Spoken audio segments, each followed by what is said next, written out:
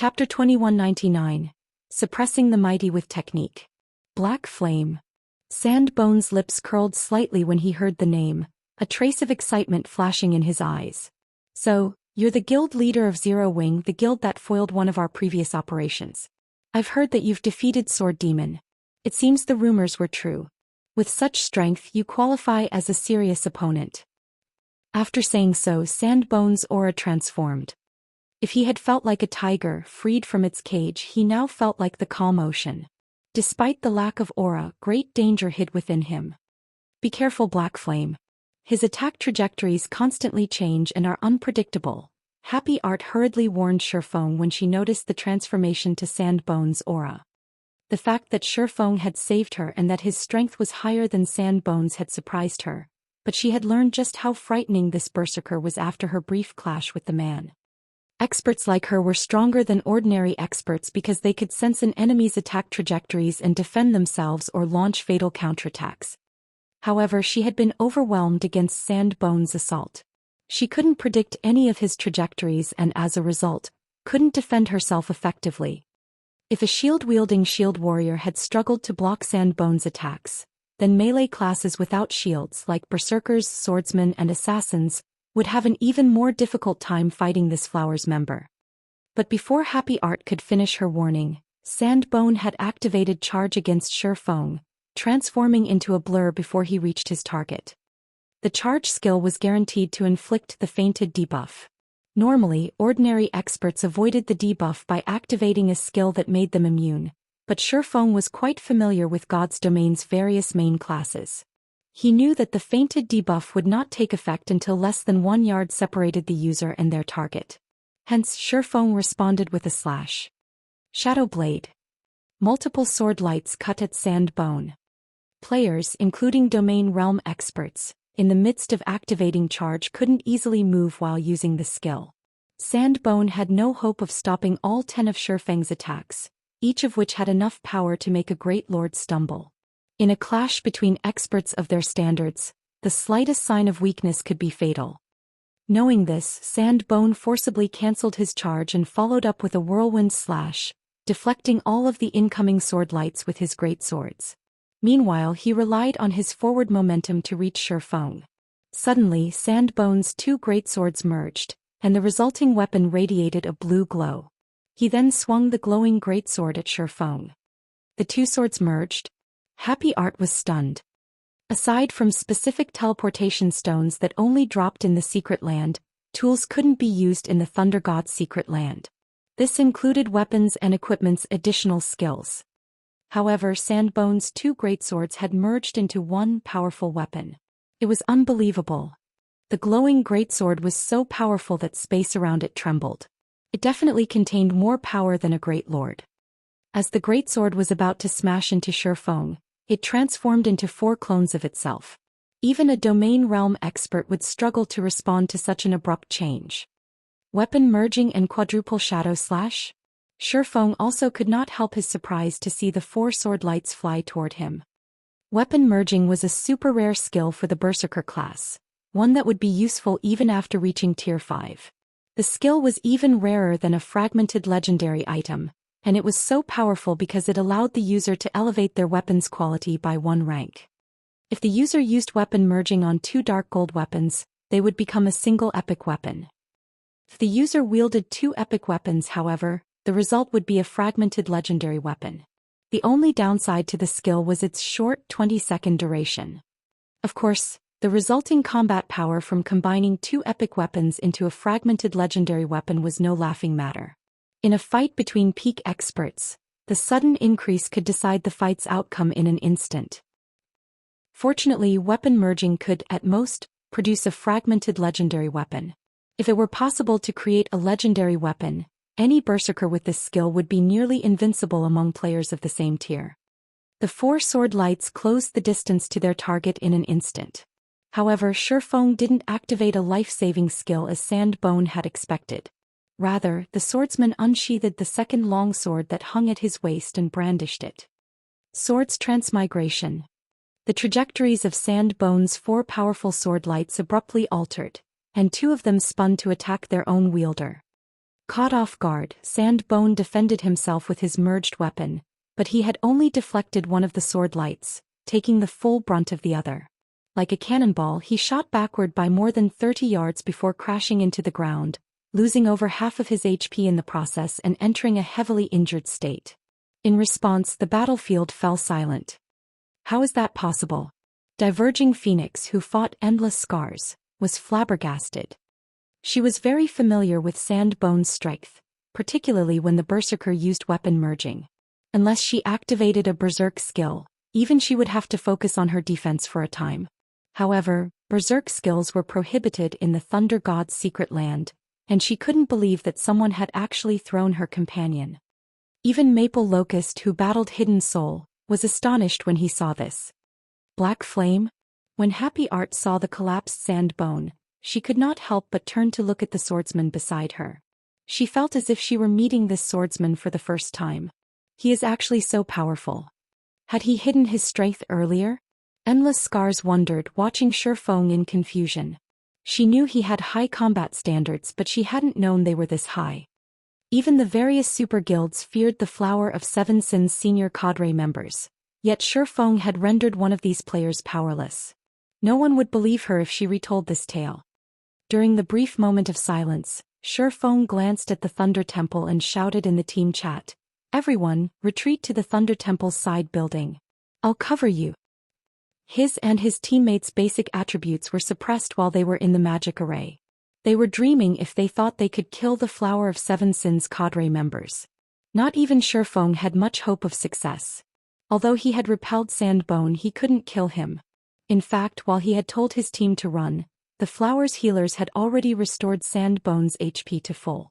Unfortunately, Shifeng could only afford to use Sword's Transmigration a limited number of times, and it was only a matter of time before his enemy wore him down. As if Supreme Sky understood the Thunder God's secret key's value, he hadn't moved from the Thunder Temple's main entrance since the fight had begun. He was also flanked by more than 10 ranged players. Breaking past that blockade and escaping into the Thunder Temple itself wasn't possible. Hence, the Thunder Temple's side temple was their only hope. The side temple was a special level 90,100-man team dungeon and a land of death for current players. However, fleeing into the dungeon was better than staying and letting the Flower of Seven Sins slaughter them. When he heard Shifeng's command, Samsara glanced at the side temple and noticed the dark red dungeon entrance. The color signified the wide gap between the dungeon's level and the team's average level, but after some quick mental calculations he realized that entering the dungeon was better than staying out here. Everyone listen to Black Flame. Maintain formation and move toward the side temple. Samsara said. I'll open a path. Cover me. Endless Scars said, gritting her teeth as she glared at the ring of Flowers members around their team.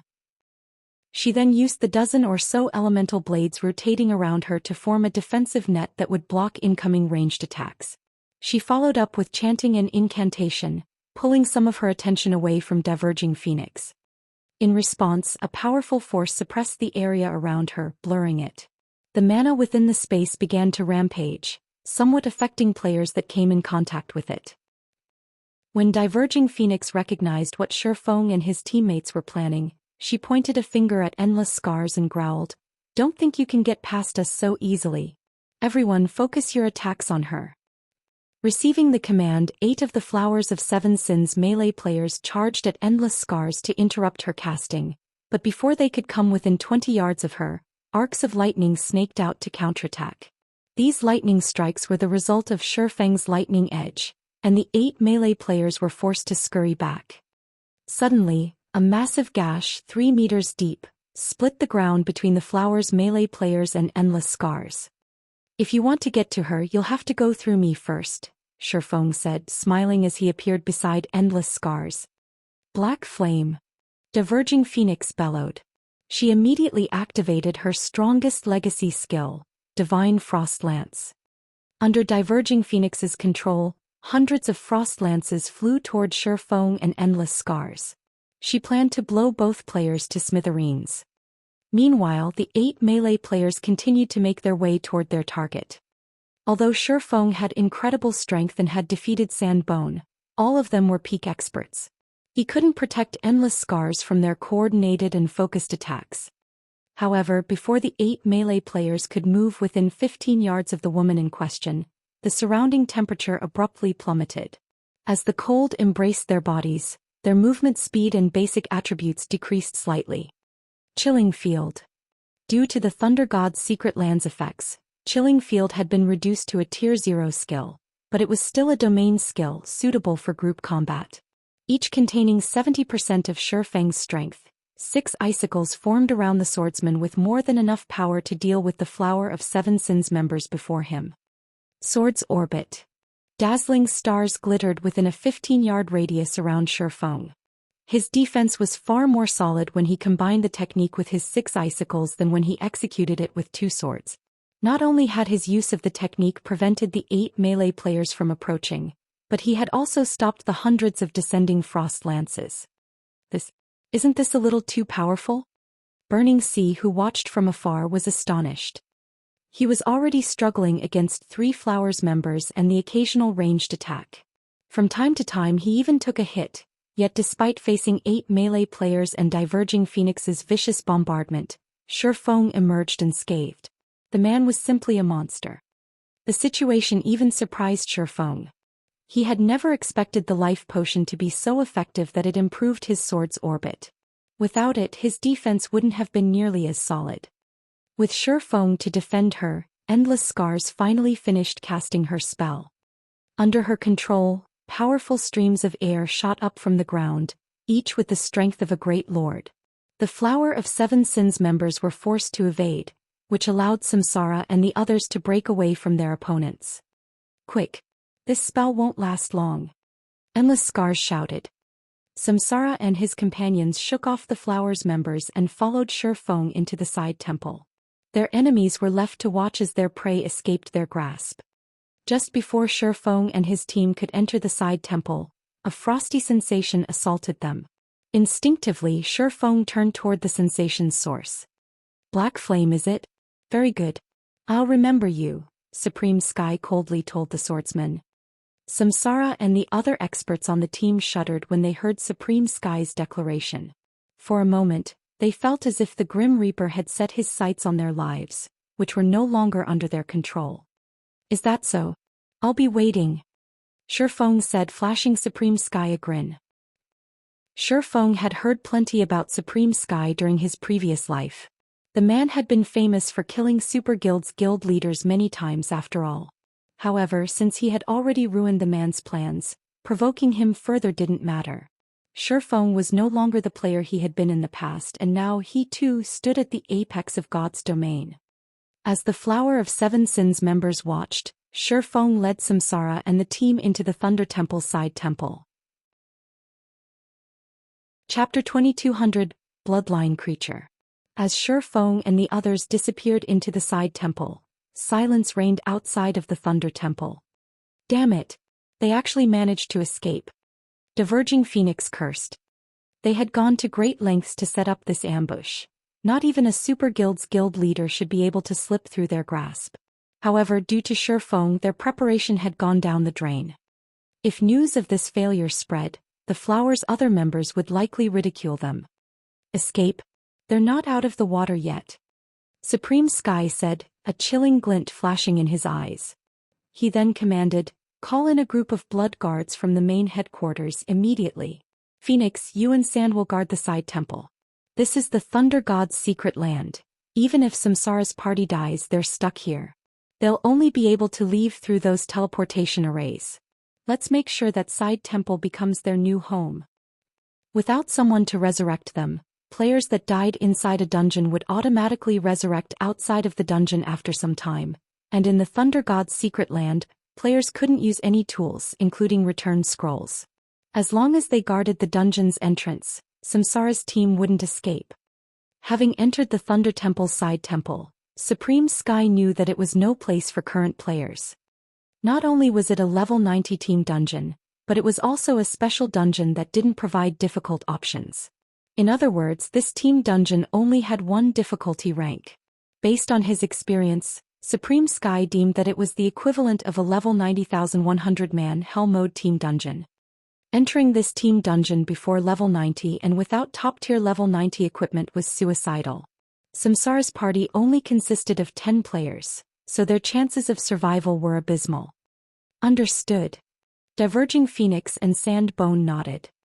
Meanwhile, after passing through the side temple's entrance, Shifeng and the others felt as if they had arrived in another world. The hall in which they stood was full of 40-meter-tall divine statues. Although these statues were dilapidated after the ravages of time, they still emitted a faint trace of divine might. The hall contained 22 divine statues, each located beside a gigantic pathway. None of them knew where the pathways led, and the team began to wonder if they stood in an underground maze. Is this really a 100-man team dungeon? Burning Sea began to grow afraid as he looked around the colossal temple. He had felt the threat of death loom over him the moment he had arrived, and when he saw the 22 pathways, he felt as if he were looking down the maws of massive beasts. He knew players of their levels shouldn't be in this dungeon yet, and he couldn't help the powerless feeling he had once inside it. Just the idea of taking on the fully armed Naga guarding the pathways was enough of a reason to despair, not to mention exploring the pathways. Naga Guard, Thunder God's Kin. Bloodline Creature Lord. Level 87. HP 45, 000, 000/45, 000, Naga Guard Captain, Thunder God's Kin. Bloodline Creature Great Lord. Level 88. HP 96, 000, 000/96, 000. 20 of these monsters stood by each pathway's entrance.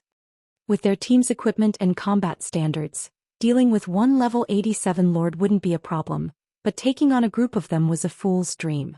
Furthermore, these lords were led by a level 88 great lord. But that wasn't the worst part. More importantly, all of these monsters were bloodline creatures and the Thunder God's kin. Ordinary experts might not understand these titles' implications, but peak experts like Burning Sea, who had a deep understanding of God's domain's mechanics and history, were very familiar with the power bloodline creatures wielded. A bloodline creature had inherited strength from a more powerful being, Balm with superior bloodlines as the name suggested. Although their bloodlines weren't on the level of archaic species, they weren't far from it. Meanwhile, being the Thunder God's kin meant these Nagas had inherited certain special abilities from the Thunder God. With these two factors combined, these Nagas would command extraordinary strength. Outside of the Thunder God's secret land, their team would more or less be able to cope with these Nagas, but here they were Tier 0 players. Even if they worked together, they might not be a match for a single Naga guard. These monsters are too strong for us right now. Our only option is to wait, Happy Art reasoned with a bitter smile. Although they had escaped the Flower of Seven Sins ambush, they weren't anywhere close to being in a safer position. The only thing worth celebrating was the fact that as long as they didn't move, these monsters wouldn't attack. Even Samsara and Endless Scars were at a loss for words when they saw the monsters. Moving forward would mean their deaths, and the Flower of Seven Sins definitely waited for them outside the dungeon, but doing nothing wasn't a solution either. No, we're not out of options, Shifeng said as he watched the Nagas guarding the pathways. We'll just have to take a huge risk. Any option is better than sitting here and doing nothing. Besides, it's not like we expected such a high-difficulty dungeon to not have risks, Samsara said. In that case, I have some things to settle first. I have fulfilled my end of our agreement. I want first pick of one item among the dungeon's loot, and I want command over the team throughout the raid, Shifeng told Samsara. In their previous deal, Shifeng had agreed to help Samsara's team until they reached the Thunder Temple. Since his mission was complete, he had no obligation to help Samsara or his people.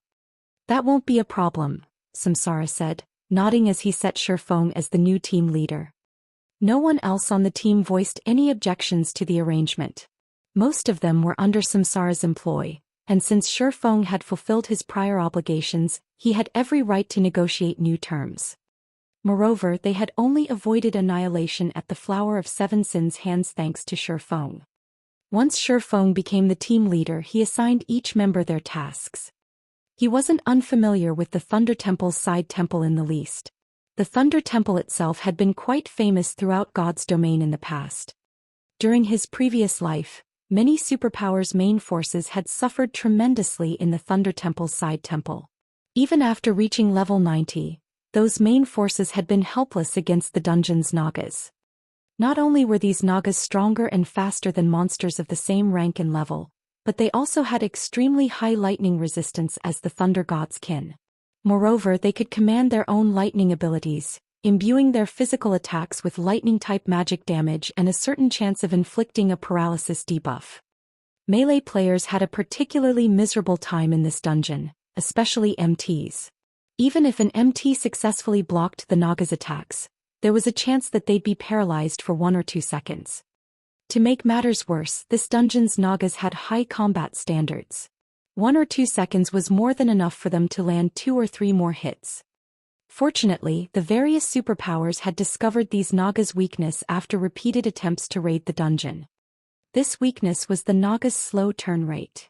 Although the Nagas had very high movement and reaction speeds, they couldn't immediately follow a player in a sudden turn that was greater than 100 degrees.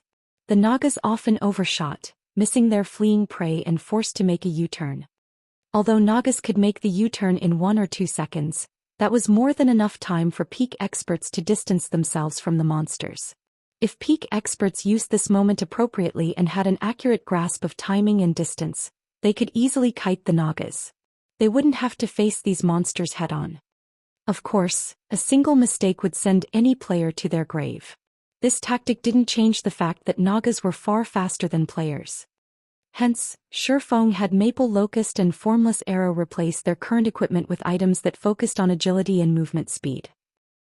As those attributes were his focus already, Shifeng didn't need to readjust his equipment at all. Even with his tier suppressed, his movement speed was still far higher than ordinary Great Lords. Later, Shifeng took the lead, luring a lone Naga guard that wandered the hall, with Formless Arrow and Maple Locust moving alongside the Lord. The 3 of them then took turns aggroing the Naga, and when the monster moved within 20 yards of a player, someone else would attack and draw its aggro. With Shifeng's high damage and Formless Arrow's provoke skill, the team's other ranged players could attack the Naga guard with impunity. Since the hall was so spacious, Shifeng and his companions had plenty of room to kite around the monster. Their low DPS was the only problem they faced. Even with Endless Scars and the others attacking the Naga guard with everything they had, its HP fell at a snail's crawl. Yet the team persisted. A moment ago they had been stuck with no options. They were fortunate to have the opportunity to kill these Nagas. Time passed quickly as they fought. Finally, after fighting for more than 20 minutes, one of Endless Scar's spells took down the first level 87 Naga guard. Everyone's experience bars immediately grew by a small chunk, and as they did, the crisp sound of a system notification reached their ears.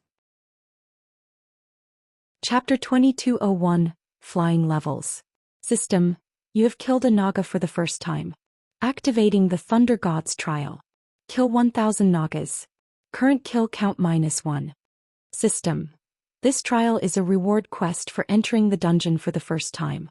You will automatically fail the quest if you die or leave the dungeon. Quest rewards unknown. You will not suffer penalties for failing the quest. A kill counter displaying the number of slain Nagas then appeared in the corner of everyone's system interface. Kill 1000 Nagas? Isn't this a little too demanding? Happy Art frowned as he read the system notification. They had spent more than 20 minutes just to kill one Naga guard, the weakest monster in this dungeon. They would need an absurd amount of time to slay 1000 Nagas. Moreover, this was only a dungeon quest. They could complete multiple quests elsewhere with how much time it would take to complete the dungeon quest. Yes, it will be time-consuming, but these Nagas provide a lot of EXP. Our leveling speed here will be at least 50% faster than grinding outside of the dungeon, Burning Sea said in astonishment as he examined his experience bar. Their leveling speed in the Thunder God's secret land was already impressive, but leveling in this dungeon was 50% faster than grinding outside of it. This dungeon was an amazing leveling spot.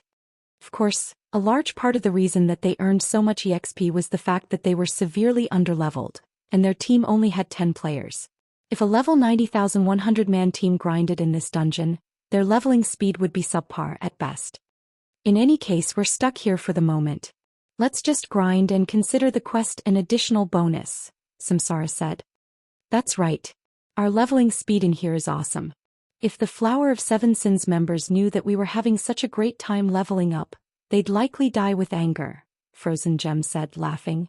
They forced us into a coma thinking that we'd cave in sooner or later, but we'll see who outlasts who.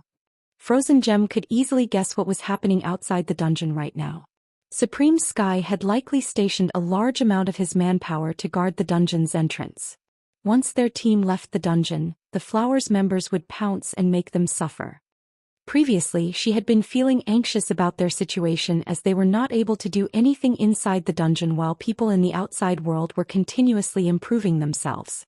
Now that they could level up far faster than players elsewhere, she didn't mind completing an unexpected quest while the Flower of Seven Sins wasted their time. The Thunder God's Trial. When Shifeng saw the name of the quest, he seemed to recall such a quest from his past. However, no one had bothered to complete it back then. The reason for this was very simple. In an era when every second mattered, no one wanted to waste so much time on a dungeon quest. Even a level 90,100-man team would need 5 or 6 days of grinding to slay 1,000 Nagas. And rather than wasting that time, players could focus on leveling up and improving their equipment through other quests. Moreover, the true treasure lay in the Thunder Temple's main temple. The side temple was only a transition for players who wanted to explore the main temple. Who would possibly be willing to waste so much time in the side temple? However, since their team couldn't leave the dungeon right now, completing the dungeon quest was better than doing nothing. Unfortunately, most of the Naga Guard's loot consisted of low-value items. The Lord hadn't even dropped a common weapon or equipment piece. The only items worth mentioning aside from one magic crystal were the amethyst coins, a currency unique to the Thunder God's secret land. With these amethyst coins, players could purchase some of the specialty products sold in the Thunder Temple. They could also trade these coins for gold for a 1-to-1 ratio. The underwhelming loot didn't surprise any of the team members. The Naga Guard was the weakest monster in the dungeon, and although it was a powerful foe to them, that was simply due to their low levels and inferior equipment. Seeing a random mob in a dungeon drop top-tier equipment would be strange. Following which, the team continued to grind the hall's Nagas. Although the method they used to slay these monsters was tedious, every time one fell they watched their experience bars grow and rejoiced.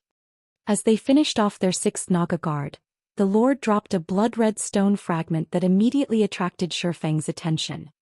A Thunderbolt gemstone fragment. Although it was only a gemstone fragment, not a piece of top-tier equipment, it had been incredibly famous in God's domain during Shifeng's previous life. One could synthesize 10 Thunderbolt gemstone fragments into a Thunderbolt gemstone, an item the Thunder God had personally created to arm his soldiers. On its own, the Thunderbolt gemstone only increased players' basic attributes by 2% when equipped, and each player could equip a total of 3 Thunderbolt gemstones. Most experts would sneer at such a minimal boost. Even with 3 Thunderbolt gemstones, they'd only gain a 6% boost to their basic attributes, which certainly couldn't compare to the boosts other high-tiered gemstones offered. However, when players equipped 3 Thunderbolt gemstones, they triggered the hidden effect, Thunder God's Protection, which increased players' basic attributes by 9% and physique by 20%.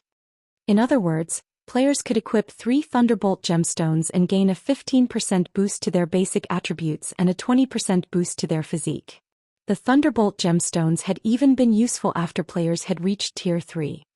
Moreover, the Thunderbolt gemstones provided an additional 10% boost to players' basic attributes while inside the Thunder God's secret land. It was a perfect addition for those who wanted to explore the area. A fragment dropped after only the 6th kill? The situation surprised Shifeng a little. Could this be an additional reward for players entering the dungeon for the first time? As far as Shifeng could remember, the Thunderbolt gemstone fragments had a less than 1% chance of dropping, but this fragment had dropped after slaying their 6th Naga Guard. The only explanation he could think of was that they had gotten extremely lucky, or the drop rate had increased. When Shifeng and his team had slain their 17th Naga Guard, another Thunderbolt gemstone fragment had dropped. Sure enough, it has to be a benefit of entering the dungeon for the first time. Shifeng's excitement grew when he saw the second fragment. Initially, he had only planned to kill some monsters and grind levels in the dungeon. He had only planned to look for a way out of the Flower of Seven Sins trap after everyone had reached a high enough level. He hadn't actually considered raiding the dungeon completely, but if they could collect enough Thunderbolt gemstone fragments, his plans would have to change.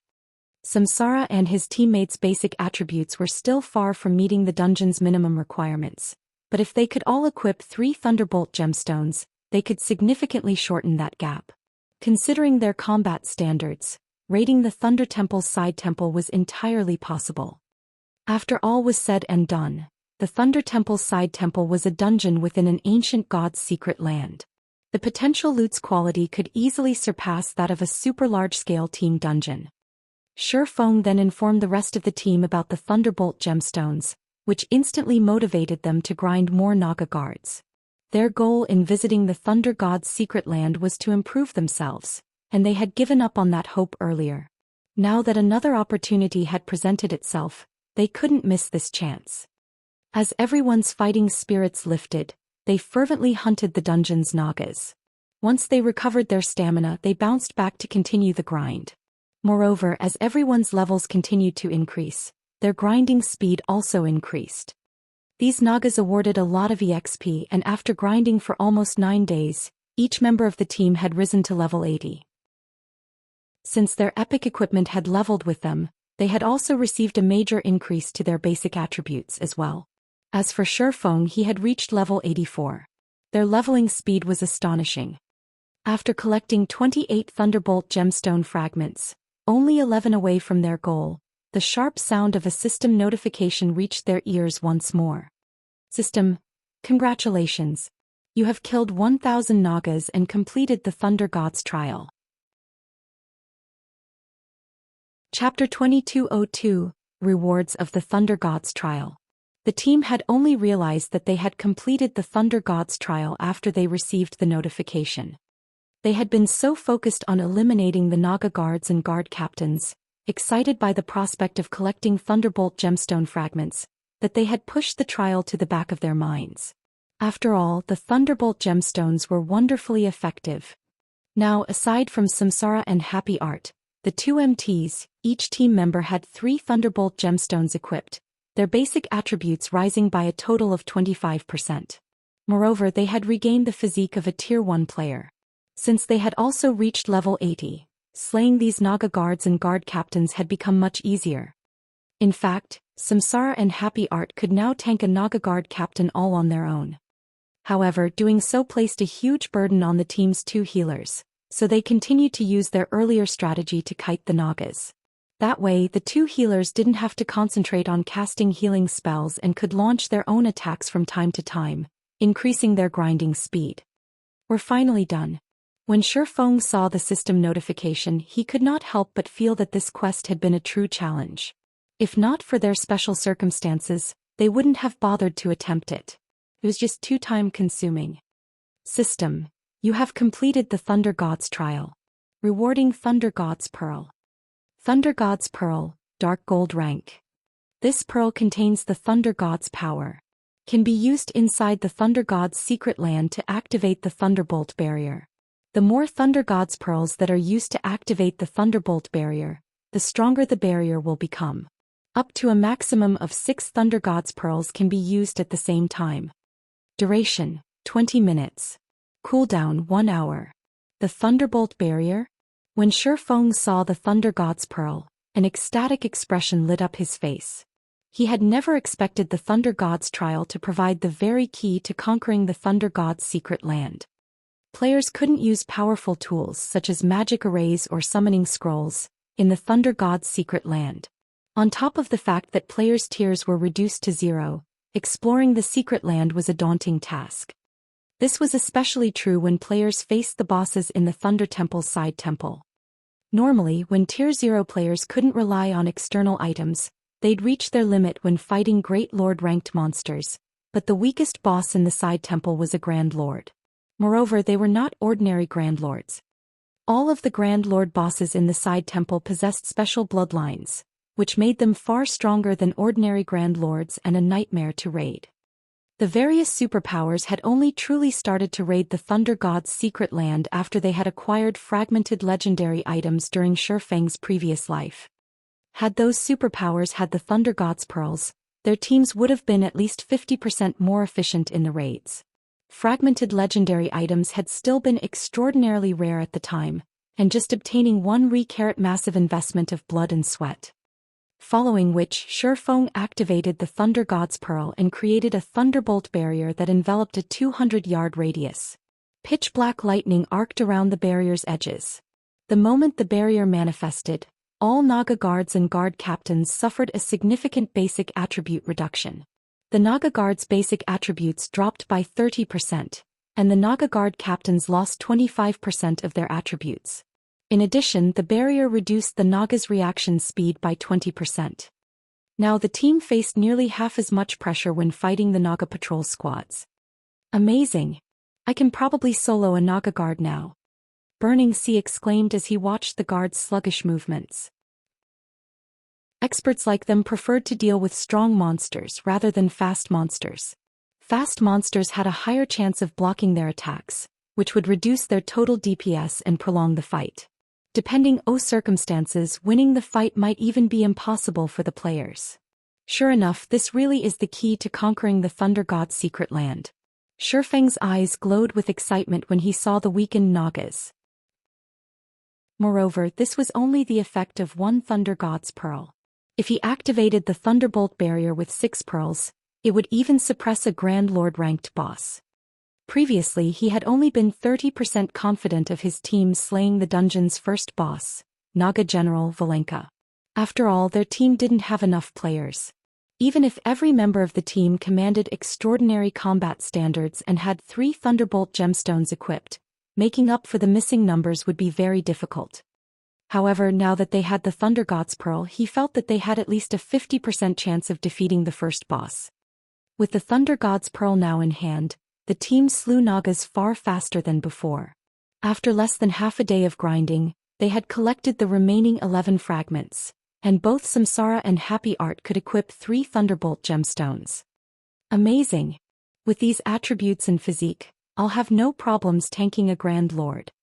Samsara could not help his rueful sighs as he experienced the Thunderbolt gemstone's effects. He felt as if he had activated a mini berserk skill.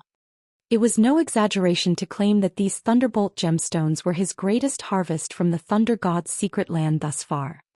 3 Thunderbolt gemstones were easily worth more than one epic item. Epic items might have a wide level range, but they still had a level limit. Take the epic weapons and equipment he currently used, for example. He could use most of them until he reached level 100, but the Thunderbolt gemstones, on the other hand, would even be useful after that. In fact, these gemstones might even be useful after he reached tier 4. Once Samsara and Happy Art had gained their sets of Thunderbolt gemstones, the team grew restless and suggested that they challenge the side temple's first boss. Naturally, Shi Feng didn't object. He too had been waiting for this moment for a long time.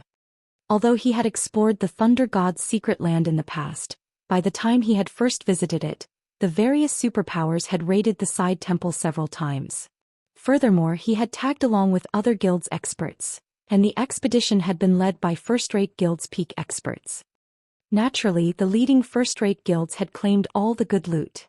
Experts from lesser guilds, like himself, who had come across a few entry passes to the Thunder God's secret land, had only been able to claim the scraps the first-rate guilds didn't want. Even so, he had obtained more than enough treasure to celebrate. An ancient god's secret land was far higher quality than other secret lands. Even after some other team had claimed the side temple's first clear, and the quantity and quality of the drops had fallen, the dungeon's loot had still been considered top tier. Now that he had an opportunity to join the first team of players to raid the Thunder Temple's side temple in this life, why wouldn't he be eager to get started? Later, after Shi Feng and the team had rested for an hour or so, he led them straight toward the Guardian Hall, where the Naga General waited. The team had long since annihilated the Nagas outside the Guardian Hall. Now, only the Naga General and 2 of its bodyguards remained within. However, when the team entered the hall and saw the boss they intended to raid, they couldn't help but gasp. Naga General, Valenka, bloodline creature, archaic species Grand Lord. Level 89. HP 320, 000, 000 slash 320, 000, 000. Chapter 2203, Pioneer Rank Boss, an Archaic Species. Everyone's confidence plummeted when they saw Valenka and the purple-blue trident it wielded. Players' tiers were reduced to 0 while inside the Thunder God's secret land, and Grand Lords were nearly invincible against Tier 0 beings. The only reason they even dared to challenge the Naga General, which they had assumed would only be a Grand Lord-ranked boss, was because they had the Thunderbolt gemstones and Thunder God's Pearl. Including their epic weapons and equipment, they had thought that they had a high chance of defeating the Side Temple's first boss. Now, however, they learned that the first boss was a Grand Lord-ranked archaic species. Even outside of the Thunder God's secret land, Grand Lord-ranked archaic species were troublesome to deal with. Trying to raid one with the Thunder God's secret land was simply a joke. Could the Pioneer boss be different? Even Shi Feng frowned when he saw Valenka. The current Naga General was not the same boss he had encountered during his previous life. In the past, Valenka had only been an ordinary Grand Lord. Moreover, it had wielded a two-handed axe, not a trident. Monsters' combat standards in God's domain largely differed depending on what weapon they used. For example, monsters that used a two-handed axe would rely on simple combat methods and great destructive power. Every one of Valenka's attacks with a two-handed axe had been akin to AoE spells. Even for MTs of the same level, receiving one of this monster's attacks head-on was suicidal. Yet in this life Valenka held a trident. Unlike the clumsy but powerful two-handed axe, a trident was a type of spear. Not only did it have a much longer attack range than a two-handed axe, but it was more flexible in its attack patterns as well. With a trident, Valenka would not have to worry about numerous attacks at the same time. Moreover, as an archaic species, Valenka's basic attributes was much higher than ordinary Grand Lords. Hence, this boss could likely command as much raw power with its trident as it had in Shi Feng's past. This Valenka was both powerful and agile. This raid would definitely be twice as difficult as Shi Feng had expected. More importantly, bosses had a natural advantage. The normal Valenka, the one Shi Feng remembered, had only had 180 million HP, but this Naga General had 320 million HP. With its battle recovery, it could recover 3,200,000 HP every 5 seconds. If the team couldn't deal more than 640,000 DPS, raiding this boss would be impossible. This boss is too powerful. Even if it just stands there and lets us hit it, I doubt we could put a dent in its HP, Happy Art said as she watched Valenka with a bitter smile. Even if our DPS can surpass his battle recovery, it can kill us several times over by the time we've whittled it down to 0. Their team was already severely undermanned for this dungeon. Slaying an ordinary Grand Lord would be an extreme challenge, and now that they discovered that their opponent was a Grand Lord-ranked archaic species, they had no hope of success. Are you sure we can defeat this thing? Endless Scars quietly asked Shi Feng. Every member of the team was either a peak expert or an apex expert in God's domain. They had all slain many bosses and could easily gauge their team's limits. In Endless Scar's opinion, their team wasn't capable of defeating Valenka. She couldn't figure out how they could raid this boss. Shi Feng's prowess might be astonishing, but raiding a dungeon boss wasn't a one-man job. I think we have roughly a 20% to 30% chance of defeating the Naga General depending on how effective 6 Thunder God's Pearls are, Shi Feng said after giving the matter some thought. He hadn't expected this boss to be different from the one in the past, but their team had also collected crucial items needed to raid the dungeon. Fortunately, the Naga General was the easiest of the Side Temple's bosses to raid since it had very simple skills. Players just needed high enough basic attributes and the ability to dodge incoming attacks. 20 to 30%? Endless Scars gave the swordsman an astonished look. As far as she was concerned, a 5% chance of raiding this boss would be heaven-defying, yet Shi Feng was almost confident of a 30% chance of success. He had to be joking. The rest of the team members stared at Shi Feng in shock as well. Let's give it a try. Gem, stay close to the entrance. If the raid seems impossible, run. The boss shouldn't chase you beyond the hall, Shi Feng said. All right, Frozen Gem nodded as she walked toward the hall's entrance. Even if Shi Feng and the others died, she would be able to resurrect them. The death penalty inside the dungeon was quite light, and her resurrection spell could reduce it further. Shi Feng then instructed Happy Art to tank the boss while Samsara tanked the 2 level 88 Great Lord ranked Naga bodyguards. Meanwhile, Shi Feng would stay close to Happy Art. Shi Feng's arrangement confused his teammates. Samsara was clearly stronger than Happy Art, yet Shi Feng instructed him to manage the side mobs. However, none of them objected to their team leader's plan. Let's get started. Shi Feng commanded once everyone was in position. 6 team members immediately activated the Thunder God's pearls they had received from completing the Thunder God's trial. The 6-pearl Thunderbolt barrier covered a 400-yard radius, enveloping the entire hull. Valenka and its bodyguards' basic attributes immediately plummeted. In the blink of an eye, the Naga general had lost 30% of its basic attributes while the 2 Naga bodyguards had lost 45%. Amazing! Shi Feng could not help but exclaim when he saw how effective the barrier was. He had thought they'd be lucky if the barrier could reduce the Naga general's basic attributes by 20%, but Valenka had lost 10% more than that. This Thunderbolt barrier could rival the strength of an advanced magic array. Shi Feng then had Frozen Gem rejoin the team's formation, and Happy Art and Samsara bolted forward to tank the boss and its minions. Valenka paid no heed as its 2 bodyguards were lured away. Rather, it raised its trident and thrust it at the female shield warrior. The trident could reach up to 25 yards away and contained enough power that space around it trembled. In the blink of an eye, Valenka had sent 4 stabs at Happy Art. Despite being a peak expert, Happy Art had a hard time dodging the 4 consecutive attacks. The 4th attack lightly grazed Happy Art's shield, and the resulting impact caused her to stumble a step back and lose more than 40,000 HP. Valenka's power with the trident was horrific. Moreover, this was the result after the boss had been suppressed by the Thunderbolt barrier. If Valenka were at its peak, the consequences for daring to challenge it would have been dire. Fortunately, Happy Art was no weakling. With the boost provided from the 3 Thunderbolt gemstones, she had more than 170,000 HP at her maximum even after her tier had been reduced to 0. Losing 40,000 HP was just barely tolerable. However, Valenka wasn't done as it thrust its tail into the ground to resurface behind the shield warrior. Although Happy Art had sensed the attack, she couldn't turn around in time to defend herself due to the prior impact.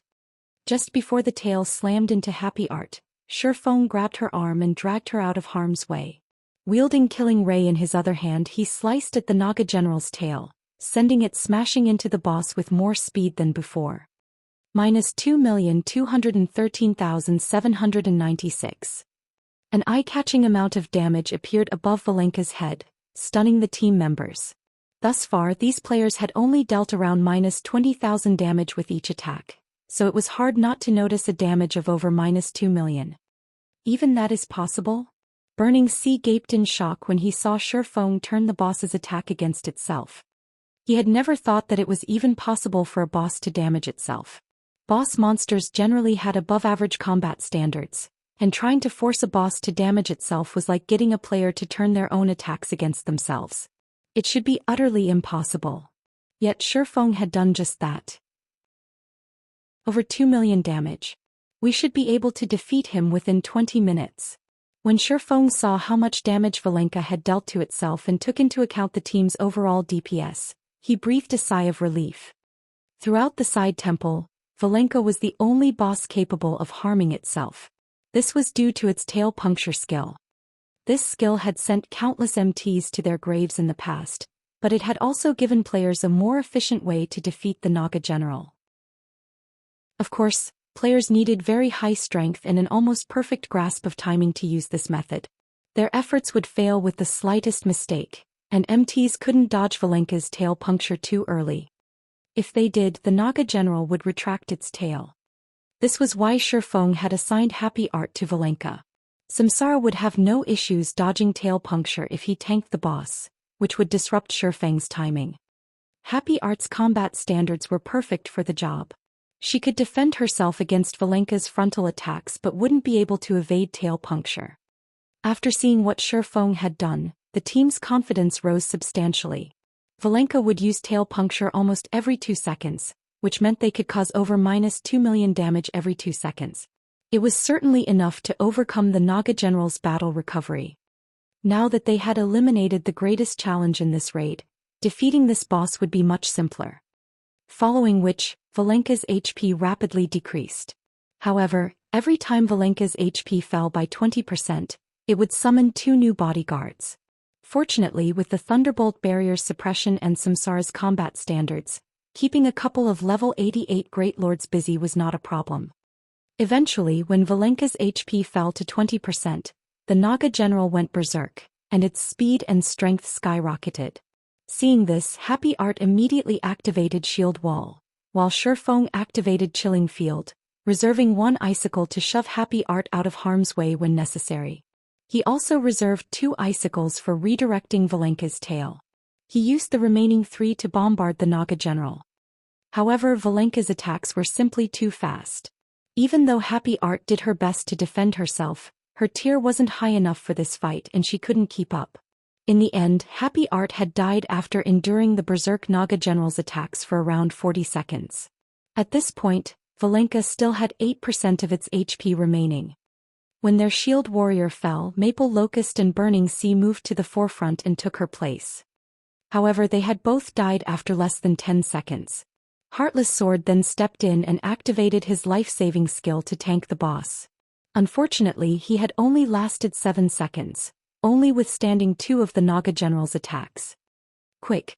The players' eyes were bloodshot as they watched Valenka's HP drop to 4%. With their expendable members dead, Samsara activated his life-saving skill and took over as the tank, but against both the Naga General and its 2 bodyguards he didn't last more than 6 seconds. Valenka had 1% of its HP remaining. Die. With no other melee players remaining, Shifeng activated Instant Strike and appeared before the boss. Sword's Transmigration. Although Instant Strike had also been reduced to Tier 0, the skill still increased his attack speed by 300% and damage by 240% for 3 seconds.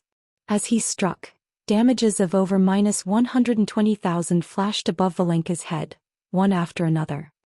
As a finishing touch, Shifeng redirected Valenka's tail puncture and caused the Naga General to take over 2 million damage, obliterating the last of its HP. Chapter 2204 Naga General's Loot. As Valenka cried out in agony and collapsed to the ground, the Naga bodyguards split up and scattered. A short moment later, only 5 players and a small pile of loot remained in the hall. We did it!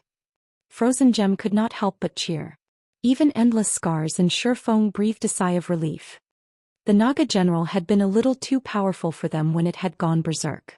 Had the battle continued for another 5 seconds, they would have been annihilated. Meanwhile, Valenka's death granted the survivors an astronomical amount of EXP. Even Shifeng, who had already reached level 84, watched as his experience bar filled. 79%, 85%, 90%. The Naga General's death awarded them even more EXP than any of the guard captains they had slain earlier. After 5 seconds, a golden glow surrounded Shifeng and he rose to level 85. Endless Scars and the others also rose from level 80 to 81. The frightening amount of EXP awarded stunned everyone for a moment. After level 80, players had to grind for 4 or 5 days elsewhere to reach the next level, but after killing 1 Naga General they had gained enough EXP to do just that. This boss gave us so much EXP. If we can kill a few more of these bosses, we'll be able to take those people from the Flower of 7 Sins by storm when we get out of here, Formless Arrow excitedly stated. Right now they stood at the very peak of God's domain with their levels. Although they had not left the side temple, they had received reports regarding the outside world. Even the highest-leveled expert among the various superpowers was only level 79, and most peak experts were only level 77. On the other hand, their team had reached level 81. Everyone would be shocked when this came to light. In God's domain, players' levels were extremely important after all, especially for peak experts. Once they reached a certain level, they could explore new maps and secure better items and benefits. Furthermore, they would have less competition when exploring these higher-level maps. Moreover, level suppression had always been a factor in this game. Although level suppression wasn't incredibly effective, it would be significant with a gap of 5 or more levels. That's right. They've likely never expected us to level up so quickly, Frozen Gem said, smiling. If we can survive in here for a while longer and increase the level gap to 5, we'll have a chance of turning the tables. Furthermore, the various superpowers have begun to show up in the Thunder God's secret land. Endless Scars also nodded in response to Formless Arrow and Flower Gem's sentiments. Ordinary powers might have a difficult time entering the Thunder God's secret land right now, but the various superpowers had already discovered it. This was also why their team had been in such a hurry to enter the Thunder Temple. Now that so many days had passed since they had entered the dungeon, the various superpowers had already sent in expedition teams. Once the various superpowers entered the Thunder God's secret land, the Flowers of Seven Sins would find the place harder to hold within its iron fist. In turn, this would increase their team's chances of escaping. Alright, we need to resurrect everyone quickly. We'll be in trouble if they resurrect automatically, Shifeng said, shaking his head. Valenka was the easiest boss in the Thunder Temple's side temple, and the only one they had the strength to kill right now. Even with the 6 Thunder God's pearls, they'd need a 100-man team to raid the rest of the dungeon's bosses. Oh. Frozen Gem only remembered that she needed to resurrect her fallen comrades after Shifeng's statement. She then got to work. Samsara and the others returned to life a moment later. They couldn't help their elated grins when they saw Valenka's corpse. They hadn't actually expected the raid to succeed, and they couldn't help but look upon Shifeng with admiration. They had just taken down a level 90 Team Dungeon's boss. Moreover, this was a team dungeon inside the Thunder God's secret land. Normally, raiding such bosses without a level 90,100-man team should be impossible, but they had accomplished the feat with a team often level 80 players. Shifeng's leadership and combat power were among the best they had ever seen. After their moment of excitement, the team members turned their gazes to the loot beside Valenka's corpse. Although Valenka was only a Grand Lord-ranked archaic species, it had dropped an astonishingly high number of items. There were easily more than 20 items in the pile, and every one radiated a dazzling glow. It was easy to tell that these were all top-tier items. As the team watched, Shifeng began to appraise the loot. Valenka was the side temple's first boss. Shifeng had expected it to drop average loot at best, but he couldn't help but gasp as he appraised the items. The Naga General had dropped a total of 23 items. There were 3 pieces of dark gold equipment that could be used from level 80 to 100, a plate armor helmet, a pair of cloth bracers and a leather belt. All 3 pieces of equipment could definitely be considered top tier at this stage of the game. Even Samsara, who had seen his fair share of top tier equipment, audibly gulped. Normally, equipment that dropped in dungeons had a fixed level, but all 3 pieces of dark gold equipment Valenka had dropped could level with their users.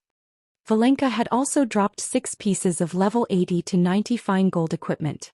4 of the 6 pieces were parts of the Thunderbolt set, a set equipment players could only obtain from the Thunder God's secret land. Although the Thunderbolt set was only a 4-piece fine gold set equipment, it had been incredibly famous among those who grinded in the Thunder God's secret land in the past. Once a player collected all 4 pieces, the set would provide basic attribute buffs that could rival dark gold equipment. The 2-piece set effect also increased spell effectiveness by 30%, while the 4-piece set effect increased players' basic attributes by 10% and weakened the Thunder God's secret land's suppression. If players equipped the complete Thunderbolt set, their tier would only fall to Tier 1. The Thunderbolt set's effects might be a joke in the outside world, but within the Thunder God's secret land, they worked wonders. When players had first discovered the Thunderbolt set in the past, it had instantly become a treasure that countless magical class players had sought. And now Valenka had dropped the entire set. It was a miracle. When the rest of the team saw the Thunderbolt set's effects, their eyes glowed. They knew how bitter it felt being reduced to a Tier 0 player in the Thunder God's secret land, so they recognized how astounding it would be if they could fight as Tier 1 players in this secret land. It was no exaggeration to claim that the Thunderbolt set was even more valuable than an 8-piece dark gold set equipment in the Thunder God's secret land. While everyone cooed over the Thunderbolt set, Shifeng shared the next item's attributes in the team chat. When the team saw this item, they all gasped, including Samsara and Endless Scars. The Thunder Eagle's Summoning Flute. Chapter 2205, Flying Mount. The Thunder Eagle's summoning flute looked just like any ordinary flute, made of wood with dark purple runes carved into it. How is this possible? Am I seeing things? I thought flying mounts only dropped from level 100 plus maps. When Burning Sea and the others saw the summoning flute, they audibly gulped. They couldn't believe their eyes. As domain realm experts, they had seen countless top-tier treasures. Each of them even carried several epic weapons and equipment pieces, but they couldn't help their surprise and excitement when they saw a flying mount. Although almost all level 50+ players had their own mounts by now, not a single player in God's domain had their own flying mount. Nobody even knew where to find one. Players, especially expert players, now knew the benefits of owning a mount. Due to players' limited stamina, they could only afford to operate within a limited area. With how large God's domain was, trying to explore the game's maps by relying on stamina would be impossible. Naturally, mounts allowed players to increase their range of activity. Furthermore, after level 50, not many maps had teleportation points, and players would find even fewer as they explored higher-level maps. As a result, players would have to explore and find these maps on their own power, which made mounts even more important. Countless experts currently contested over mysterious iron mounts, while secret silver mounts were easily as valuable as epic items. Even if experts of Burning Sea's caliber had multiple pieces of epic equipment on them, they typically only had secret silver or fine gold ranked mounts. Even so, these mounts were a large part of the reason that their leveling speed was so much faster than ordinary experts. However, a flying mount was in a different league than land mounts. A flying mount could ignore the terrain and travel to a destination in a straight line. A flying mount would be several times faster than land mounts. God's Domain was a virtual reality game that fully immersed its players' consciousness into the game, unlike past virtual reality games, which only allowed partial immersion. Because of this, God's Domain felt frighteningly real. In addition, it had NPCs with incredible intelligence which players could befriend. If not for the ever-present system interface and in-game aspects, such as levels and basic attributes, players would have likely treated God's Domain as a second real world. And countless people dreamed of flying through the sky. Based on the information they had collected thus far, flying mounts were intensely difficult to obtain in God's Domain. Unlike land mounts, players couldn't use their coins to purchase flying mounts from NPCs. Even Shifeng was shocked to see the Thunder Eagle's summoning flute, not to mention Burning Sea and his companions. He remembered the Thunder Eagle flying mount from his past and knew that it could drop in the Thunder God's secret land. However, he only recalled that the Thunder Eagle dropped in the secret land's deeper regions. To be precise, I should underscore only dropped within the level 100 dungeon Thunder God's Mountain, and with an ab-carat rate at that. Even after 10 years in God's Domain, less than 10 players had owned one. And yet, their team had obtained a Thunder Eagle after slaying the Naga general. It was unbelievable. This was why he had gasped while appraising Valenka's loot. He had never expected the dungeon's first boss to drop such amazing items. Even a common flying mount was as valuable as 3 pieces of level 100 plus epic equipment. Moreover, that had been the common exchange rate after flying mounts had become more common. When flying mounts had first appeared in the past, a common flying mount could have easily gone for 5 pieces of level 100 plus epic equipment. However, the Thunder Eagle wasn't just a common flying mount. It was an extraordinary flying mount. Flying mounts didn't follow the same ranks as land mounts. They were split into common, extraordinary, and legendary ranks. There had been rumors in Shifeng's previous life of a mythic ranked flying mount as well, but no one had ever seen it. Meanwhile, these ranks represented the growth potential of flying mounts. Flying mounts were similar to guild mounts in that players could continue to nurture their growth. It was even possible to nurture a flying mount into a tier 6 god. However, nurturing flying mounts was far more difficult than nurturing a guild mount. Thunder Eagle's summoning flute. Summon an extraordinary ranked Thunder Eagle as a companion to fly and fight in the air. If the Thunder Eagle dies, it will need 15 natural days to resurrect. The Thunder Eagle has been blessed by the Thunder God and as such, can be used inside the Thunder God's secret land. According to our previous agreement, I have priority to choose one of the dropped items in this dungeon. I choose the Thunder Eagle's summoning flute, Shifeng declared. The Naga general had dropped plenty of top-tier items, including epic equipment. However, these items were all worthless compared to an extraordinary flying mount. Although the Thunder Eagle was the second lowest rank of the four, 90% of the flying mounts players had used in Shifeng's previous life had been common rank. Most common flying mounts reached their limit after growing to Tier 3 peak rank, and getting them that far would cost an astronomical amount of resources. They only had a 3% chance at breaking through to Tier 4. Extraordinary flying mounts, however, could easily reach Tier 3 peak rank and had a 30% chance of climbing to Tier 4. In addition, the two ranks started at different tiers. Common flying mounts started as Tier 2, while extraordinary flying mounts started as Tier 3. Moreover, the Thunder Eagle wasn't your average extraordinary flying mount. Aside from the four major ranks, flying mounts fell into three minor ranks: basic, intermediate, and advanced. However, one had to summon their mount before they would learn which minor rank it belonged to. The Thunder Eagle, Shifeng remembered, was an intermediate extraordinary flying mount. Although Shifeng had been the guild leader of a second-rate guild, he had only gotten his hands on an advanced common flying mount. He had invested an astronomical amount of resources to nurture his mount to Tier 3 peak rank, and it had just barely been able to contend with ordinary Tier 4 experts. If he had acquired an intermediate extraordinary flying mount, even ordinary Tier 4 experts would have had to move out of his way. None of Shifeng's teammates expressed any arguments to Shifeng's declaration. They merely looked on in envy. Even Endless Scars was a little reluctant to give up the Thunder Eagle, but they had given their word. Furthermore, they wouldn't have had a prayer of slaying Valenka without him. After Shifeng took the Thunder Eagle's summoning flute, Samsara and the others split the rest of the loot. By the time the items had been distributed, Endless Scars had obtained the full Thunderbolt set, while Samsara had claimed the epic ranked belt. The rest of the team members had claimed the remaining dark gold and fine gold equipment. After they took a moment to replace their old items, everyone watched their basic attributes rise slightly. The team continued to grind Naga guards and guard captains for another 2 days, allowing Samsara and the others that had died during the boss fight to rise to level 81. Meanwhile, Samsara and Endless Scars had received news that multiple superpowers had shown up to the Thunder Temple. They had encountered the Flower of Seven Sins, and there seemed to be some friction. "It's about time we got out of here," Shifeng said, smiling when he heard the news.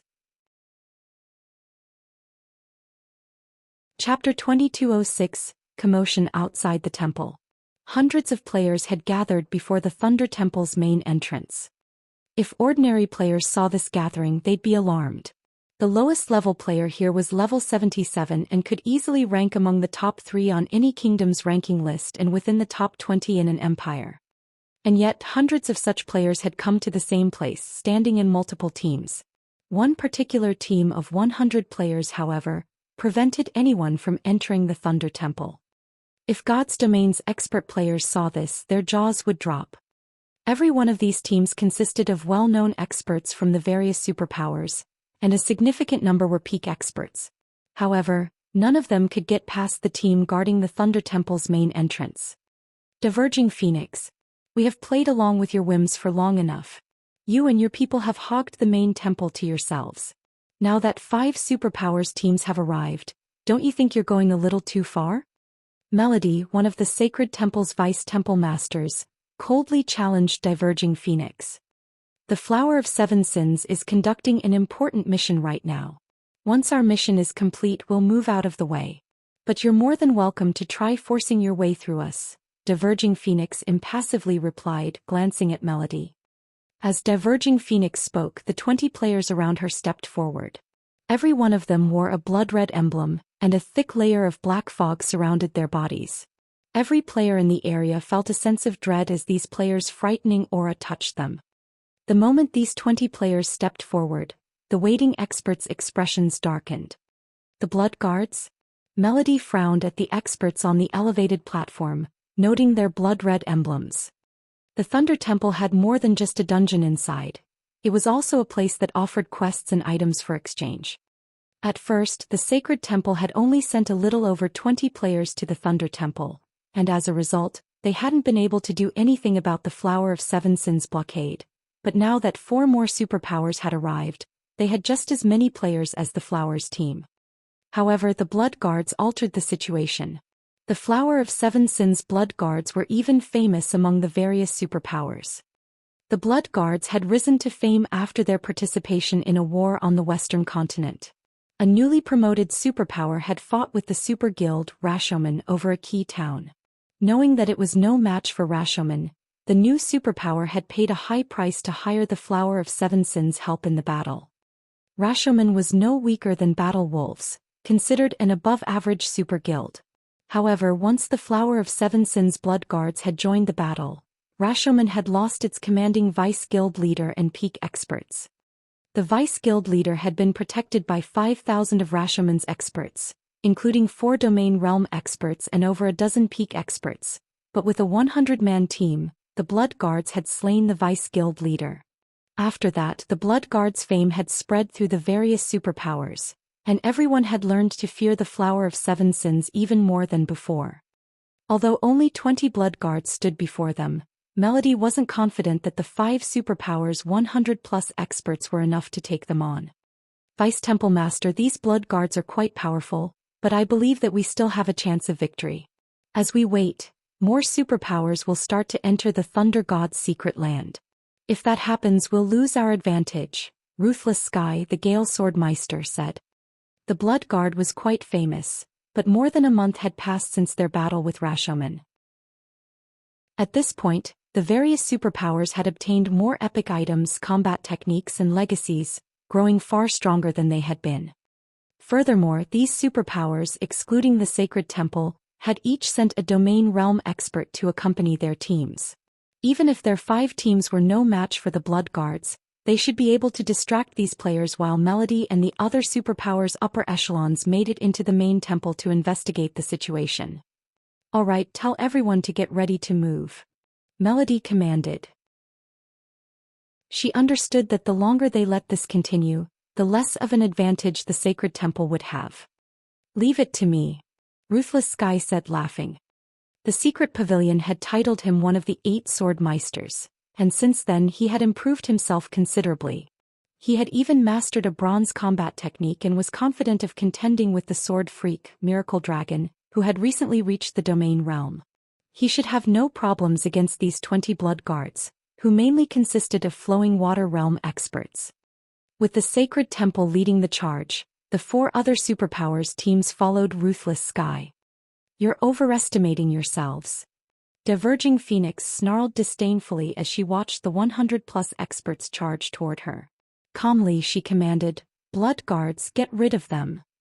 As Diverging Phoenix issued the order, a flash of madness appeared in the Blood Guards' eyes as the dark fog around them began to expand.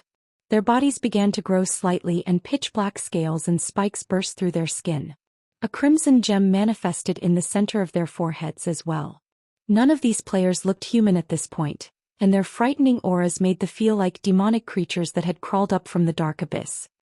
What's going on?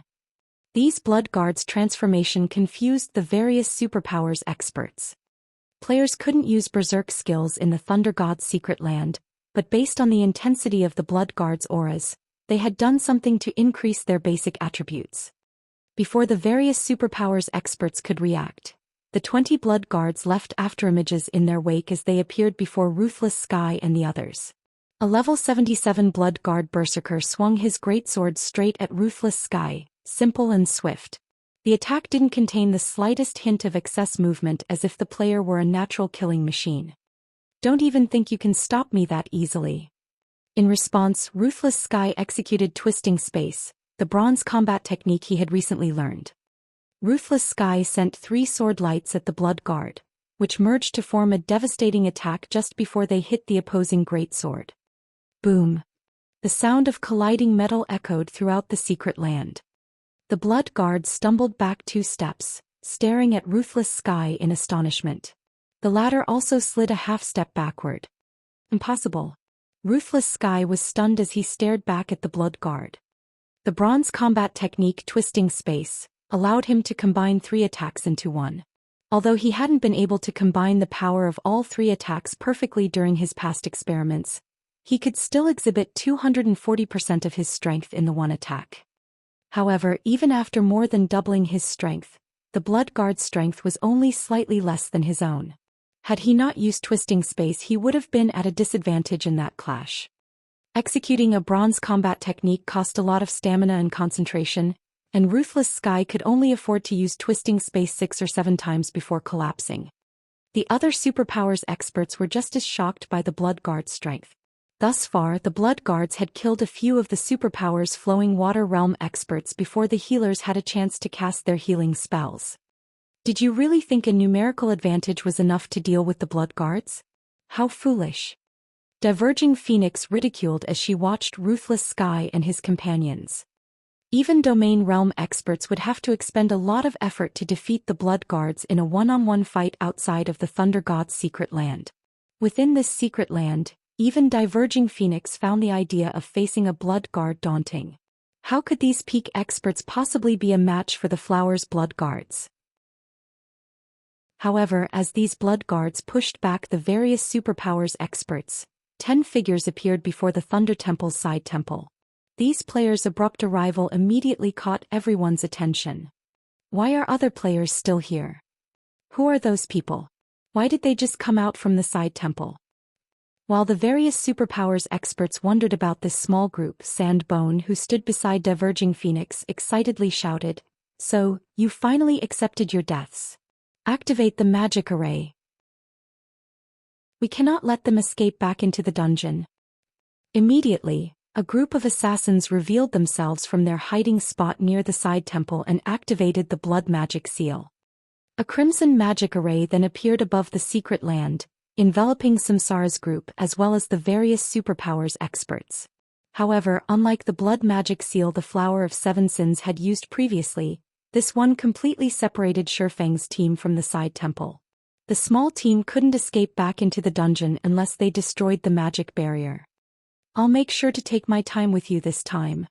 Once the magic array had locked down the area, he returned his gaze to Samsara and his companions, but just before he could comment further, he noticed his praise levels.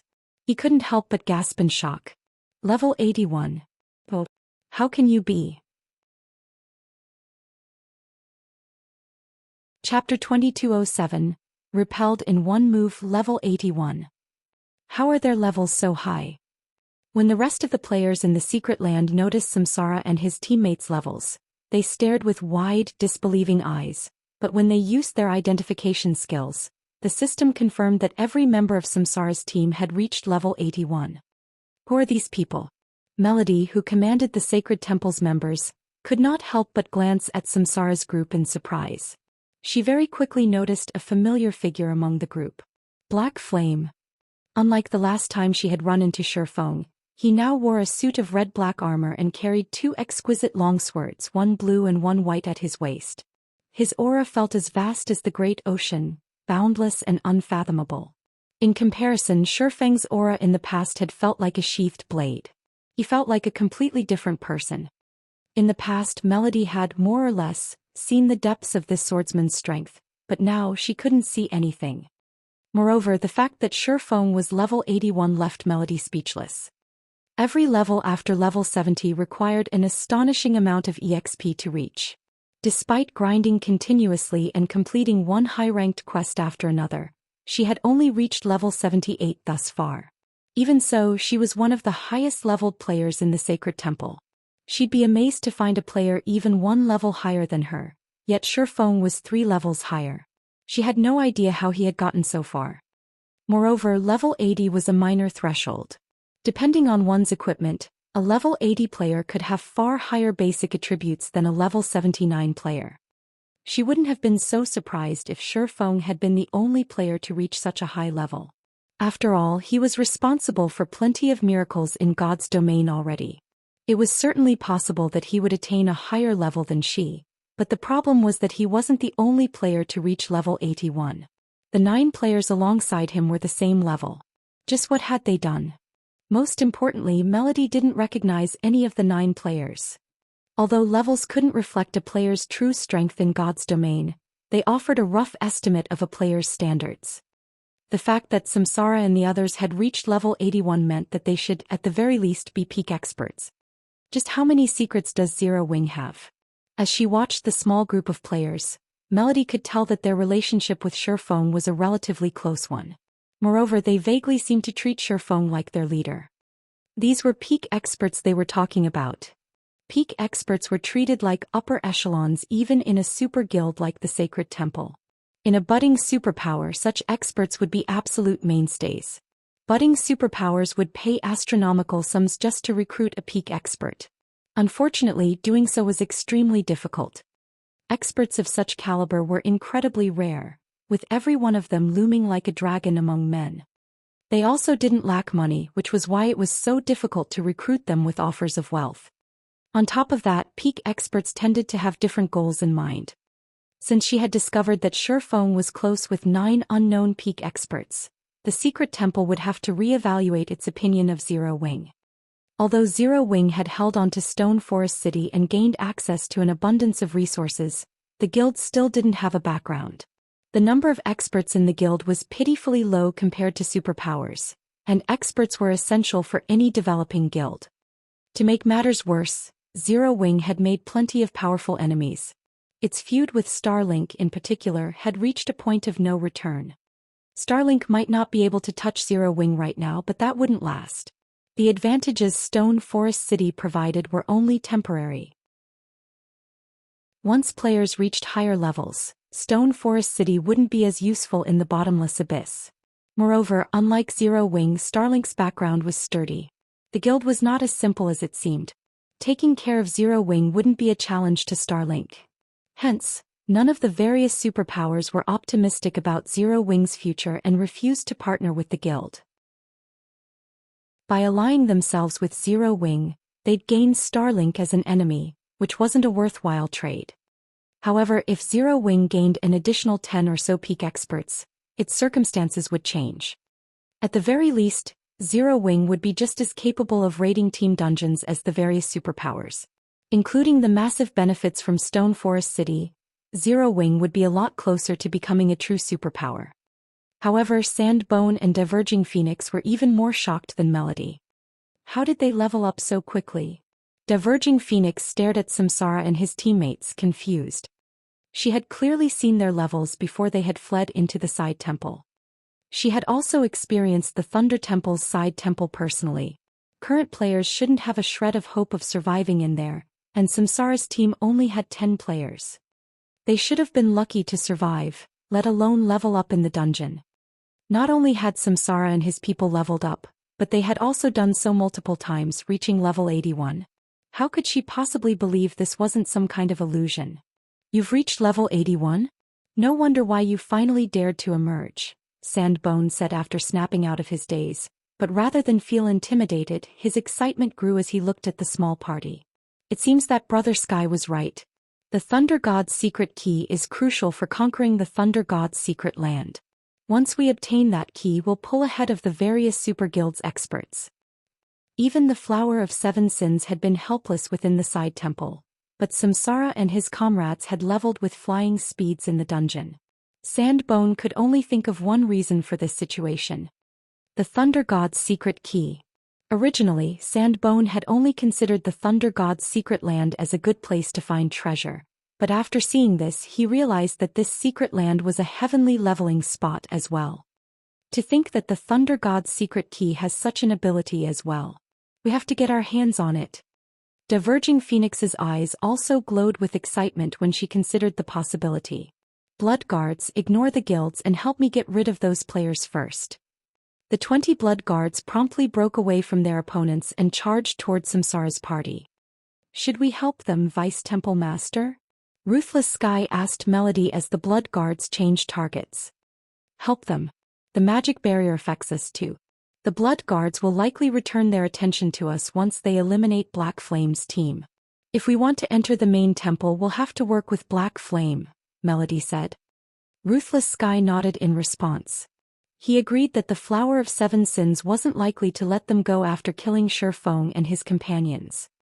Moreover, with how powerful Shifeng's team was, they'd have a better chance against the Blood Guards if they cooperated. Ruthless Sky immediately led a small detachment to help Shifeng's team. Melody then led the rest of the Sacred Temple's team to distract the Flower of Seven Sins ranged members. However, the Blood Guards were clearly a fraction faster than Ruthless Sky's team, and the gap between them grew. After a short moment, the Blood Guards stood within 30 yards of Shifeng's team, spreading out to surround the players. "I want to see how you plan to escape us this time," Diverging Phoenix snarled. Glaring at Shifeng, she commanded, "Prioritize the healers. And be careful of Black Flame. His strength is very high." "Understood." Hearing Diverging Phoenix's command, the Blood Guards turned their focus to Samsara's healers.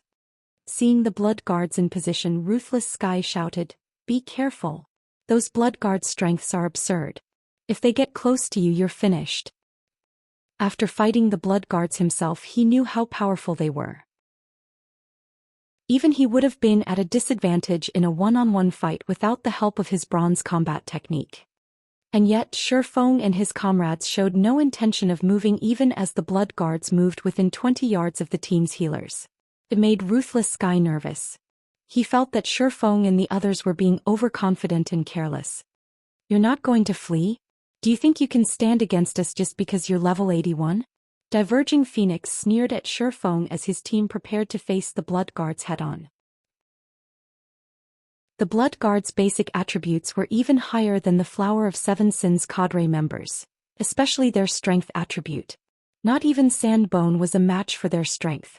Trying to face the Blood Guards head-on in the Thunder God's secret land was the epitome of foolishness.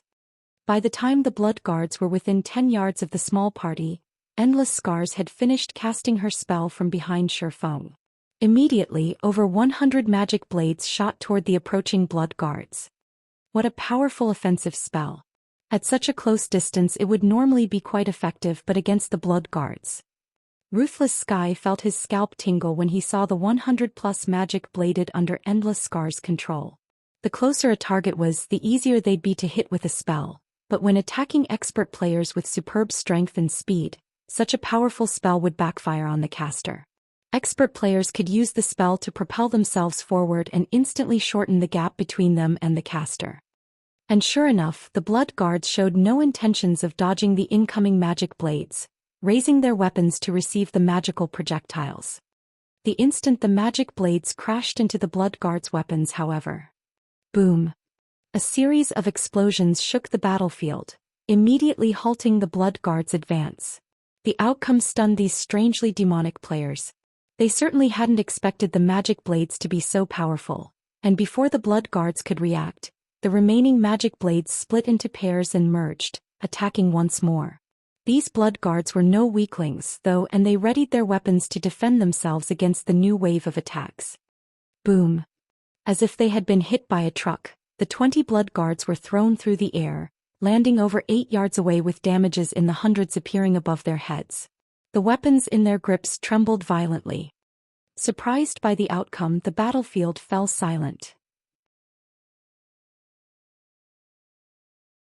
Chapter 2208.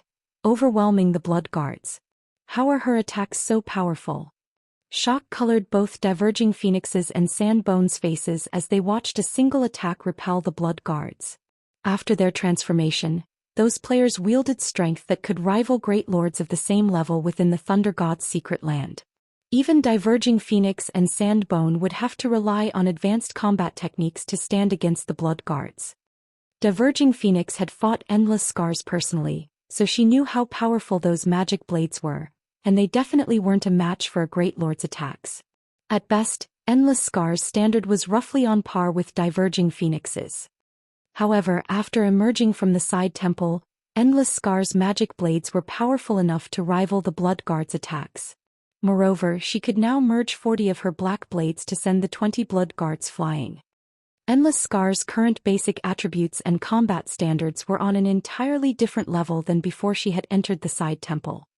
Even the various superpowers experts gaped in shock after seeing the incredible attack. "Who is she?" Ruthless Sky muttered as he tried to recall the formidable caster. But no matter how hard he searched for her in his memory, he couldn't find a trace of Endless Scars. Endless Scars had repelled the 20 Blood Guards in one move. The Blood Guards had even suppressed the Superpower's peak experts, yet Endless Scars had single-handedly thrown the players. Moreover, Ruthless Sky had recognized the technique she had employed, Strength Combination. Ruthless Sky knew the technique and just how challenging it was to execute. With his combat standards, controlling 4 or 5 combination attacks was his limit, yet Endless Scars had controlled 20 combination attacks. She was a monster. So this is her true strength? Shifeng also could not help his astonishment as he watched Endless Scars manipulate the magic blades. Although the Thunderbolt set had restored Endless Scars to Tier 1, a Tier 1 player's physique wasn't sufficient to allow a peak expert to control 20 combination attacks. Not even Shifeng could accomplish the feat. But when Shifeng thought back to how Endless Scars had held the #1 position on the God's Domain experts list in the past and been responsible for numerous miracles, such as defeating Tier 6 God-ranked players as a Tier 5 player, he found the current situation quite reasonable. Only Endless Scars' performance had further excited Diverging Phoenix and Sand Bone. The fact that Samsara and the others had leveled so quickly in the side temple was astonishing, but they had never thought that players could increase their overall strength so quickly in the dungeon as well. This only fanned the flames of their desire to obtain the Thunder God's secret key. Kill them. We need to kill them no matter the cost. Diverging Phoenix shouted as she focused on Samsara. The woman then began to cast the strongest spell in her arsenal. Sandbone, on the other hand, charged towards Samsara. With Diverging Phoenix's command to go all out, the 20 Blood Guards revealed maddened expressions as the dark fog around them grew more intense, and their auras grew stronger. These players' figures blurred as they rushed at Shifeng and his teammates. Suddenly, the Blood Guards were at least 30% faster, and their reaction speeds had improved drastically. The Blood Guards could now deflect Endless Scars attacks, and some of them even had the leeway to dodge. How has their movement speed and reaction speed risen so much? Endless Scars could feel that these Blood Guards had suddenly become much stronger, especially regarding their physiques. Crap. These Blood Guards weren't this strong when we fought them earlier. The various superpowers experts who had moved to reinforce Shifeng's team revealed grim expressions as the Blood Guards became even more of a challenge. Humiliation. Anger. Powerlessness. The majority of them were Flowing Water Realm experts and a few were even Void Realm experts. Even the various superpowers would have to be cautious around them in the outside world, and yet these Blood Guards had only been toying with them during the previous fight. In a split second, the Blood Guards had reached Samsara and his melee comrades. However, Samsara and his team were no weaklings. Now that they had reached level 81, their epic equipment had improved as well. Including the Thunderbolt gemstones they wore, their basic attributes were only slightly lower than the Blood Guards, and with their combat standards, they had no issues facing the Blood Guards in one-on-one combat. They could even take on 2 at once, albeit barely. Naturally, Shifeng had an overwhelming advantage against these Blood Guards. He was level 85, 2 minor thresholds above the level 77 Blood Guards, and he currently had multiple fragmented legendary items on him.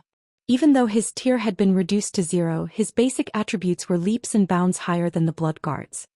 As a result, Shifeng practically sent a Blood Guard flying with every swing of his blade.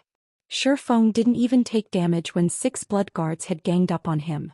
On the contrary, the 6 Blood Guards continuously lost HP as they clashed with Shifeng. If the Flower of 7 Sins healers hadn't frantically cast their healing spells, the 6 Blood Guards would have fallen after exchanging a few moves. Even so, Shifeng still found an opportunity to activate Flame Burst and kill 2 of the Blood Guards instantly. His display was even fiercer than Endless Scars, and the remaining Blood Guards felt an immense pressure weigh on them after witnessing his performance. Is Black Flame even stronger than the rumors made him out? It looks like they can kill these Blood Guards even without our help. The various superpowers experts were at a loss for words as they watched Shifeng and his team overwhelmed the Blood Guards. They finally realized why Zero Wing openly dared to provoke multiple superpowers. With such a powerful team, Zero Wing certainly qualified to do so. Meanwhile, when Ruthless Sky and the various superpowers' other experts eventually joined the fray, the Blood Guards steadily lost their advantage. Phoenix, at this rate it'll be our lives on the line. The Blood Guard's stamina won't last much longer. Sandbone, who pinned down Burning Sea, shouted to Diverging Phoenix. The Blood Guard's transformation was already a heavy burden on their stamina. Now that they had improved their physiques further, their stamina consumption rate had reached frightening levels. This was why these Blood Guards avoided casually using this move. I know. Diverging Phoenix growled back. She couldn't help but grind her teeth in fury as she glared at Shifeng. Black Flame. I'll admit that you're quite impressive to push us this far, but this ends here. Diverging Phoenix pulled a piece of parchment from her bag space. It looked like a relic, but the moment she revealed this parchment, its energy pulled everyone's attention to it. The parchment radiated horrific divine might that made everyone's bodies feel heavier. Moreover, the parchment transformed its surrounding space into its own territory, and the Thunder God's secret lands rules no longer applied within the affected area. Diverging Phoenix began to chant an incantation, and skeletal warriors in exquisite armor, wielding all sorts of weapons, began to emerge from the void. The skeletal warriors' equipment had been engraved with magic runes, and every piece shared a similar pattern. Based on the equipment's glow, it was obvious that these undead creatures wore epic set equipment, far better than many of the peak experts present. After 3 short seconds, a total of 12 skeletal warriors had surrounded Diverging Phoenix. Heroic Warrior, Undead, Tier 3 Berserker King. Level 88. HP 28, 00000/28, 000. How is this possible? Everyone gasped when they saw the heroic warriors. The Thunder God's secret land did not permit players to use tools, yet Diverging Phoenix had done just that. Moreover, she hadn't just summoned ordinary monsters. These creatures rivaled NPCs and Tier 3 NPCs at that. Black Flame, I really hadn't expected you to force me to use this trump card, but no matter how much stronger you've grown in the side temple, it means nothing before the Flower of 7 Sins. Diverging Phoenix hissed as she glared daggers at Shifeng. The tool she had just used wasn't an easy one. Once she activated the parchment, she would be cursed, and her soul would enter a weakened state for a long time, preventing her from improving herself. After her comment, Diverging Phoenix ordered her heroic warriors to slay Shifeng and his comrades. Is that so? Glancing at the 12 heroic warriors, Shifeng retrieved the Thunder Eagle's summoning flute and blew in it. Chapter 2209, Powerful Flying Mount. The moment Shifeng blew into the flute, a gigantic silver magic array manifested above him. After a few seconds, a 10-meter-tall eagle with light blue feathers emerged, surrounded by dancing arcs of electricity. The eagle announced its arrival with a deafening screech that echoed throughout the area around the Thunder Temple. An intense pressure bore down on every player in the area, even forcing the heroic warriors that charged at Shifeng's group to pause for a moment. Even the heroic warriors charging at Shifeng's group could not help but stop momentarily. What? Black Flame can summon a monster too. I thought tools couldn't be used in the Thunder God's secret land. Level 100. Prep.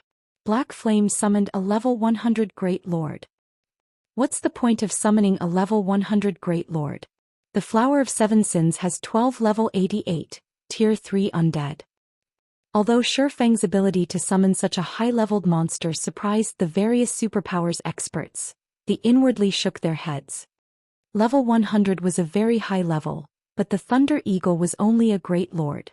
Even if it was individually stronger than the heroic warriors, there was a limit to its strength. At most, it could take on 2 or 3 heroic warriors simultaneously.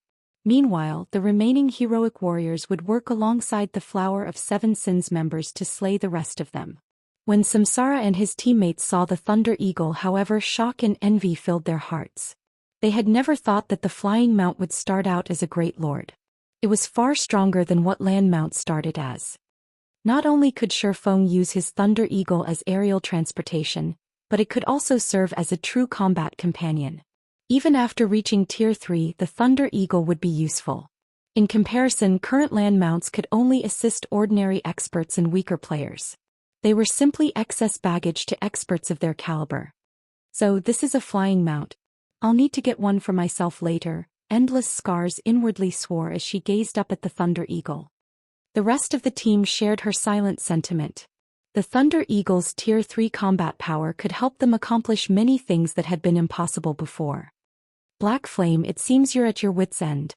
Do you really think one great lord can save you? Diverging Phoenix laughed when she saw the Thunder Eagle. Since you think that's the case, you can bear witness to the power of my heroic warriors.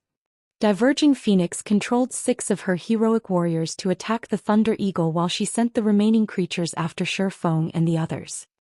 Diverging Phoenix is being quite cautious, sending 6 heroic warriors after that eagle. The creature is doomed now. Melody, who saw this from afar, could not help but despair. The sacred temple had uncovered some information regarding heroic warriors. Heroic warriors weren't like ordinary monsters. They were more akin to NPCs. They had their own skills and spells, and when enough of them worked together, the heroic warriors could exhibit even greater combat power. 6 cooperating heroic warriors could even take down a Grand Lord of the same level. Although the Thunder Eagle was 12 levels higher than the heroic warriors, its basic attributes should, at best, be on par with a level 88 Grand Lord. It wouldn't be of any help to Feng. Just one great lord? Feng chuckled at Diverging Phoenix's comment. You sure are taking a level 100 monster lightly. In that case, I'll show you how immense the difference is. Feng immediately instructed his Thunder Eagle to attack the approaching heroic warriors. With a flap of its massive wings, the Thunder Eagle sent hundreds of lightning bolts arching toward the 6 heroic warriors. Reacting quickly, the heroic warriors tried to activate skills to defend themselves. Boom. In the next moment, all 6 heroic warriors were thrown over 20 yards away, their bodies scorched black. They lost over 2 million HP in the process. The Thunder Eagle screeched again as it transformed into a blue lightning bolt and shot towards its targets. The flying mount was incredibly fast, practically crossing 100 yards in an instant as it crashed into the 6 heroic warriors that were about to attack, sending all 6 Tier 3 undead flying another 20 yards back. The heroic warriors were utterly powerless against the Thunder Eagle. For a time, the various experts were dumbfounded. These powerful, NPC-like Tier 3 heroic warriors were little more than helpless children before the Thunder Eagle, which was the same tier. Impossible. My heroic warriors are Tier 3. Diverging Phoenix shouted in shock as she watched the summoned creatures suffer an absolute disadvantage. Both the heroic warriors and Thunder Eagle were Tier 3, so how could the gap between them be so large? That flying mount is too powerful. I'll have to get one for myself when I return. Burning Sea could barely stop his jaw from hanging open as he watched the Thunder Eagle's performance. How was this a great lord? The Thunder Eagle was almost stronger than Grand Lords. It was nearly as powerful as a mythic monster. Big Brother Black Flame, you must treat us to a meal after we get out of here. Happy Art said, her eyes glued on the Thunder Eagle. She had known that flying mounts were powerful, but she had never dreamed that they would be this powerful. If she had a Thunder Eagle as her companion, she could easily solo Grand Lords out in the fields. Sure, no problem, Feng replied, chuckling. Every 50 levels was a major threshold in God's domain. Not only would players' weapons and equipment undergo a qualitative transformation, but monsters would grow stronger as well. Meanwhile, level 100 was the second major threshold in the game, and it was a far greater one than level 50. To be precise, level 100 was a major turning point when it came to monsters' basic attributes. Everything, including the monster's HP, strength, and agility, would undergo a qualitative transformation. In comparison, there wasn't much of a difference when it came to players' equipment.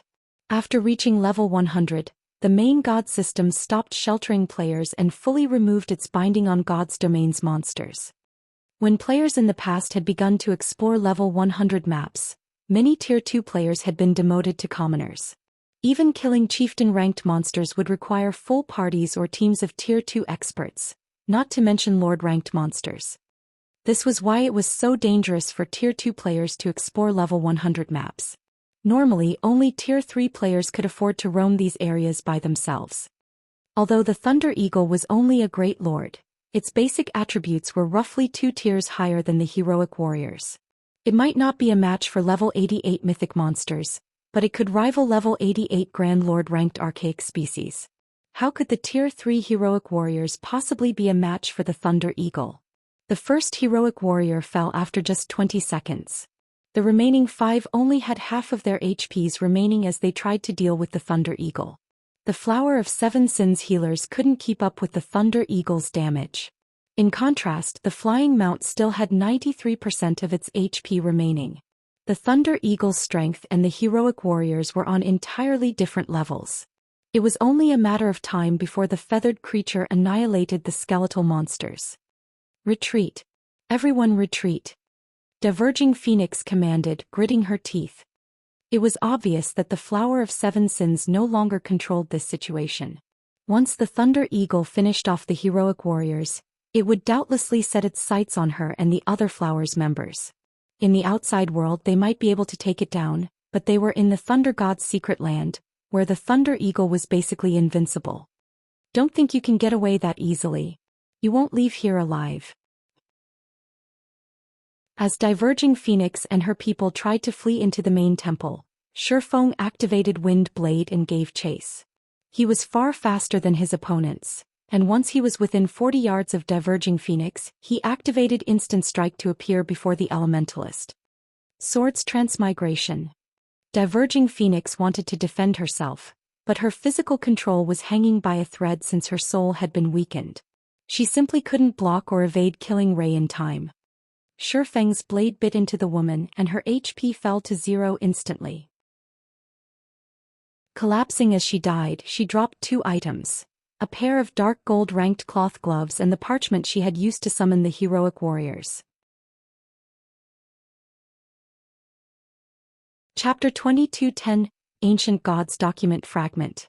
Chaos tore at the Flower of Seven Sins members when Diverging Phoenix had died. Furthermore, the heroic warriors hadn't disappeared when she had died, but without the woman to control them, they had gained their freedom and no longer cooperated. As a result, their combat power plummeted drastically, and the Thunder Eagle had a much easier time taking them out. Realizing that the heroic warriors couldn't even keep the Thunder Eagle distracted anymore, the Flowers members began to panic further. The mindless charged toward the Thunder Temple's main temple. Getting into that main temple was their only hope for survival. The main temple was guarded by Tier 3 temple guards, who didn't allow combat between players. This was also why Supreme Sky had been so adamant about blocking the main temple's entrance. He wouldn't have been able to touch Samsara's team if they had made it into the main temple. Shifeng didn't bother to chase down the fleeing Flower of Seven Sins members, pausing to collect the 2 items Diverging Phoenix had dropped instead. Although he had no interest in the level 75 dark gold equipment piece, it was top-tier equipment for other experts. Most current peak experts might not have a single piece of level 75 dark gold equipment on them. Only monster-level experts like Diverging Phoenix were strong enough to acquire such top-tier items. Current peak experts were only around level 77, and acquiring level 75 dark gold equipment was still a major challenge for the various superpowers. Shifeng was far more interested in the parchment the Elementalist had dropped than the cloth gloves. Any item that could summon heroic spirits within the Thunder God's secret land was definitely an extraordinary item. At the very least, Shifeng couldn't think of an item that could do such a thing. The Thunder God's secret land followed the world rules the Thunder God himself had created. Not even fragmented legendary items could break those rules without the Thunder God's permission. Yet this mysterious parchment had successfully done so. Pursuing the remaining Flower of Seven Sins members wasn't worth the risk of losing this mysterious parchment. This is an ancient god's literature fragment. When Shifeng inspected the mysterious parchment and learned its name, he was taken aback. Ancient gods referred to the earliest gods to manifest. There were rumors that these ancient gods had been responsible for creating the continent of God's domain, but due to war they had vanished, never to appear again. Any item that was related to an ancient god was a precious treasure.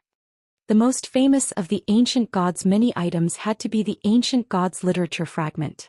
Many guild wars had erupted across entire kingdoms and empires over these literature fragments in Shifeng's previous life. Every ancient god's literature fragment possessed unbelievable power.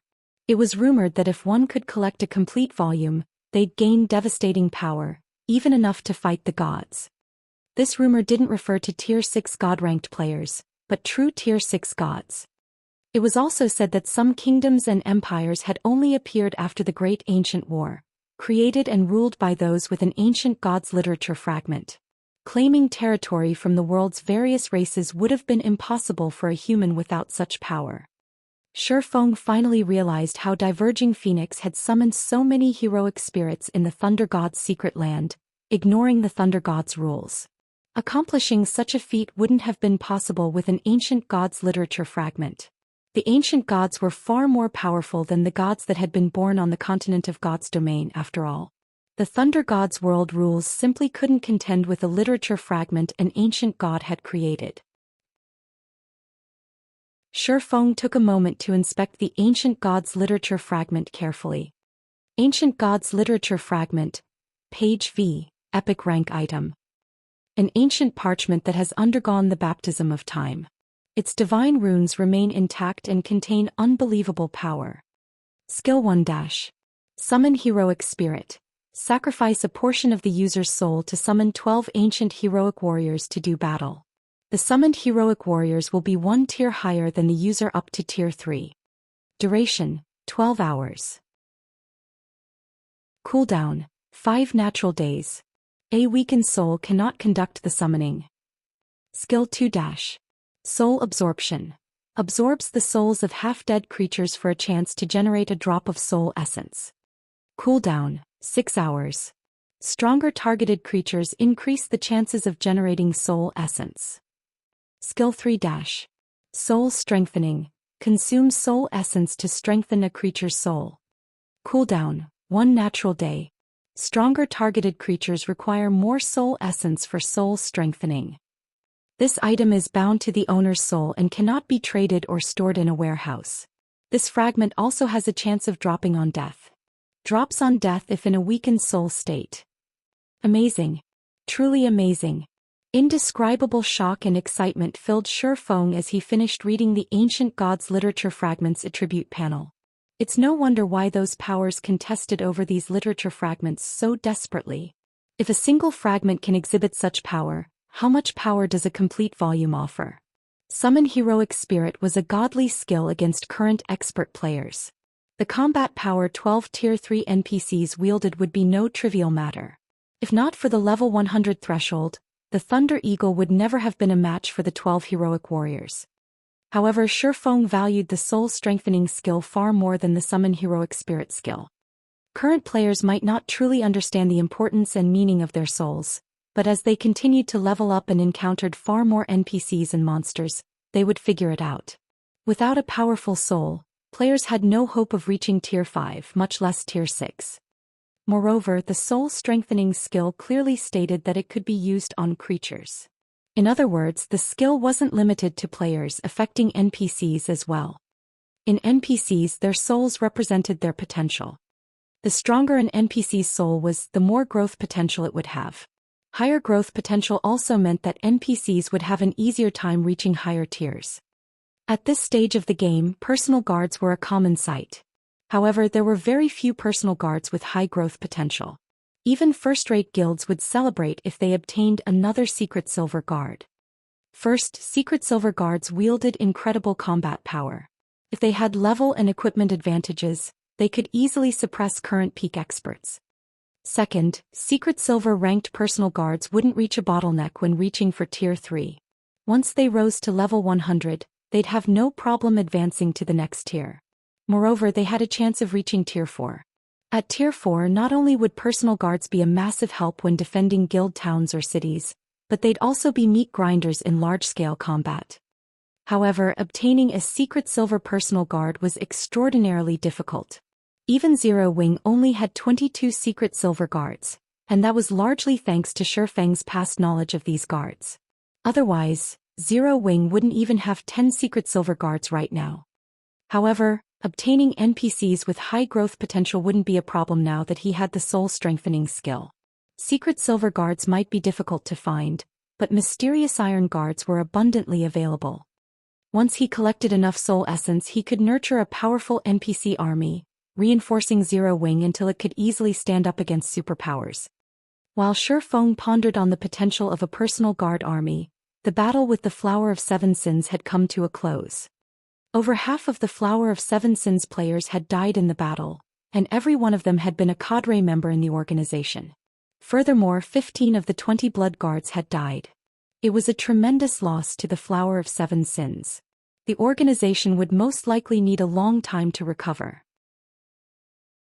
Meanwhile, the various superpowers would have long since stabilized their positions in the Thunder God's secret land. Big Brother Black Flame, the blood magic seal has lifted, and the superpowers people have entered the temple. We should hurry in as well, Happy Art ecstatically reported as the barrier around them faded. The Thunder Temple's main temple was the most important location within the Thunder God's secret land. It was also their team's true goal. If the side temple had so many awesome items to offer, she couldn't even imagine what waited in the main temple. "Alright, let's move out then," Shi Feng said, nodding. Chapter 22:11, Sacred Land. Walking into the Thunder Temple's main temple was like entering a bustling shopping mall. Rare items and top-tier equipment had been put on display. Even bronze mounts, which were a rare sight anywhere else, were available for purchase.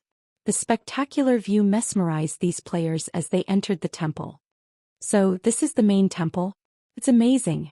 There's even level 80 to level 100 dark gold set equipment here." Happy Art exclaimed when she saw the equipment displayed on one of the numerous counters. Samsara and the others were similarly thrilled. Experts like them wanted level 80 dark gold equipment now more than anything, but raiding level 80,100-man Hell Mode team dungeons was the only reliable way to acquire such equipment right now. Needless to say, level 80 dark gold set equipment would be even harder to collect. And yet, the Thunder Temple's main temple actually had such high-level dark gold set equipment for a fixed price. One could purchase the complete Phantom Thunder set, a 6-piece, level 80 dark gold set equipment, for 300 Thundersource crystals. Aside from the incredible basic attributes bonuses the set provided, the Phantom Thunder set's set effects were astounding. The 6-piece set effect even increased the wearer's physique and stamina by 30%. Both physique and stamina were incredibly important when players explored high-level maps, even more so than basic attributes. Unfortunately, equipment that improved these two attributes was scarce on the market. However, the Thunder Temple sold such items. The various superpowers experts drooled over the Phantom Thunder set even more than Samsara's group. They gazed upon the set equipment with bloodshot eyes, and some even considered stealing the set. "If we can get our hands on a few dozen of these sets, Vice Temple Master, we'll have no problems capturing one of the fortresses in the Gravity Mountain range," Ruthless Sky reasoned as he gave the Phantom Thunder set an adoring look. Epic equipment did provide significant boosts to players' combat power, but it was just too rare. Moreover, most epic equipment didn't improve stamina and physique, merely providing higher bonuses to players' basic attributes.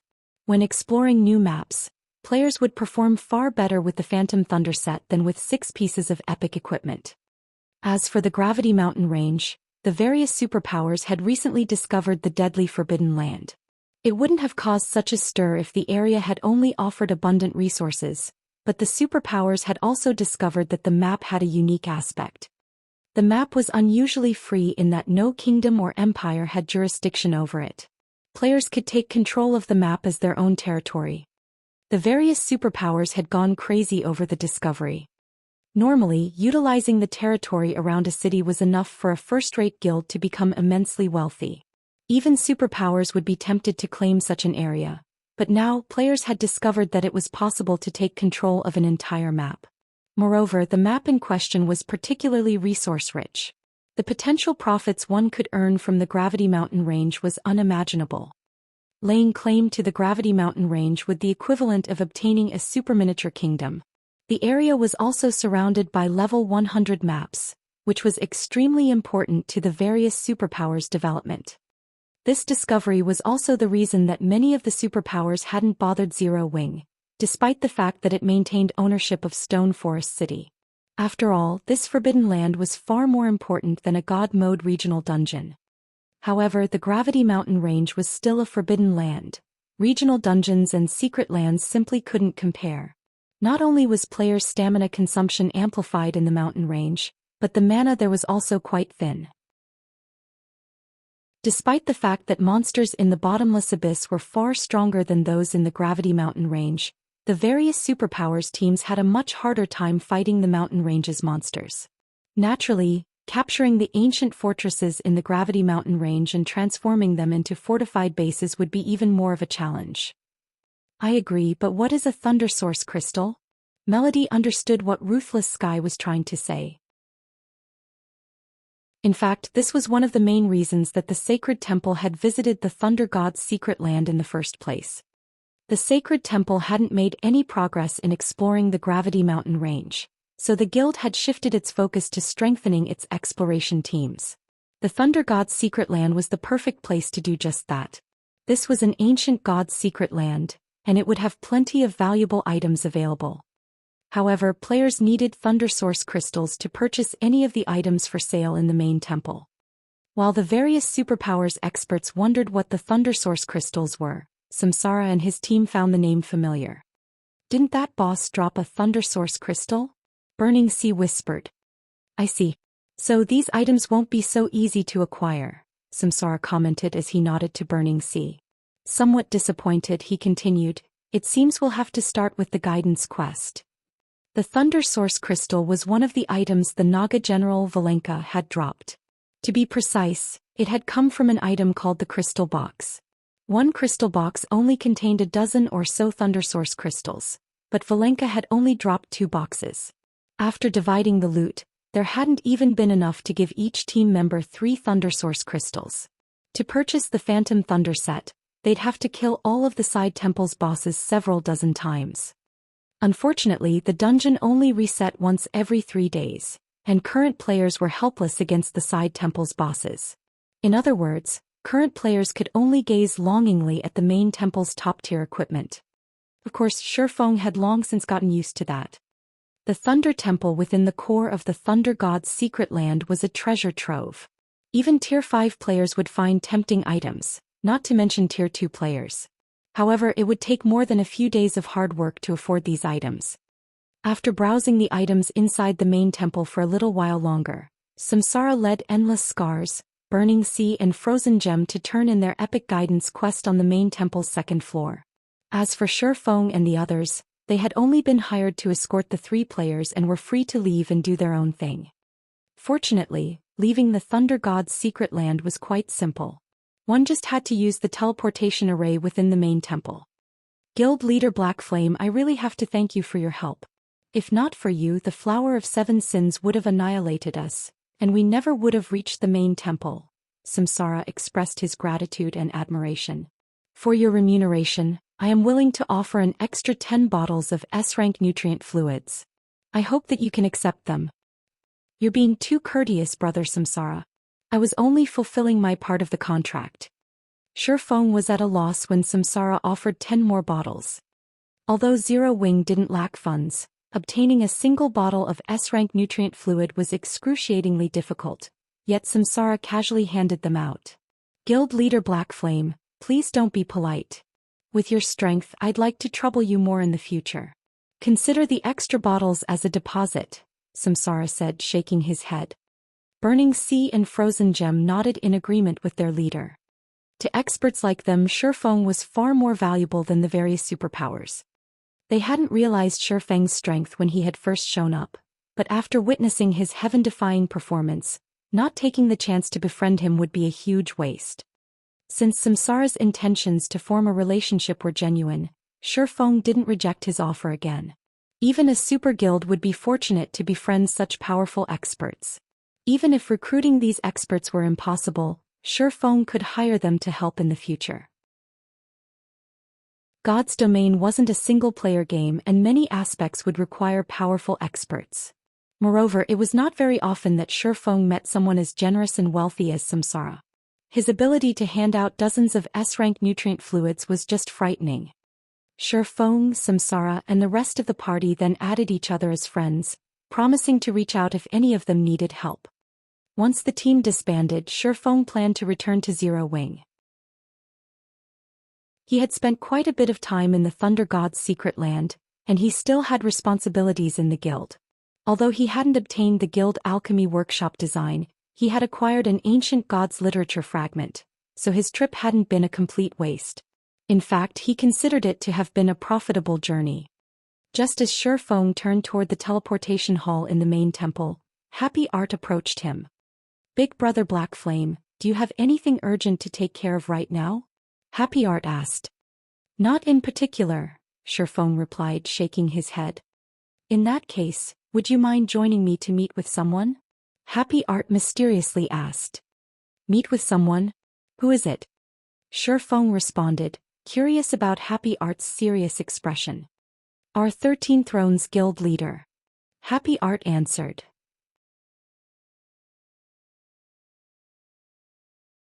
Chapter 22:12 Shocking Appearance of a Flying Mount. "Your guild leader." Shifeng could not help his surprise to hear that the 13 Thrones Guild leader wanted to meet him. 13 Thrones was a super guild. Many superpowers had begun to emerge in God's domain at this stage of the game, but most of them could only rival veteran super first-rate guilds. Some couldn't even manage that. One could count the number of superpowers that rivaled super guilds on one hand. Even among super guilds, 13 Thrones was stronger than average. Although the super guild had been stuck in a corner of the God's domain continent, far from the continent's richest locations, during Shifeng's previous life, it had nearly been as strong as the 5 great super guilds at its peak. At the time it had controlled 3 empires and almost 10 kingdoms. "That's right. Our guild leader wishes to meet with you," Happy Art said, nodding. She too found the situation surprising. "He told me that he has something that might interest you." She had only reported about what had happened in the side temple and the party's encounter with the Flower of Seven Sins. She hadn't expected her guild leader to request a meeting with Shifeng. 13 Thrones was a veteran super guild that maintained its rank among the top 10 super guilds. It employed countless experts, and the guild leader was always busy with endless responsibilities. Other superpowers guild leaders would have a hard time arranging a meeting with 13 Thrones guild leader, not to mention core upper echelons or old monsters. And yet her guild leader had sent this swordsman an invitation. "Something that might interest me?" After giving the matter some thought and ensuring that he didn't have any urgent matters to attend to, Shifeng agreed. "All right, let's go." It wasn't easy to meet with a super guild's guild leader. Generally, these people operated behind the scenes, issuing a single word to mobilize hundreds of thousands of experts. Moreover, Shifeng was curious about what this guild leader wanted to discuss. He accompanied Happy Art as they teleported out of the Thunder God's secret land, instantly arriving on an island in the Sea of Death. Several hundred teams, mostly consisting of level 73 and 74 players, were busy grinding the island's monsters. To ordinary players, these people were definitely experts. Shifeng and Happy Art's sudden arrival instantly attracted many of the team's attention. Where did those two suddenly come from? They teleported here. They dared to come here with just the two of them? Are they tired of living? The island's players chatted as they wondered about Shifeng and Happy Art. This was no ordinary island and its monsters were quite powerful. The weakest monster here was a level 75 chieftain, while most were lords and grand lords, and they all typically worked in groups of 100 or more. To make matters worse, the island was astoundingly cold, and without more than 70 ice resistance, players wouldn't survive on the island. Even a 20-man team of expert players would quickly die. Why wouldn't these teams be surprised to see a 2-man team suddenly appear? While the several hundred nearby experts watched Shifeng and Happy Art, who had hidden their identities and levels, out of curiosity, the 2 experts in question ignored them and inspected a map to identify their location. "This is Frosthell Island. My guild leader is currently on Dragonheart Island. If we take a bronze speedboat, we should arrive in 8 or so hours," Happy Art said, breathing a sigh of relief when she recognized their location. Due to a lack of teleportation points, travel at sea wasn't as convenient as travel on land. Players could spend 10 hours just to get from one place to another. Fortunately, Frosthell Island was in the Sea of Death's inner region, very close to Dragonheart Island. It was too bad she only had a bronze speedboat. A mysterious iron speedboat would get them to their destination a lot sooner, but such speedboats were painfully rare, even in a super guild like 13 Thrones. Normally they would be assigned to peak experts that focused on naval prowess. Experts like her who shifted between land and sea were only given bronze speedboats. We're heading to Dragonheart Island. Shaking his head, Shifeng said, a boat will take too long and we'll have to deal with plenty of sea monsters. Let's just fly there. After saying so, Shifeng retrieved the Thunder Eagle's summoning flute and activated it. In the next moment, the 10-meter-tall Thunder Eagle descended from the sky. It looked like a medium-sized passenger aircraft with its massive wingspan, stretching across several dozen meters.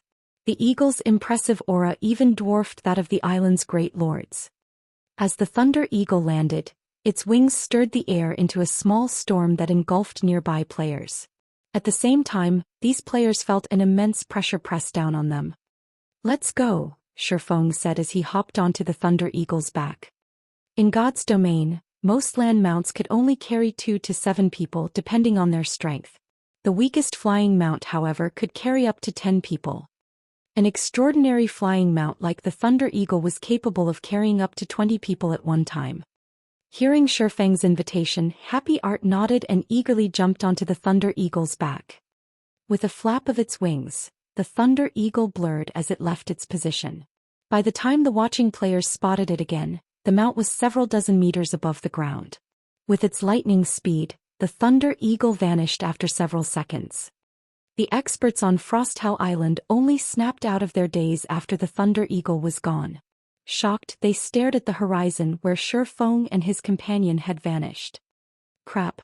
That was a flying mount. It's the rumored flying mount. I must be seeing things. How can those two have a flying mount when the various superpowers haven't even found one? Were they NPCs? Nonsense. I used an advanced identification skill on them before they left. I couldn't see any of their information, but I did see player markers above their heads. They are definitely players. So, that was a flying mount. Amazing. Truly amazing. Our land mounts are no more than turtles compared to that eagle. That eagle looked so cool. I'll have to get flying mount for myself someday. The expert players on Frosthell Island quickly published the situation on the Sea of Death's official forums, starting a heated discussion about the two players' identities. Since the forum post had included pictures and video of the flying mount, it quickly became a hot topic. Most ordinary experts were still searching for a bronze mount of their own. They could only dream of riding a mysterious iron or secret silver mount. Only large guilds' upper echelons might own such a high-quality mount, and not even first-rate guilds were guaranteed to have a fine gold mount. Yet they had just witnessed a flying mount. With the ability to ignore terrain, flying mounts were even faster than epic land mounts. Moreover, they had all seen the Thunder Eagle's speed. With such a fast mount, traveling across God's domain wouldn't be a problem. When the various superpowers received news of the Thunder Eagle, the matter became a sensation. They frantically began to search for the identities of the Thunder Mount's riders.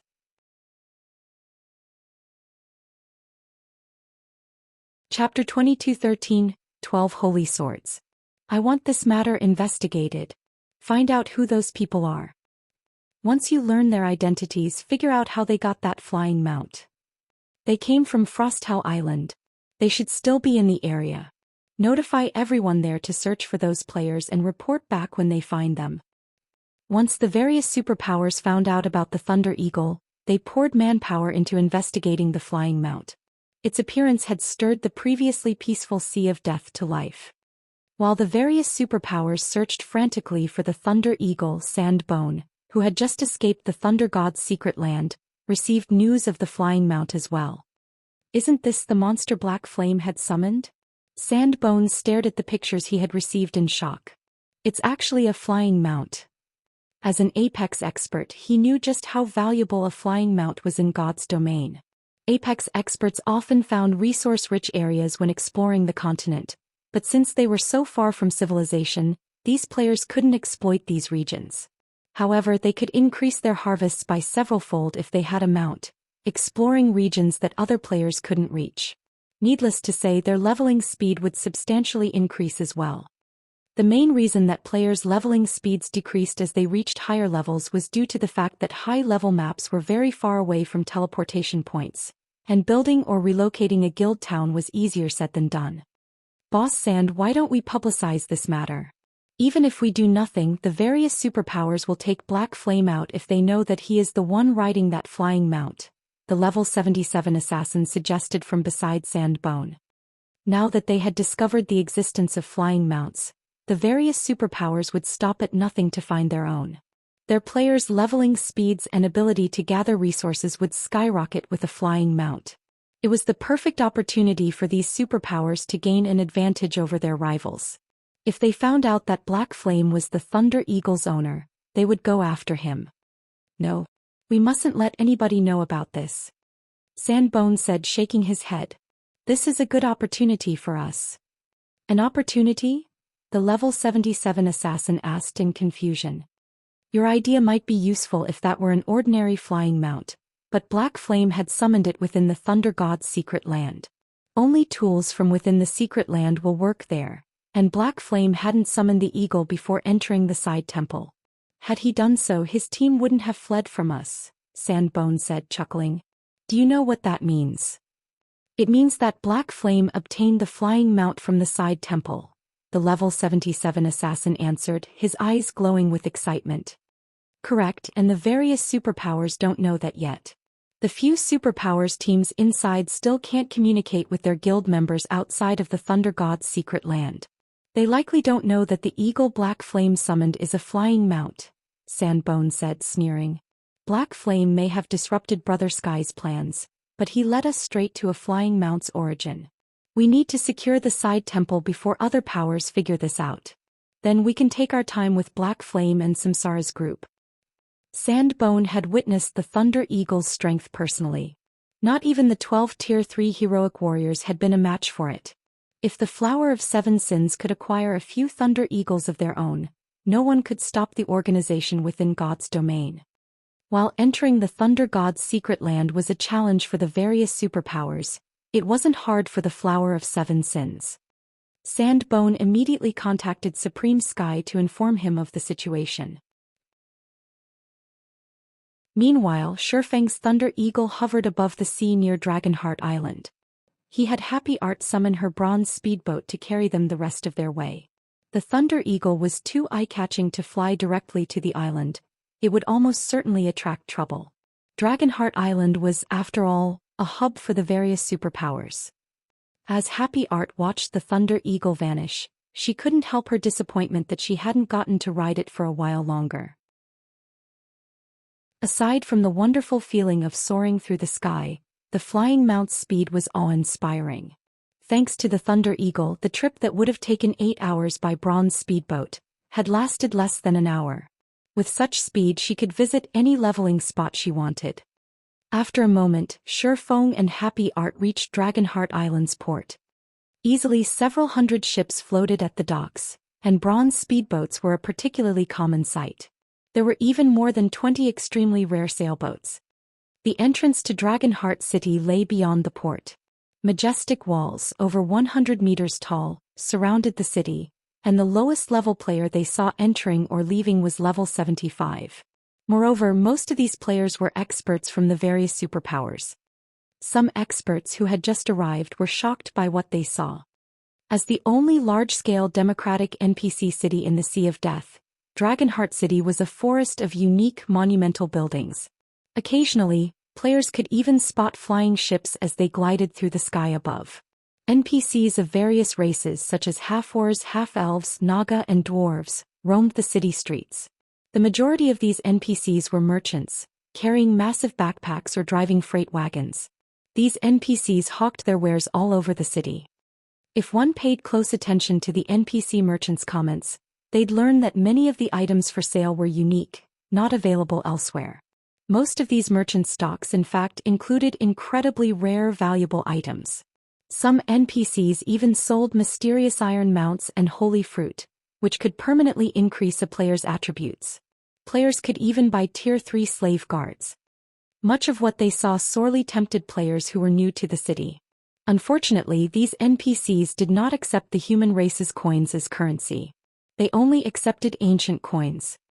Without ancient coins, surviving in Dragonheart City was nearly impossible. The ancient coin was a type of currency that had been used since ancient times. The mana these coins carried made them different from ordinary coins, and when players collected a certain amount, they could even increase the mana density around them. However, actually acquiring ancient coins was an extreme challenge for players. Even Zero Wing struggled to earn ancient coins. After Happy Art guided Shi Feng through the city for about half an hour, they arrived before an advanced bar named Dragon Blood. Passers-by marveled at the two for their assumed wealth when Shi Feng and Happy Art entered the tavern. Everything in Dragonheart City cost ancient coins, and the products and services that Dragon Blood offered were particularly expensive. The cheapest fruit wine the bar sold cost 10 ancient coins per bottle. Expert players like themselves couldn't even earn that much after 2 days of questing in Dragonheart City. Once they entered the bar, Happy Art led Shi Feng to one of the top-floor rooms. When they entered the room, they were greeted by a young white-haired swordsman in white clothes who sat by the window, enjoying a glass of wine. Aside from the young man's name, Shi Feng couldn't see any of his information. Despite sitting there quietly, the young man felt like the most important thing in the room. Amazing. So this is Melancholy 13 Thrones Guild leader? Shi Feng inwardly exclaimed as he watched the youth before him. Although he could not see Melancholy's level or equipment, the man felt dangerous. Shi Feng also spotted something familiar on Melancholy's body. That weapon was the reason that Melancholy had risen to fame in God's domain, the Sacred Dragon's Blade. The sword was a bona fide fragmented legendary weapon and one of God's domain's 12 holy swords.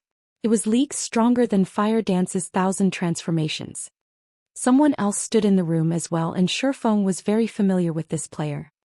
Starlink's guild leader Lu Xingluo.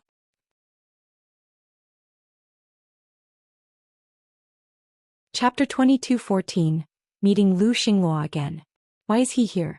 Shi Feng could not help his surprise as he looked at Lu Xingluo. Lu Xingluo was an insufferable young master. Before entering God's domain, he most likely hadn't even been aware of the superpowers that existed in the virtual gaming world. Needless to say, he wouldn't have had any relations with the super guilds in the virtual gaming world, much less the guild leaders of super guilds. Shi Feng found it incredible that Lu Xingluo was acquainted with Melancholy. Melancholy was extremely secretive with his movements.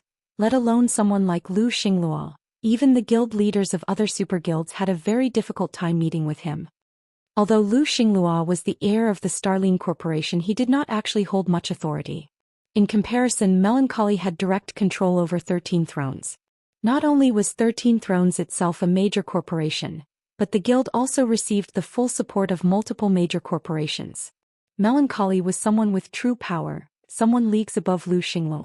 Comparing Lu Xingluo with Melancholy was akin to standing a child beside an adult. Even if the child was dressed luxuriously, a child was still a child. Moreover, Starlink had always focused its development in the Dark Knight Empire, whereas 13 Thrones' development was in a far corner of the continent. The two guilds' bases of operations were extremely distant from each other, giving them no opportunity to come into contact. Now, however, Lu Xingluo was actually sitting in the same room as Melancholy. Shi Feng found this situation truly surprising. Meanwhile, the originally calm atmosphere inside the room suddenly became tense with Shi Feng's appearance, as Lu Xingluo started glaring at him hatefully. However, similar to Shi Feng, Lu Xingluo was also surprised to see him here. In Lu Xingluo's opinion, Shi Feng was merely the guild leader of Zero Wing. Even if Shi Feng was strong, the man was just a slightly stronger ant. He and Shi Feng stood on entirely different levels. Although Zero Wing currently possessed the ability to provoke superpowers, that was merely due to Stone Forest City's existence. The number of experts in Zero Wing was extremely low. The guild itself did not have any noteworthy strength at all. Once Stone Forest City's advantages disappeared, Zero Wing's days would be numbered. Now, however, Shi Feng had actually appeared in this venue. Meanwhile, when Melancholy looked at Shi Feng, Surprise briefly flashed in his eyes. However, he quickly calmed himself and took the initiative to greet Shifeng. Guild leader Black Flame, please sit. What's going on here? Lu Xinglua was further confused when he saw Melancholy greeting Shifeng first. Previously, when he had been conversing with Melancholy, the latter had consistently maintained an indifferent attitude. On the other hand, Melancholy's attitude toward Shifeng actually contained a trace of friendliness. Since Melancholy had taken the initiative to greet him, Shifeng responded with a nod and went straight to business, asking, Guild leader Melancholy, may I know your reason for calling me here? Just like Happy Art has said, you really are a straightforward person, Melancholy said, chuckling. He then pointed at the city outside the window and asked, Guild leader Black Flame, may I know your thoughts on Dragonheart City? A sacred land for commerce, Shifeng answered after pondering the matter. During his previous life, Dragonheart City was one of the strongest commercial cities in God's domain. Every inch of land here had been worth its weight in gold as one of the main areas of activity for Tier 3 naval players. The resources available here were much more abundant compared to what Thunder Island had. Not to mention, Dragonheart City was the sole large-scale free NPC city in the Sea of Death. Unlike the NPC cities on the main continent, Dragonheart City was a place where players could become king. Of course, this did not mean that players could capture it. Instead, players had the option to purchase it. Every construction in Dragonheart City, including the auction house, City Lord's Mansion, Teleportation Hall, and other key constructions, could be purchased so long as one had the money to do so. Players could do anything they wanted with the construction they purchased. They could even demolish the original construction and build another construction of their choosing. Moreover, Dragonheart City was also home to the famous World Tower. The World Tower was a place that the mainstream powers in God's domain would keep an eye on. When compared to the World Tower, the value of otherworld gates was insignificant because one could find super rare epic materials inside the World Tower and even the main materials needed to produce fragmented legendary items. Due to this reason, Dragonheart City had become one of the strongest commercial cities during Shifeng's previous life. At its peak, the city's commercial influence had surpassed even that of an empire. That's right. This place will become a sacred land for commerce. Melancholy nodded approvingly. He never thought that Shifeng would be so on point with his answer. Smiling, he continued, May I know if Guild leader Black Flame is interested in setting up a shop here? Setting up a shop here? Shifeng looked at Melancholy in confusion. If possible, he really wished to set up a shop in Dragonheart City. Unlike the player shops in ordinary NPC cities, those in Dragonheart City could do business with the NPCs of other races. Meanwhile, Dragonheart City hosted a very large number of foreign races, far more than even Thunder Axe City. Obtaining epic materials and ancient designs was much easier here. In the entire God's domain, there were only a handful of NPC cities capable of rivaling Dragonheart. Hence, Dragonheart City's shops were incredibly valuable. However, setting up a shop here was not an easy task. Even Zero Wing couldn't do so right now since all shops in Dragonheart City utilized only ancient coins as currency. Ancient coins were different from ordinary coins. Not only were ancient coins difficult to obtain, but exchanging them was also a big problem. Unlike ordinary coins, ancient coins were not automatically converted to a higher denomination after a certain amount was collected. The system did not convert ancient copper to ancient silver, or ancient silver to ancient gold automatically. Meanwhile, the merchandise sold in Dragonheart City required specific coins. In other words, items priced in ancient silver could not be purchased using ancient copper. The same was true for items selling for ancient gold. However, items sold for ancient silver could be purchased with ancient gold. The conversion used the official exchange rate, which was AL to 100 ratio. Due to this reason, the value of ancient gold was extremely high, even after 10 years had passed in God's domain. Moreover, even the cheapest shop in Dragonheart City cost 8,000 ancient gold, which was not a sum the current Zero Wing could acquire. That's right. Setting up a shop here. Melancholy affirmed. Of course, there is a price for this shop. I wish to borrow Zero Wing's strength to capture a fortress in the Gravity Mountain range. As long as we succeed, I'll give you 10,000 ancient gold to purchase a shop in Dragonheart City. Realization immediately dawned upon Shifeng at Melancholy's words. It was no wonder Melancholy could offer him such remuneration.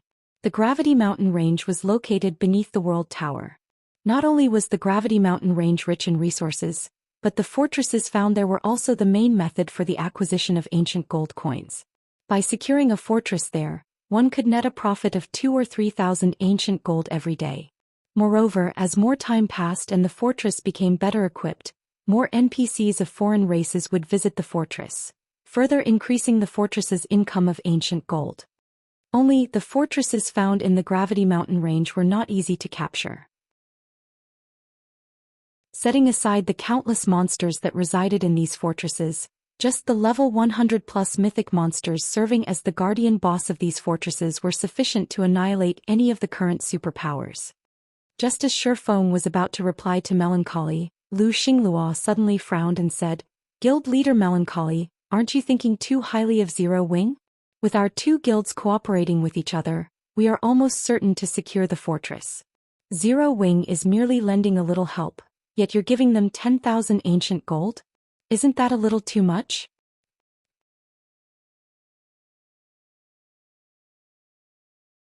Chapter 22:15 You're not fit. Lu Xinglua's words made Melancholy frown for a moment. "What are you trying to say, Guild Leader Lu?" Melancholy asked coldly.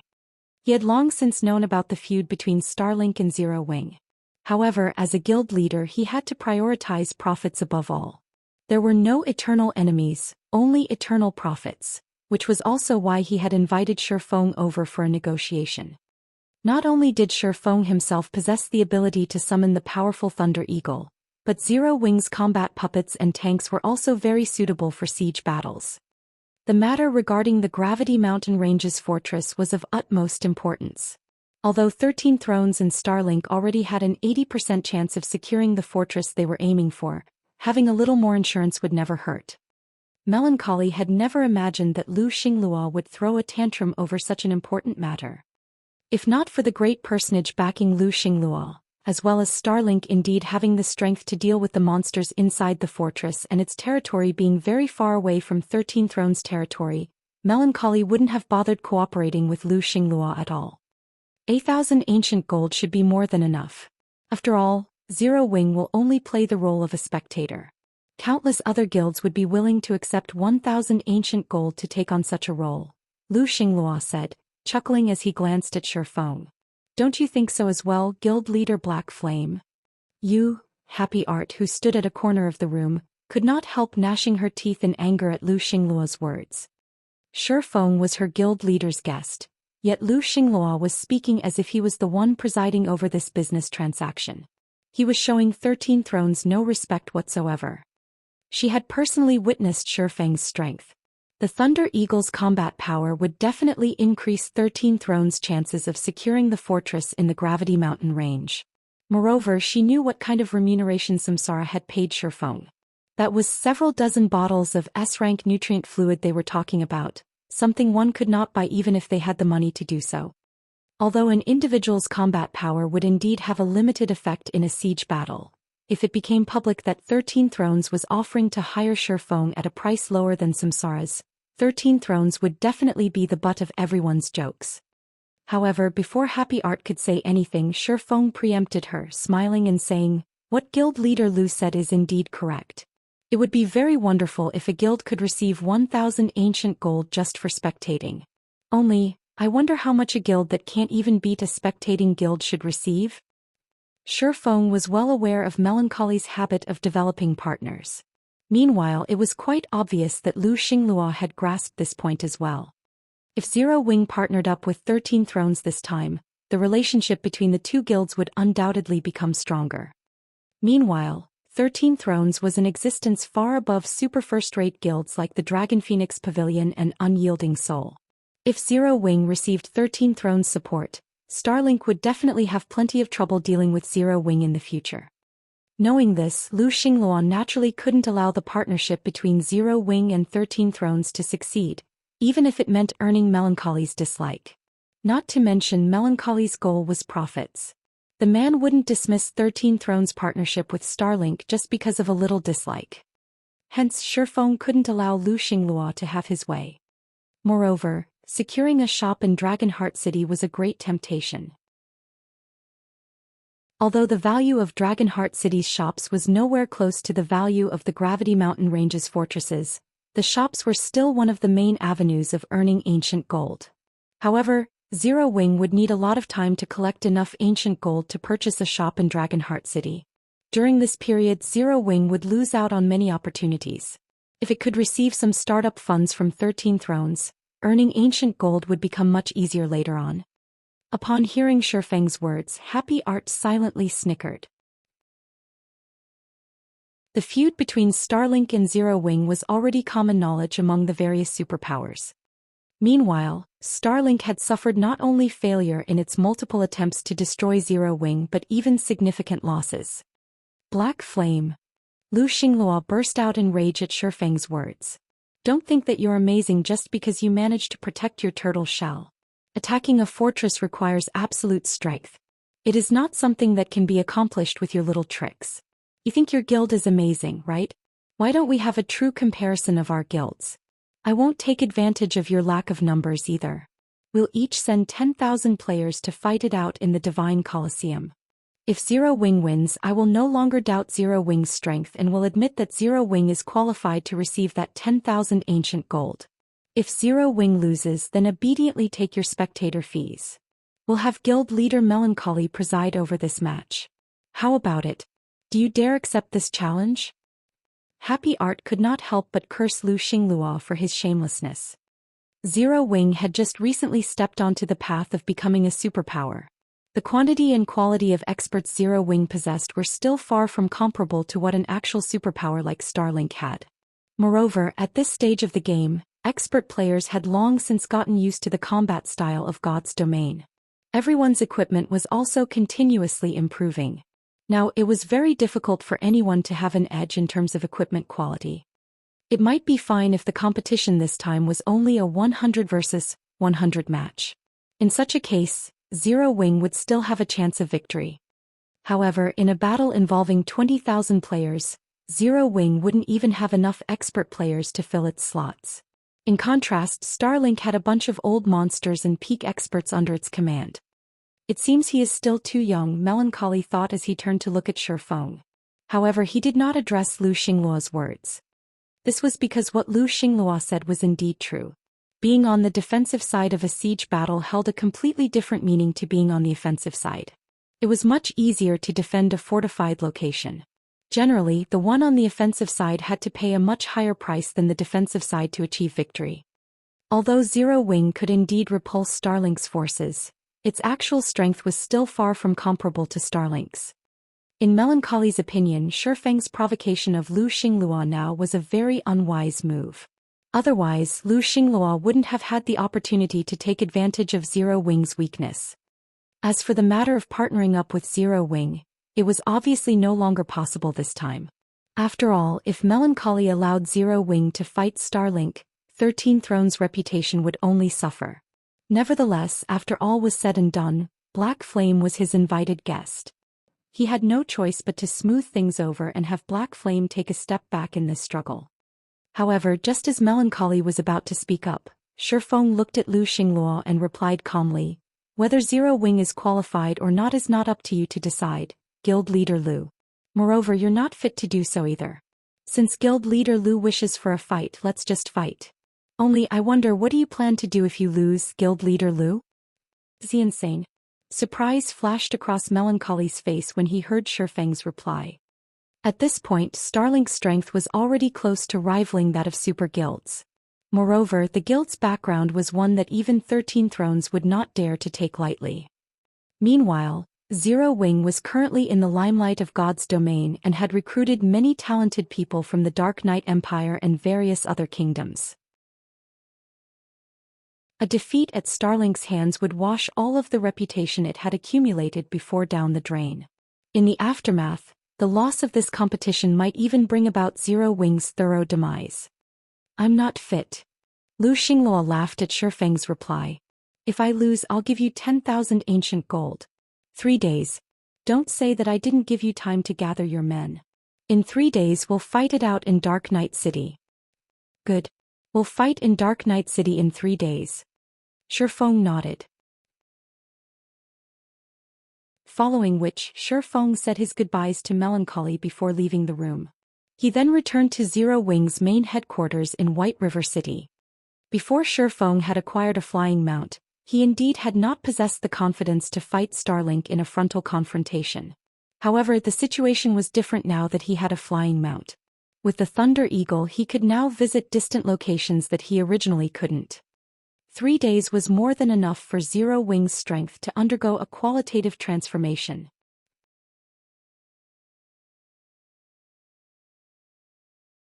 Chapter 22:16 Emergence of Talents. Star Moon Kingdom, White River City. As soon as Shifeng walked out of the guild residence's teleportation area, he noticed that the guild hall was crowded with players.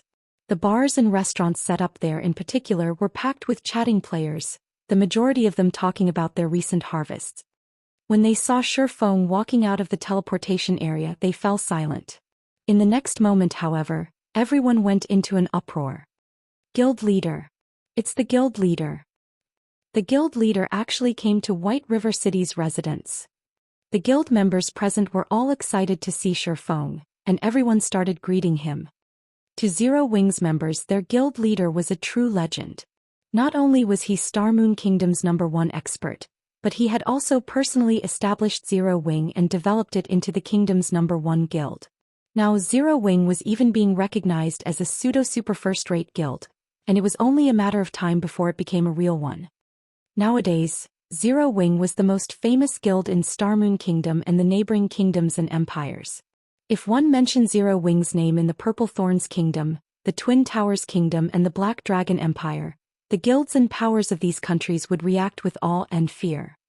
Moreover, after Zero Wing secured its hold over Stone Forest City, countless experts had started fighting to join Zero Wing. At this point, Zero Wing's expert count had long since surpassed that of first-rate guilds by leaps and bounds. The average level of Zero Wing's expert players was also shooting up, thanks to the bottomless abyss. Due to these positive developments, the guild was also making rapid progress in team dungeons, and its inventory of weapons, equipment and resources had expanded considerably. Now Zero Wing was inferior only to the various superpowers. However, compared to the superpowers, the conditions to acquire the weapons and equipment inside Zero Wing's guild warehouse were much looser.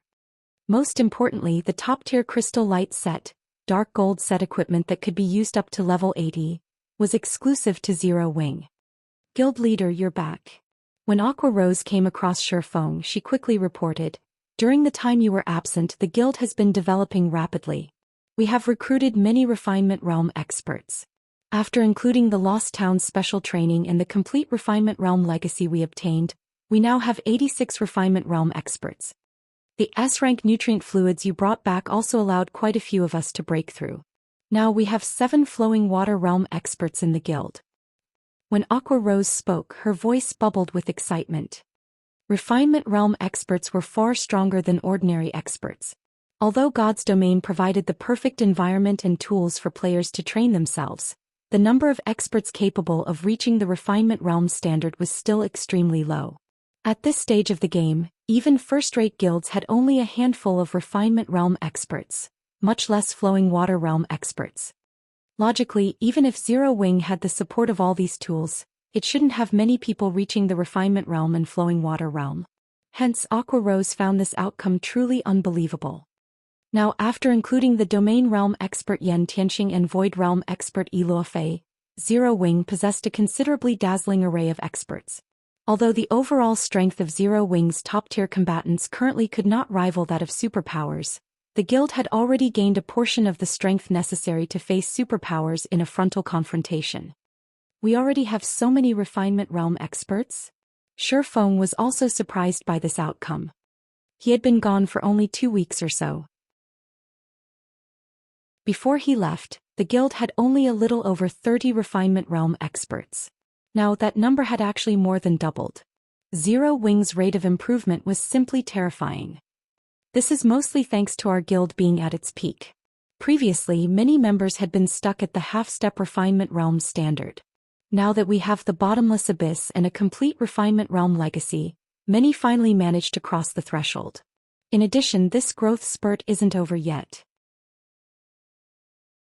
I believe that in a few more days, the number of refinement realm experts our guild has will increase to 100, Aqua Rose said confidently. At that time, our dungeon raiding and map exploration ability will not lose out to those superpowers anymore. As long as Zero Wing had 100 refinement realm experts, it could form 100-man teams to raid the truly top-tier dungeons and even explore the bottomless abyss's second floor. Raiding powerful field bosses wouldn't be a problem anymore either. Now, Zero Wing could also take advantage of the resources the various superpowers had been monopolizing all this time. No, we have enough already, Shifeng said, chuckling. Have everyone gather. I'm forming a 100-man exploration team. Zero Wing's development speed truly exceeded his expectations. Originally, he thought that he would have to wait another month or two before the guild would have so many refinement realm experts. Now he was even more confident of defeating Starlink in the upcoming competition. Exploration. Aqua Rose fell into a daze momentarily when she heard Shifeng's words. However, she quickly snapped out of it and said excitedly, "Wonderful. I'll contact them immediately." Zero Wing's members had been eagerly awaiting the day when they could explore high-level maps. Previously, they could only watch as the various superpowers explored these maps and collected all sorts of top-tier equipment and treasures. Although Zero Wing had the crystal light set after all was said and done, the set equipment was useful only to plate armor classes. The equipment standards of Zero Wing's cloth and leather armor classes were still far from comparable to that of the superpowers. Zero Wing also did not possess as many powerful tools as the superpowers. After merely 30 minutes, all the players Aqua Rose contacted had gathered in White River City's guild hall. Of the assembled players, the majority were at level 75, and even the weakest piece of equipment on them was level 75 fine gold rank. This would definitely be considered top-tier equipment in the outside world, and even the main force members of first-rate guilds would envy these players. After all, most guild experts had just reached level 75 recently. Obtaining level 75 top-tier equipment was still incredibly difficult. Guild leader, which location are we going to explore? The bottomless abyss's second floor? Blackie asked when he saw the gathered players. He had been to the bottomless abyss's second floor before, and the drop rate of equipment and treasures there was on a whole new level compared to the first floor's drop rate. The quality of the loot was also much higher. Killing any random field boss would net level 75 dark gold equipment with absolute certainty. It was even rumored that some superpowers had obtained individual parts of level 75 dark gold set equipment from these field bosses. However, the monsters on the second floor were not only extremely powerful but also endless. Unless players could simultaneously raid a field boss and deal with an endless stream of mobs, survival was almost impossible. Unfortunately, Zero Wing did not have the strength to survive on the second floor right now. At this point, only the various superpowers did. Hence, both Blackie and everyone else present had been looking forward to the day when they, too, could set foot onto the bottomless abyss's second floor. "No, we're not going to the bottomless abyss," Shifeng said, shaking his head. Smiling, he continued, "We're going to the level 100 neutral map, the Endless Desert." Level 100 was a major turning point in God's domain. The changes didn't apply to just players and monsters but also maps. It was no exaggeration to say that the resources contained in pre-100 maps and post-100 maps were as different as heaven and earth. The amount of EXP monsters provided in particular was a whole magnitude more. Meanwhile, the Endless Desert was a vast desert located in the abandoned land in the main continent of God's domain. Not only was teleportation impossible in the abandoned land, but this map was also located extremely far from any kingdom or empire. Moreover, as a level 100 map, even level 100 Tier 2 experts would have only a 10% chance of survival when exploring the map, even if players went as a team of 100. The reason for this wasn't just the presence of extremely powerful monsters. It was also the poor environment there. Players below Tier 3 would have a tough time surviving there. If Tier 2 experts tried entering the Endless Desert, death was almost certain, as the monsters there were even more dangerous than the monsters in the bottomless abyss. Of course, this was only true for the endless desert's outer area. The inner area was much safer in comparison. In the past, after mainstream players' levels exceeded 100, many large guilds would frequently power level their low-level members in the endless desert's inner area. To enter the endless desert's inner area safely, one had to either be escorted by a powerful team or be familiar with the terrain there. However, even players familiar with the endless desert's terrain needed to meet stringent strength requirements. At this stage of the game, aside from Shifeng, nobody else in Zero Wing qualified. Originally, Shifeng had planned to bring the guild's experts there only after they reached level 95, to help them reach level 100 quickly. However, now that he had obtained the Thunder Eagle, ferrying players into the endless desert's inner area would be a piece of cake.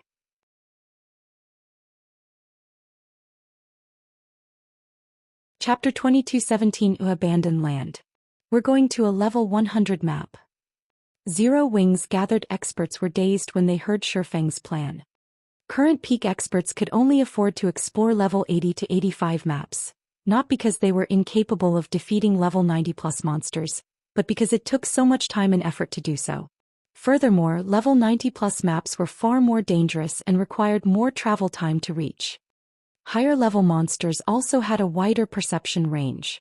Level 80 monsters would only notice level 75 players within 100 yards, but level 90 monsters would notice a level 75 player from 200 yards away. This made it much harder to avoid unwanted fights. This was why most experts decided against grinding in high-level maps right now. They wanted to, but the endeavor was too dangerous and not worth the effort. Most players didn't even harbor the thought of grinding in level 100 maps. Guild leader, we're not even level 80 yet. Won't exploring a level 100 map be a little too risky? Xianxia worriedly asked. The various superpowers have already made more progress in exploring the bottomless abyss than our teams. If we take off to explore a level 100 map, I'm afraid that they'll only widen the gap between us. Xianxia knew that these players were experts among experts, and only the various superpowers would be capable of forming such a powerful 100-man team, but it was too risky to explore a level 100 map. In contrast, the bottomless abyss was perfect for players of their level. It was the best leveling spot for them right now. Everyone is a high enough level already. Shifeng understood Xianxia's concerns. Chuckling, he said, moreover, the area we're going to isn't inferior to the bottomless abyss in the least.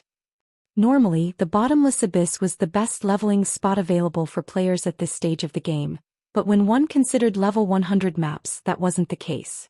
Moreover, there were more than 10 superpowers within the bottomless abyss right now, and competition within the dungeon was intense. In comparison, no one currently occupied the endless desert. The team of experts couldn't help their excitement when they heard Shifeng's insistence. They all trusted his word, and since he was so confident, the map they were heading to definitely offered better resources than the heavily contested bottomless abyss. However, quite a few players were still concerned about the expedition. They were, after all, talking about a level 100 map. The monsters in the area would be the same level at the very least. Even if they wore equipment with the ignore levels mechanic, they could, at most, ignore 10 or so levels. They would still have to cope with more than 10 levels of suppression. But Shifeng disregarded his team's concerns and led his players to White River City's teleportation hall. He instructed them to travel to the closest teleportation point to the abandoned land. With each person spending a little over 11 gold in teleportation fees, the 100-man team had spent more than 1,000 gold. Even large guilds would ache over the expense. Once they arrived in a remote town, Shifeng sent everyone to Precipice Valley, a map that bordered the abandoned land with his 7 luminaries rings spatial gate. The team only reached their destination after 4 teleportations. Precipice Valley was a level 80 map, relatively high-leveled for current players. Only superpowers expert teams or first-rate guilds' main forces could survive here. However, since the valley was so far from civilization, players weren't willing to visit the map. As Zero Wing's members stood before the Precipice Valley's great precipice, their expressions darkened. Then all felt an intimidating aura from atop the 1,000-meter-tall cliff. A visible layer of deadly energy enveloped the crag. They felt a stinging pain even from so far away, as if something were sapping their strength.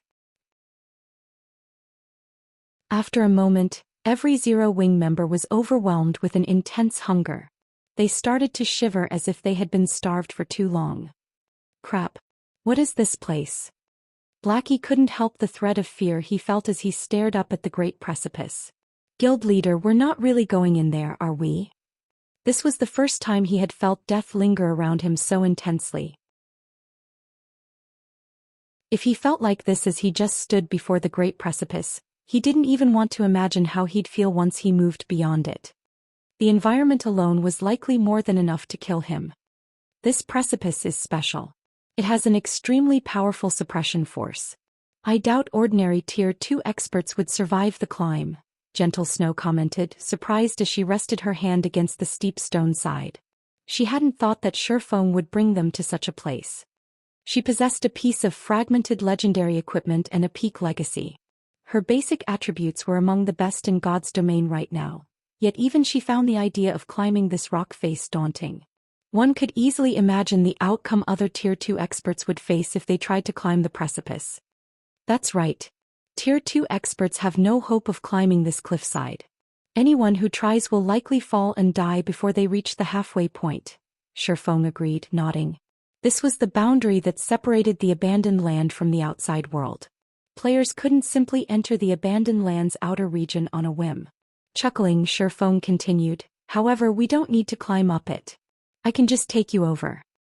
After saying so, Shifeng summoned the Thunder Eagle. When the Thunder Eagle, which was as large as a medium-sized passenger plane, appeared, Blackie and the others' eyes nearly fell from their sockets. Guild leader. Isn't that a flying mount? Blackie stuttered. The appearance of a flying mount on Frosthell Island had caused a commotion throughout God's domain. Naturally, Zero Wing had paid very close attention to the matter. However, since it had only appeared once on the island, Zero Wing had no way of investigating the situation.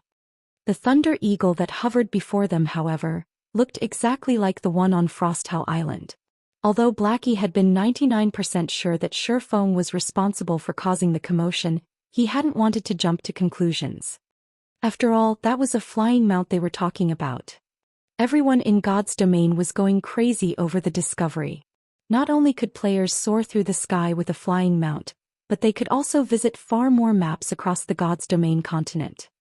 The rest of the team eagerly stared at their guild leader as well. They wanted to hear the truth from Shifeng's lips. This Thunder Eagle is indeed a flying mount. Seeing the madness in his players' eyes, Shifeng couldn't help but nod and laugh.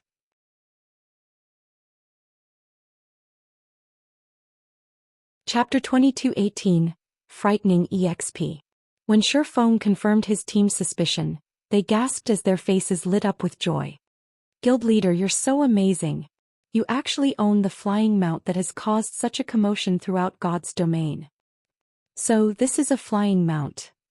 Guild leader, why didn't you tell us earlier?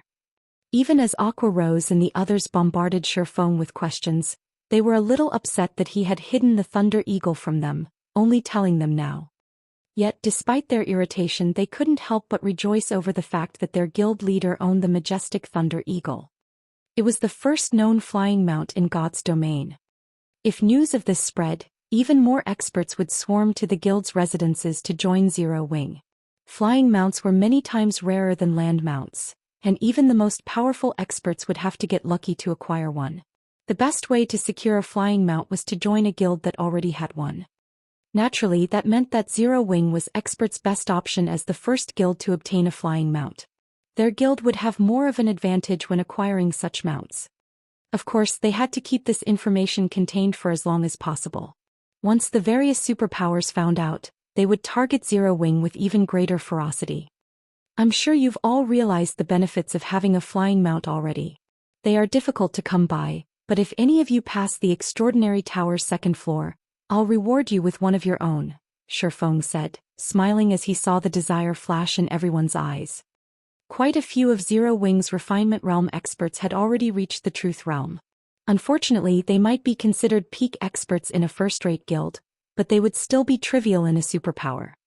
However, it would be a different story if they reached the Ascension Realm. Once players reached the Ascension Realm, they could effortlessly execute a basic combat technique with every action. Executing advanced combat techniques would also become a lot easier. Moreover, even if one were only in the refinement realm, they'd have a high chance of mastering a bronze combat technique once they had entered the Ascension realm. If a flowing water realm expert entered the Ascension realm, they'd be able to contend with peak experts with the same basic attributes as long as they had mastered a bronze combat technique. Are you serious, guild leader? Fire Dance breathlessly asked. Shifeng's declaration even moved Aqua Rose and Gentle Snow. Based on what they had learned thus far about flying mounts, they knew how rare they were. The fact that Shifeng had obtained one was a miracle. Obtaining a second one would likely be impossible. Of course. When have I ever lied to you? Shifeng asked, chuckling at his players' incredulous looks. Flying mounts were incomparably valuable and even rarer than epic items, but he had already spent more than a decade in God's domain. Although he couldn't easily acquire extraordinary flying mounts, he could obtain a common flying mount. In fact, he had originally planned to obtain a common flying mount once he had reached level 100, but now that he had the Thunder Eagle, it would be a lot easier to obtain that common flying mount. Shifeng's confident tone only motivated his team even more to clear the extraordinary tower's second floor. Fire Dance and Violet Cloud were especially inspired since they had already cleared the first floor and had made significant progress on the second floor. They were only a few short steps away from the Ascension realm. After the conversation, Shifeng flew the first group of players into the abandoned land. As they crossed the border, they felt a chill wrap around them. Everyone aside from Shifeng, who had an extraordinary physique, felt an intense hunger overtake them, including Gentle Snow. They could feel energy leave their bodies, and if they didn't replenish it, they would likely die after 5 or 6 hours. Fortunately, the Thunder Eagle was extremely fast. Although the mount shared the sky with flying monsters as an extraordinary flying mount, the Thunder Eagle's speed was leaps and bounds higher than the level 100+ flying monsters. It easily shook off any monsters it aggroed. After nearly 2 hours, the first group finally arrived at the Endless Desert's inner region. The sand in the inner region was silvery white, and once they entered the area, the first group's hunger eased. Now, advanced food and beverages was enough to restore their lost life energy. However, when Aqua Rose saw the monsters on the ground, her expression darkened. Skeleton Spirit, Undead Lord. Level 101. HP 70,000/70,000,000 Skeleton General, Undead Great Lord. Level 102. HP 180,000/180,000,000. So, these monsters are over level 100? Yan Tianxing frowned as he gazed at the monsters below. A Lord-ranked skeleton spirit already had more HP than a level 80 Great Lord, and its aura even felt deadly to a domain realm expert like him. Meanwhile, there were thousands of skeleton spirits roaming the desert below. If they hadn't been flying, they'd already be dead. The skeleton generals in runic silver armor were even more powerful. Yan Tianxing's instincts screamed at him to run when he sensed their auras. That's a good spot. We'll grind there, Shifeng said as he pointed to a nearby sandstone pillar. The sandstone pillar was even larger than a 7-story house, with enough room at its peak to fit 100 players.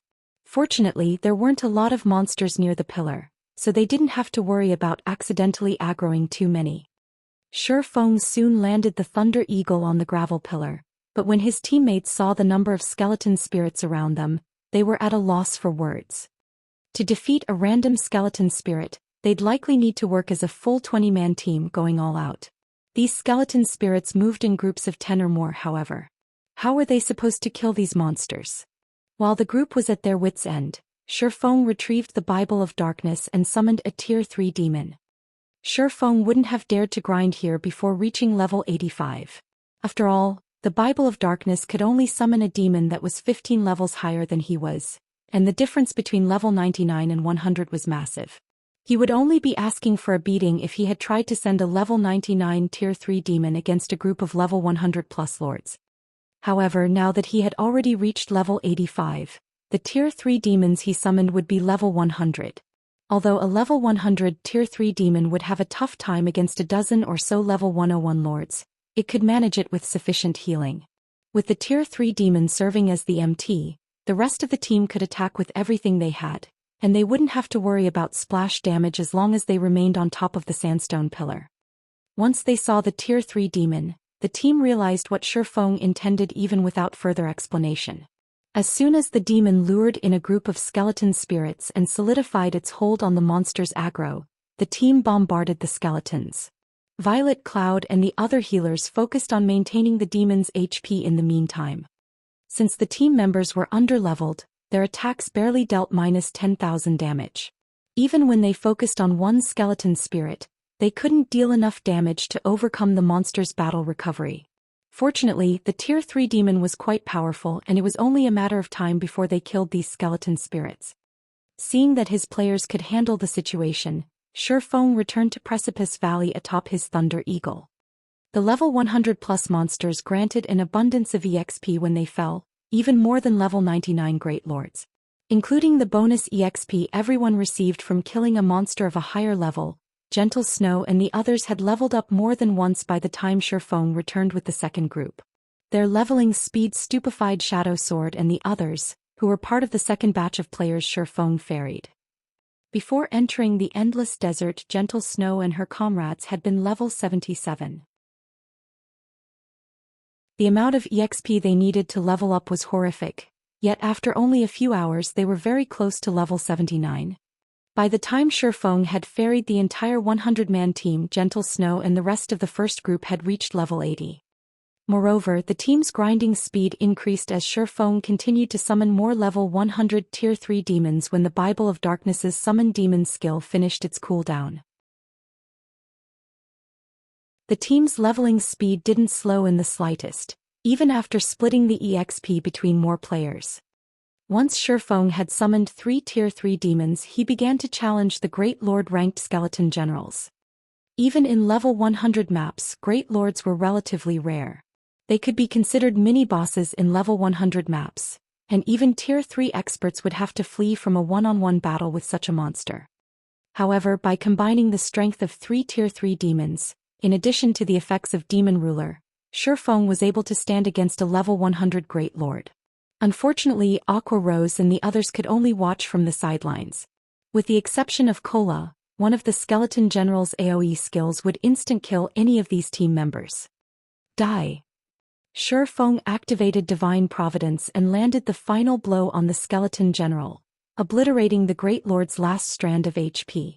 As a result, many of these Zero-Wing experts leveled up and Shifeng rose to level 86. Meanwhile, the skeleton general dropped about a dozen or so items. Every item radiated a dazzling glow. It was obvious that these items were all extraordinary. Meanwhile, lying among these items was a broken blade, surrounded by a faint, bloody mist. The blade steadily devoured any life energy around it, looking the most conspicuous among the loot. A blood-smelting fragment.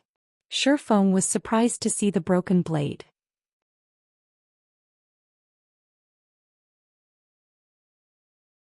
Chapter 2219, Level 100 Secret Forging Design. Blood-smelting fragment. Everyone grew curious, shifting their focus to the broken blade on the ground, when they noticed Shifeng's surprise. At a glance, it was obvious that this broken blade was extraordinary, but their guild leader didn't usually seem shocked, even when an epic item dropped. This is interesting. We'll prioritize the skeleton generals from now on, Shifeng said as he collected the blood-smelting fragment. Guild leader, is that thing valuable? Aqua Rose could not help but ask.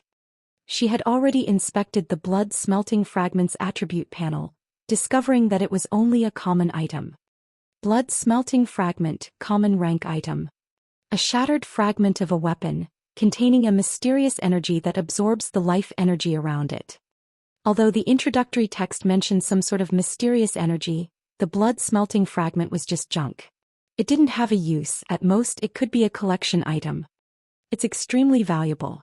Even the value of all the other items combined don't come close, Shifeng said, smiling.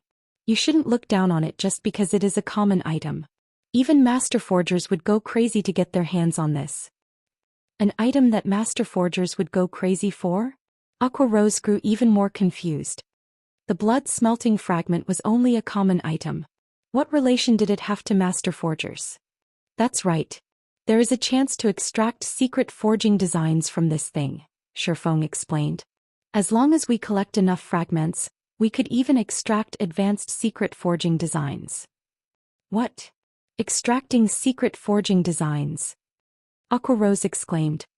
Nowadays, subclasses were becoming more important in God's domain, yet among the various subclasses the forger subclass stood out. A forger with secret forging designs was treated far differently than those without, enjoying a much higher status. Secret forging designs couldn't be copied, and the items produced possessed extraordinary effects. Take Shifeng's mana armor kit for example. Among the many armor kit designs found in God's domain, none could compare to the mana armor kit. Shifeng's secret forging design was also the reason that Zero Wing had acquired so many advantages over its competition. One could easily imagine how valuable the blood-smelting fragment was if it truly were possible to extract a secret forging design from it. It was no wonder why Shifeng had been so surprised. Hearing the conversation between Shifeng and Aqua Rose, realization dawned on the rest of the team. Their faces lit up with excitement and anticipation. Shifeng simply chuckled when he saw his teammates' reactions. He didn't bother to explain further, instructing everyone to continue grinding skeleton spirits and generals. The secret forging designs that could be extracted from the blood-smelting fragment were not as simple as everyone assumed. The items one could produce with these designs would even be a great help to level 100+ players. They were on an entirely different level than the secret forging designs players had found thus far. Furthermore, there was the chance of extracting an advanced secret forging design. In the past, any forger that had learned an advanced secret forging design had been treated as well as Grandmaster forgers, even within the various superpowers. It didn't matter if said forger was only a master forger. This was because in God's domain the stronger players became, the less helpful external items would be. However, that was not the case for items produced with an advanced secret forging design. These items would even be useful to Tier 5 players, which were considered upper echelon level experts in the various superpowers, not to mention Tier 3 players. The fact that the skeleton generals had a chance of dropping the blood-smelting fragment completely exceeded Shifeng's expectations. Normally, only monsters near the abandoned lands core had a chance of dropping these fragments, but not even Tier 3 players could survive in the area. Now that he knew he could collect blood-smelting fragments from the skeleton generals, he had to go all out in hunting them down and collecting as many as he could. That way he would have a much greater chance of extracting a secret forging design or an advanced secret forging design. The designs within the blood-smelting fragments had been created by the God of War, and every one of these designs would help a master forger create an unbelievable item. It was even rumored that the items could even allow Tier 4 players or below to challenge opponents that were one tier higher. Normally, players could only gain such power through legendary items, but the items produced with the God of War's top 3 designs would be similarly effective. Even if these effects were limited to Tier 4 players or below, they were still astonishing. If a first-rate guild had one of these designs, it could instantly rise as a superpower and overlord in God's domain.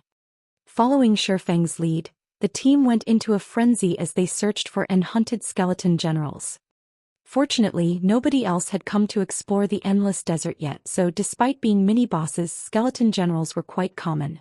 The skeleton spirits in the way were the only problem, but Zero Wing's members didn't mind slaying them. With Shifeng's 3 Tier 3 demons, these skeleton spirits didn't present much of a challenge. They were little more than walking EXP. In addition, the team members activated their berserk skills from time to time, ramping up the team's overall DPS. Most importantly, as Shifeng continued to level up, his demons grew stronger. Occasionally, Shifeng would spend some magic crystals to activate Miniature World and Ring of Brilliance to speed up the grinding process as well. After just 2 short days, every member of the team had risen to level 87. They couldn't help their desire to stay here forever after witnessing their leveling speed. As for Shifeng, he had reached level 90. If he made his level public, the various superpowers would likely faint with anger. Most of the various superpowers peak experts were still far from level 80, yet Shifeng had reached level 90 so quickly.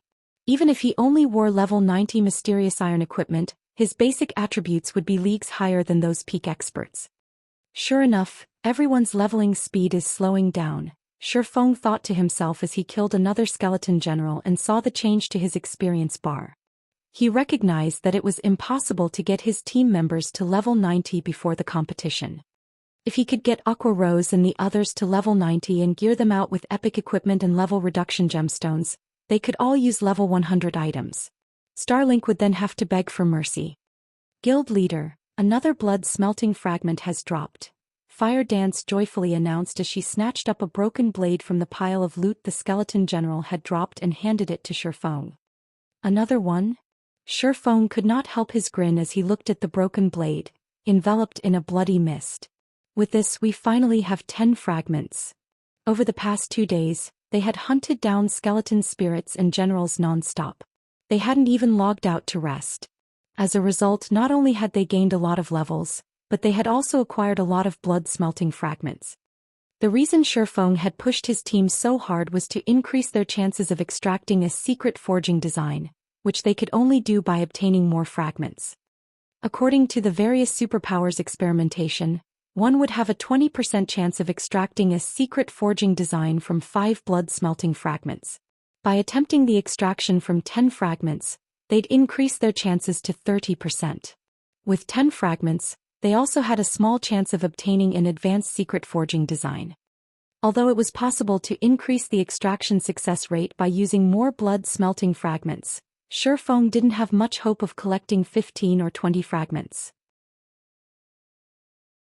He had discovered that only the skeleton general's first spawn had a high chance of dropping blood-smelting fragments, and once they spawned a second time, they wouldn't drop a fragment at all. Unfortunately, there were only so many skeleton generals in the endless desert, and it was simply impossible to collect 15 or 20 fragments. He felt fortunate already to collect 10 fragments. Please let it be a success. Shi Feng prayed as he activated Divine Providence. Although he wasn't sure whether Divine Providence would be of any help, he couldn't care less. He needed all the help he could get.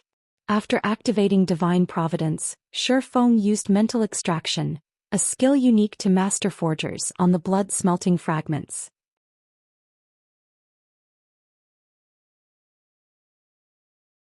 Chapter 22-2028 Blood Refining Design Cell. Under Shi Feng's control, the 10 blood-refining fragments floated into the air and stopped, suspended. The bloody mist grew denser and a short moment later, it flowed away from the fragments and toward Shi Feng. At the same time, the 10 fragments visibly disintegrated. After 5 seconds, all 10 blood-refining fragments had turned into dust, and the bloody mist that lingered around Shi Feng formed a 3-fold magic array. Wonderful. Succeeded. Shi Feng rejoiced as he watched the magic array manifest. Each subsequent layer of the 3-fold magic array was more complex than the last. The first layer was already 3 times more complex than an intermediate magic array, and each subsequent array contained more power. Despite the 3 magic arrays manifesting with completely different sets of runes, all 3 felt united and whole. Not long after the 3-fold magic array completed, a streak of bloody light shot from the array and into Shi Feng's brain. Suddenly, line after line of information swam in Shi Feng's brain. Casting Goldstone Design.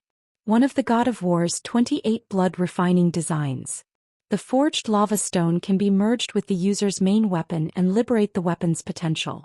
The greater one's mastery with the design, the stronger the casting goldstone's effects will be.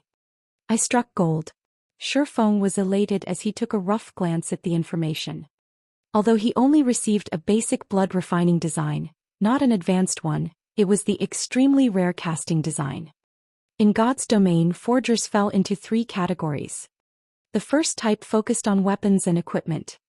The second type focused on support items such as armor kits and whetstones.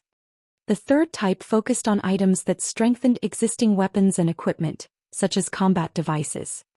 Among the 3, the third category's designs were the rarest. Moreover, most strengthening items were temporary, so they tended to be the least valuable of forgers' products. However, the third category forgers were the most popular among the various superpowers.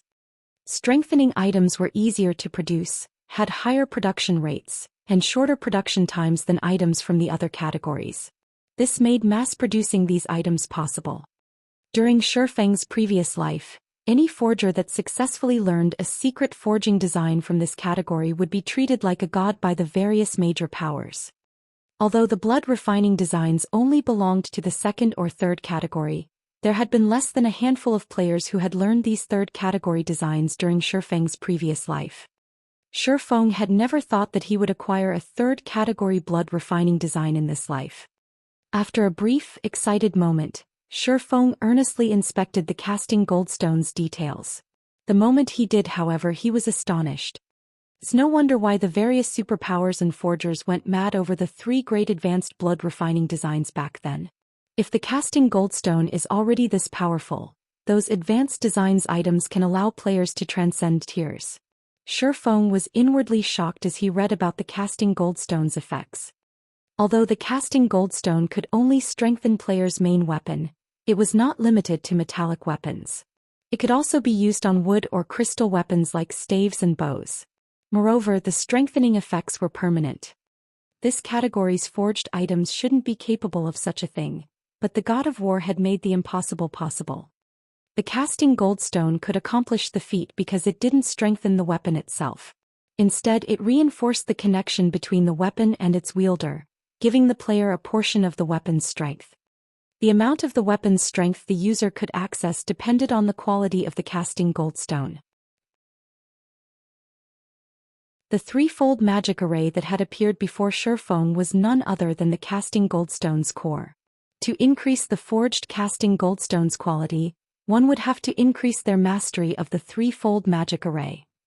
As long as one fully mastered the magic array, the casting goldstone could double up to a Tier 3 player's combat power.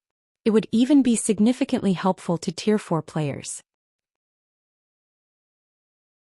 The casting goldstone's only flaw was the required materials. Every material needed to produce the casting goldstone was incredibly rare and valuable, especially the magic molten gold. A single ingot currently costs 20 gold on the market. In total, each production attempt would cost 40 gold or so. With that kind of money, one could purchase a piece of level 70 fine gold equipment. It seems I'll have to research this blood refining design carefully. Shifeng could not help his grin as he looked at the casting goldstone design. He had still felt that the upcoming competition against Starlink would be quite difficult if he relied on Aqua Rose and the others. Starlink was no pushover after all. With the casting goldstone, however, he was no longer concerned.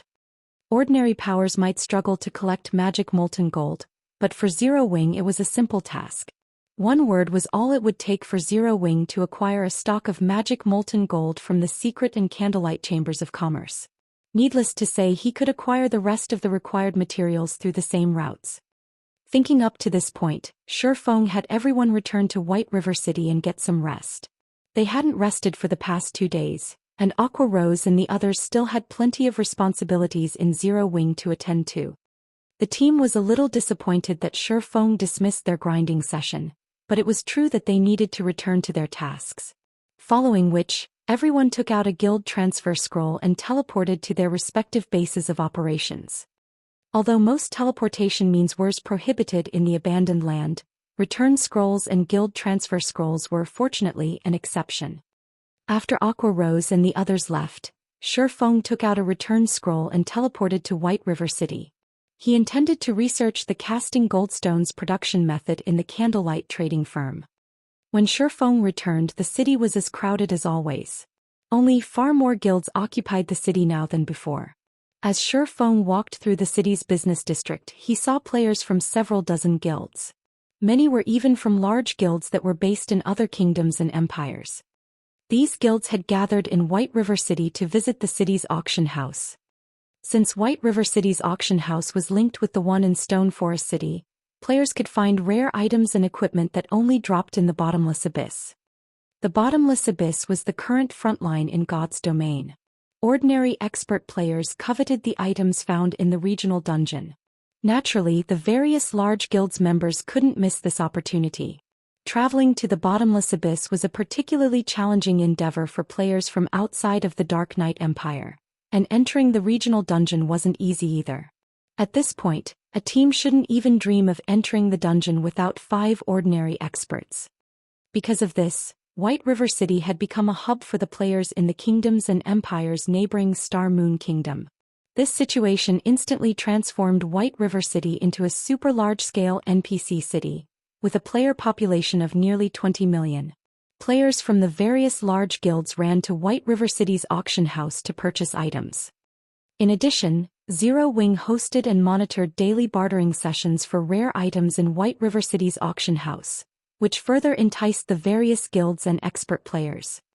The easiest currency players could earn in God's domain was coins.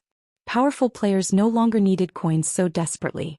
Instead, they needed rare materials and top-tier equipment. However, most people selling these items were generally unwilling to accept coins as payment, seeking items of equal value. Meanwhile, Zero Wing's bartering sessions had made White River City a hub for rare materials and top-tier equipment. White River City even began to show signs of becoming the main trade hub for Star Moon Kingdom and its several neighboring kingdoms. Just as Shifeng had almost reached the candlelight trading firm, the crisp sound of the system reached his ears. System: White River City Auction House has met the conditions to unlock its advanced features. Do you wish to enable the advanced features?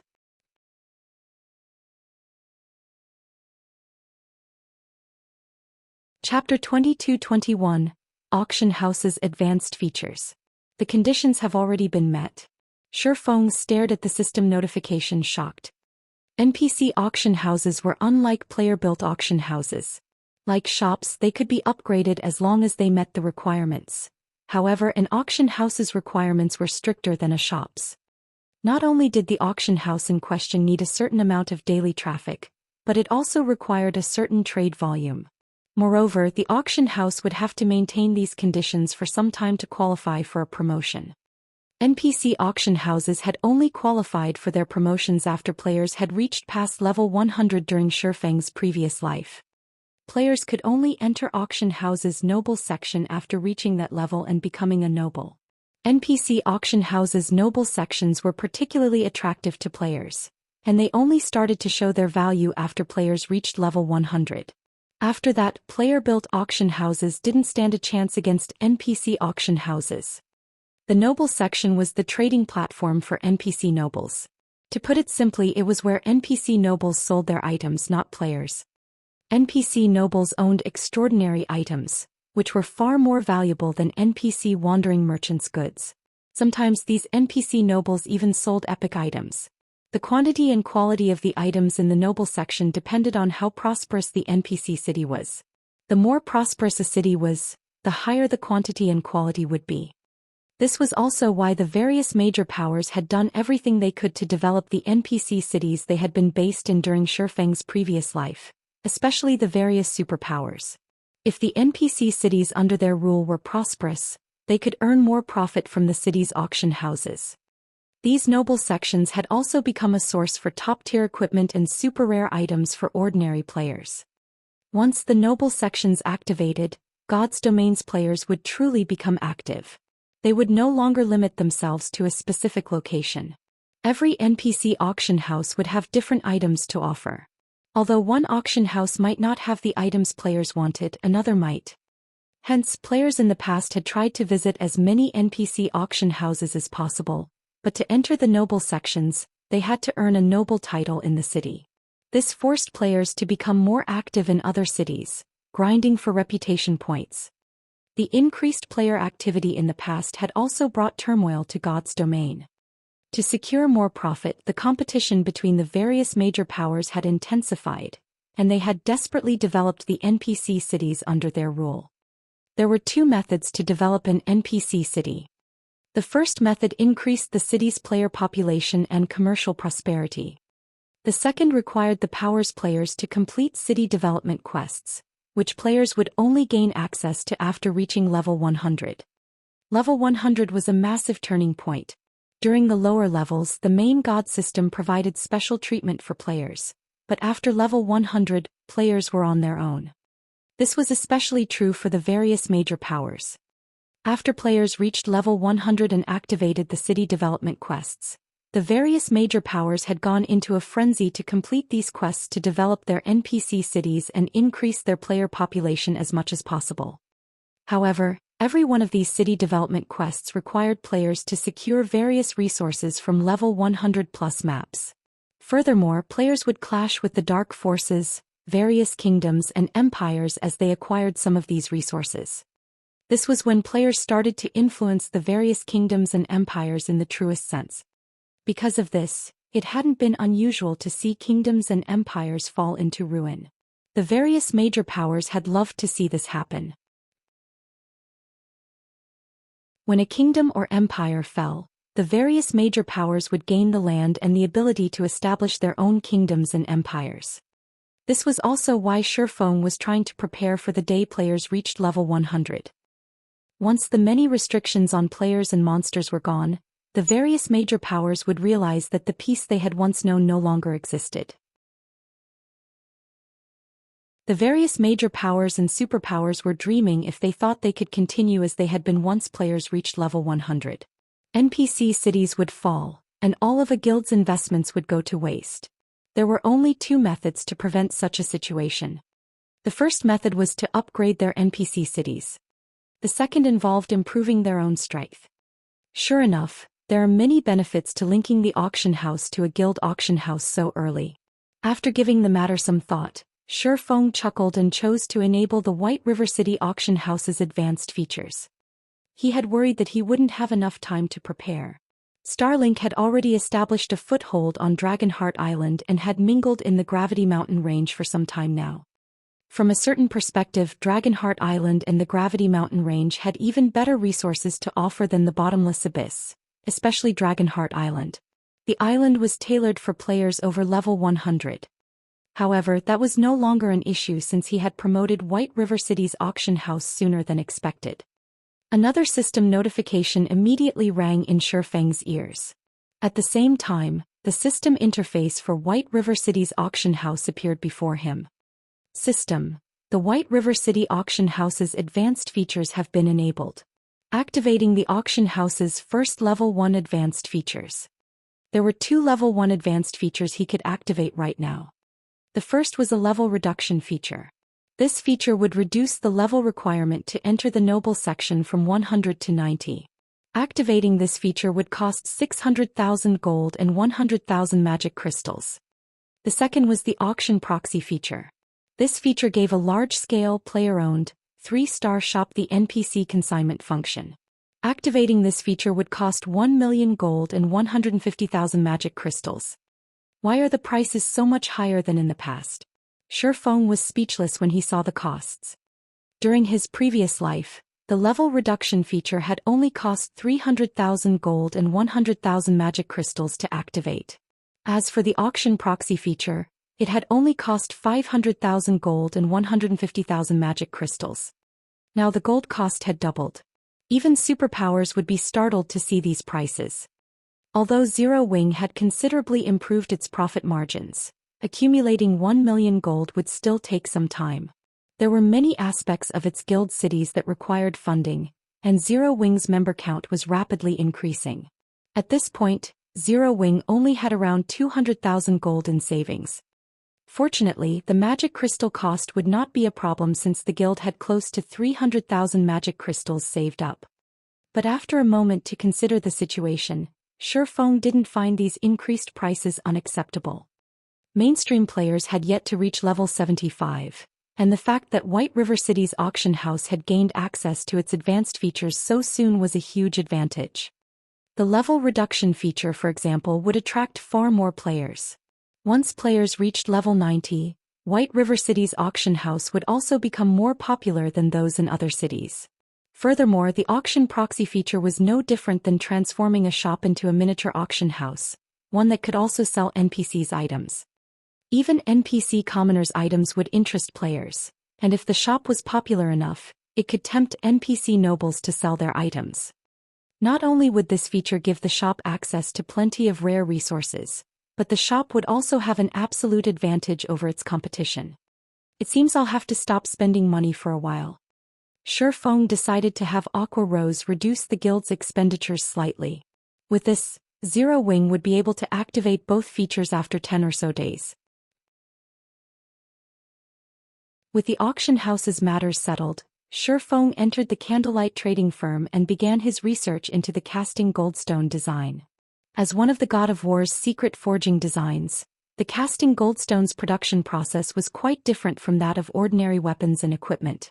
It was a combination of magic arrays and forging. Although master forgers generally researched magic arrays as well, they didn't typically specialize in the field since they only needed arrays as support for their creations. However, the complexity of the threefold magic array that served as the casting goldstone's core was simply absurd. The first layer was already 3 times as complex as an intermediate magic array. Even though Shifeng was an advanced magician, mastering this threefold magic array would be a challenge. Once he reached the quiet meditation room, Shifeng carefully studied the threefold magic array. Time quickly passed. The more Shifeng studied the magic array, the more shocked he became. He had never dreamed that magic arrays could be used in such a way. The casting goldstone's 3 magic arrays were unlike the average magic array. The God of War had faintly touched on the realms of truth's principles to link and use these arrays, practically using them to their fullest potential. In the end, Shifeng had spent over an hour to master the first layer. However, when he turned his attention to the second magic array, he realized that it would be significantly more challenging to master. The second layer was at least 3 times more complex than the average advanced magic array. In fact, it was nearly as complex as a master magic array. If he allowed another advanced magician to tackle this task, they'd likely fail to make any progress.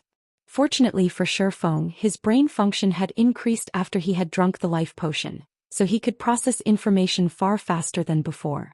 In addition, Shifeng had already reached the Ascension realm. With these factors, he was just barely able to learn the second layer of the magic array. Success. Shifeng was ecstatic when he finally formed the threefold magic array's second layer. Following which, Shifeng began to forge the first casting goldstone. He wasn't currently concerned with studying the magic array's third layer until he became a master magician. Until then, completing the task would be impossible. So he gave up on the third layer, content with relying on a 2-fold magic array to produce the casting goldstones. Although the production process was troublesome, Shifeng had dealt with the most challenging aspect and could complete the rest with relative ease. In less than 5 minutes, he looked down at the shining goldstone in his hand. As the casting goldstone took form, it absorbed mana from its surroundings and decreased the room's mana density. I wonder what the effects look like. Once it was complete, Shifeng unsheathed Killing Ray and merged it with the casting goldstone.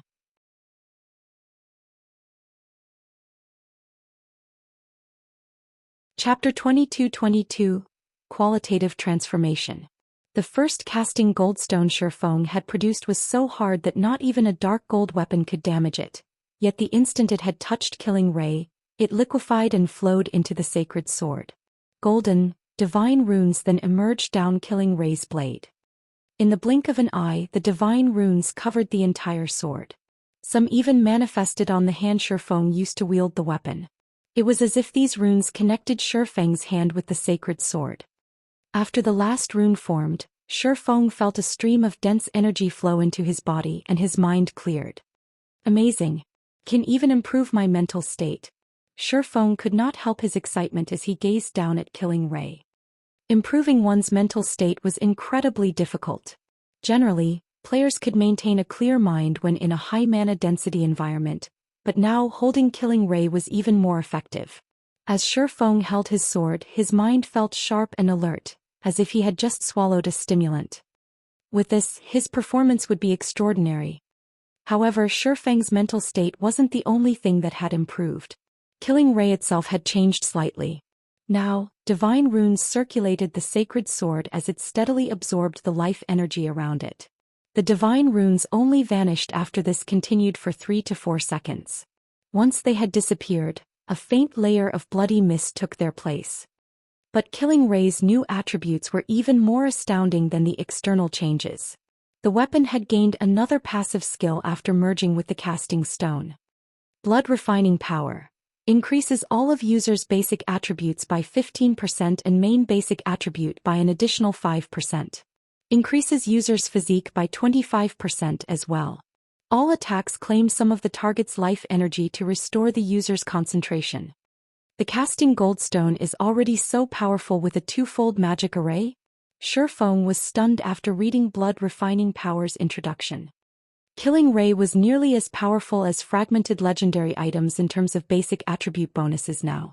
It was only somewhat inferior in its attack power and skills. The bonus to his physique was truly horrific. A 25% increase could almost rival the boost players received when they rose from Tier 0 to Tier 1. With the casting goldstone's massive improvements, ordinary experts would have a high chance of defeating Refinement Realm experts if both had the same levels and equipment standards.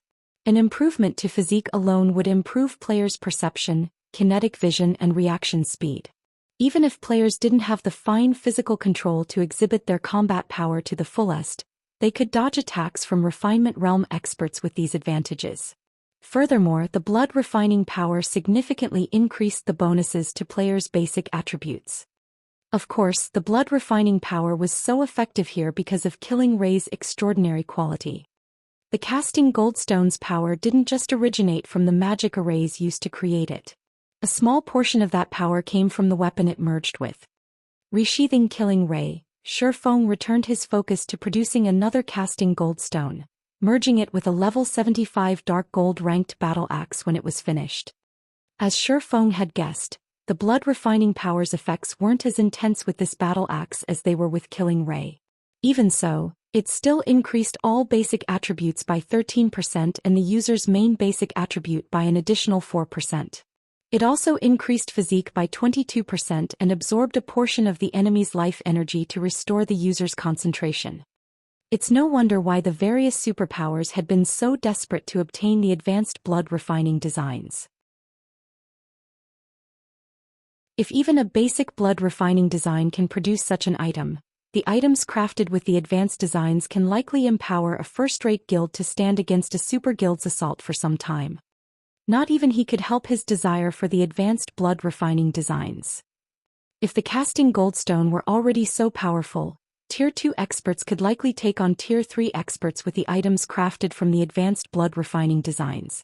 Tier 3 experts would even be able to face Tier 4 experts. A Tier 2 domain realm expert could only face ordinary Tier 3 experts of the same level without such a boon.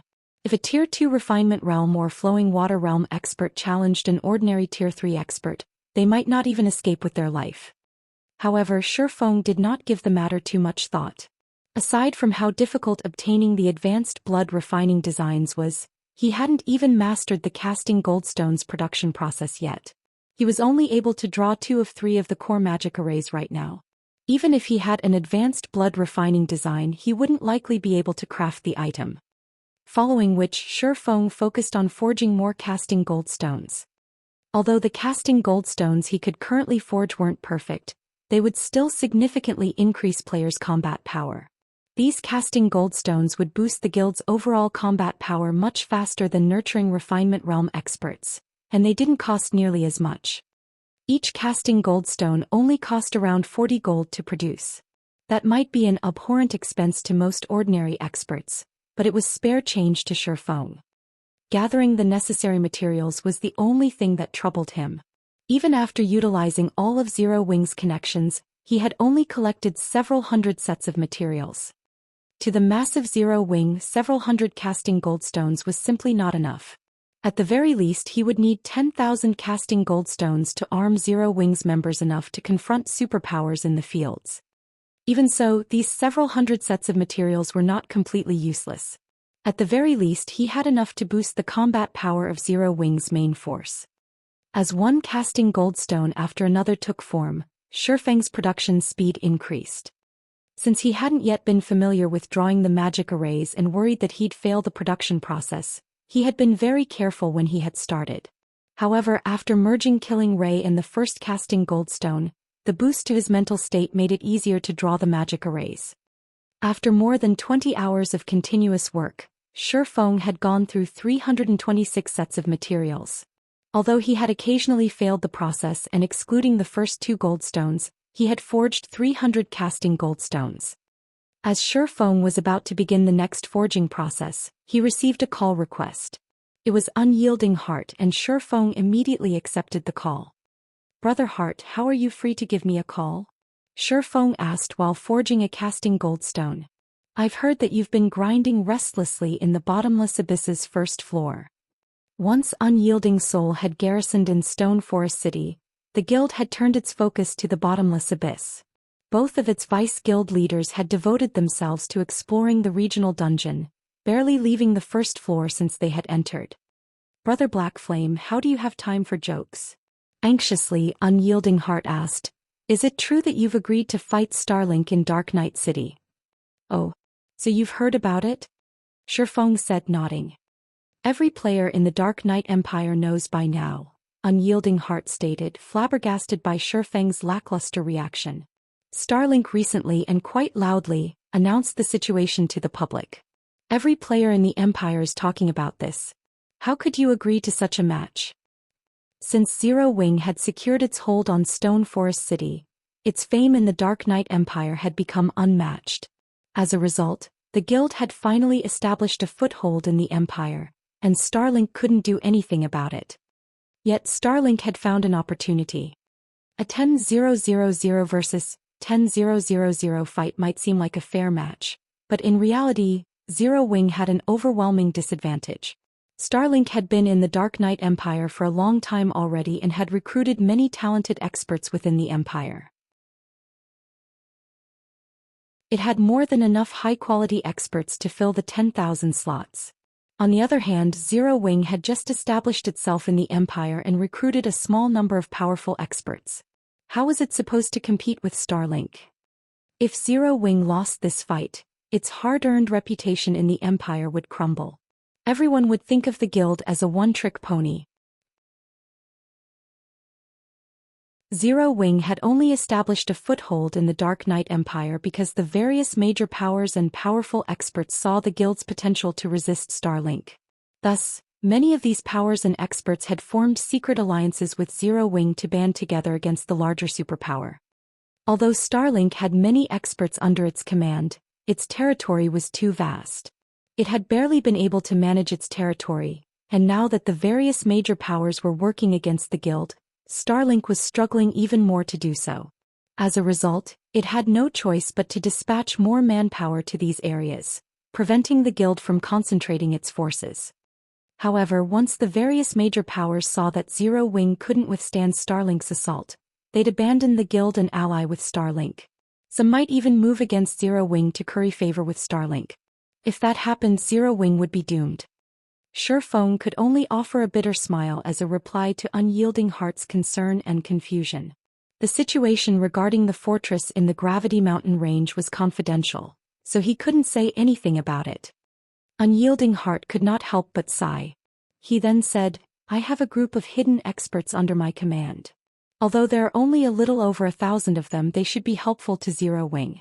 I also have some weapons and equipment that we obtained from the bottomless abyss. If your main force members use them, their combat power should increase quite a bit." "Thank you, but let's not do that. If my guild suddenly gains an extra 1,000 or so experts, Starlink will grow suspicious. It will look into the matter and news will spread that Zero Wing requested external aid. In addition, it will expose Unyielding Soul's strength," Shifeng said, shaking his head. Chuckling, he continued, "Starlink might have an advantage in this match, but Zero Wing's no pushover." "Alright then. If you need any help, feel free to ask," Unyielding Heart said, sighing. L000 versus L000 fight might not have been an issue. With a few peak experts and apex experts, one could easily turn the tide of battle. However, a 10-0-0-0 versus 10-0-0-0 match was a different story. It was very difficult for a handful of players to change such a large-scale battle's outcome. Furthermore, Starlink was a powerhouse. Not even some of the weaker super guilds would be guaranteed to win a 10-0-0-0 versus 10-0-0-0 battle against Starlink. After Shifeng exchanged a few more words with Unyielding Heart, he disconnected the call. He then contacted Aqua Rose and had her send the main force members and some core members to the Candlelight trading firm. Once they arrived, Shifeng distributed the 300 casting goldstones he had made. When she used her own casting goldstone, Aqua Rose was stunned by how powerful its effects were. She had never expected to find such an amazing item in God's domain. The casting goldstone would even be useful to flowing water realm experts like herself, not to mention refinement realm experts. Later, Shifeng instructed Aqua Rose to gather the top 10,000 experts in the guild and recall them to White River City's guild residence. Zero Wing's White River City residence was quite lively for a while as experts from across the guild's territories gathered. It was truly an impressive sight. The lowest leveled of these experts had already reached level 77, while most of them were already level 78. These experts were a cut above mainstream experts, who had only reached level 75. Everyone's here, guild leader. We can depart at any time, Aqua Rose reported, smiling at Shifeng who stood before the gathered experts. Good. Let's set off. Glancing over the crowd before him, Shifeng nodded approvingly and led his players out of the residence. The group then boldly marched toward White River City's teleportation hall.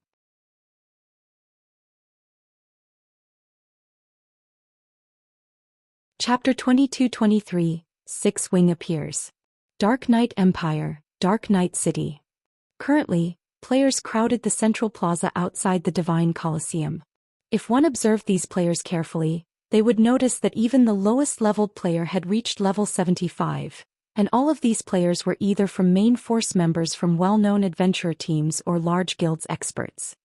Amazing! There are actually so many experts here. Is the Divine Colosseum holding some kind of event? A level 72 ranger who had just arrived in Dark Knight City exclaimed. Don't you know? In a moment, 10,000 experts from Zero Wing are going to face off against 10,000 from Starlink. One is the Dark Knight Empire's overlord, while the other is Stone Forest City's overlord.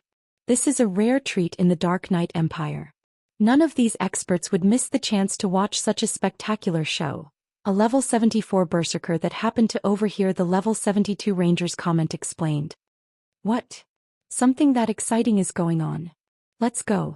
We can replace our equipment later, one of the level 72 ranger's teammates urged. It was not every day that one could watch two superpowers duke it out. Even when they did, the public only got to see the tip of the iceberg, but this was an opportunity to watch two of God's domain's overlords go head-to-head. The upcoming match would be even more exhilarating than watching a war movie. The ranger agreed with his teammates' idea. Aside from the invigorating show, they could learn quite a bit from watching peak experts clash.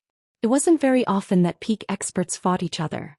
They normally just fought larger groups of ordinary experts. You guys want to watch? The level 74 berserker chuckled at the ranger and his team. See those experts in the plaza? What about them? The ranger asked. They want to watch the fight too, but they can't. They can't even get into the Divine Colosseum, so they're watching from out here, the level 74 berserker explained. Starlink has reserved the entire Divine Colosseum. Anyone who wants to watch the fight directly will have to prove their ability to clear the trial tower's 6th floor or pay 100 gold. The ranger and his teammates gasped. That's fraudulent. Don't they want players to watch the battle? The ranger objected. Players who could reach the middle stage of the trial tower's 5th floor were already considered experts, and those that could reach the 6th floor were some of the best of the best. Not even ordinary guilds had many of these experts. Although the level 72 ranger was a capable expert, he had only reached the late stage of the trial tower's 5th floor. He was still a step away from the 6th floor. The ranger couldn't even dream of completing the 6th floor and reaching the 7th. The 100 gold entry fee was just as fraudulent. Ordinary experts barely had more than 20 gold on them. Most of their money went into repair and teleportation fees. They also had to replace old equipment on occasion. For experts like this ranger, it would be a luxury to have an extra 100 gold lying around. The ranger finally realized why so many players were standing in the plaza, rather than in the Divine Colosseum itself. However, a moment after the ranger fell silent, a 30-man team approached the Divine Colosseum's entrance.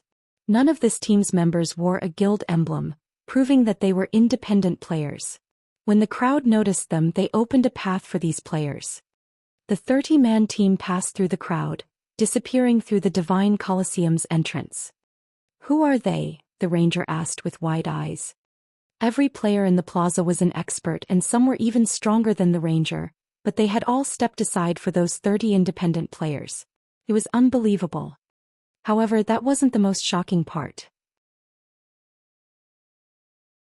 The ranger was even more shocked that none of those 30 players had paid a single coin to enter the Divine Colosseum. In other words, every member of that team had already reached the Trial Tower's 7th floor.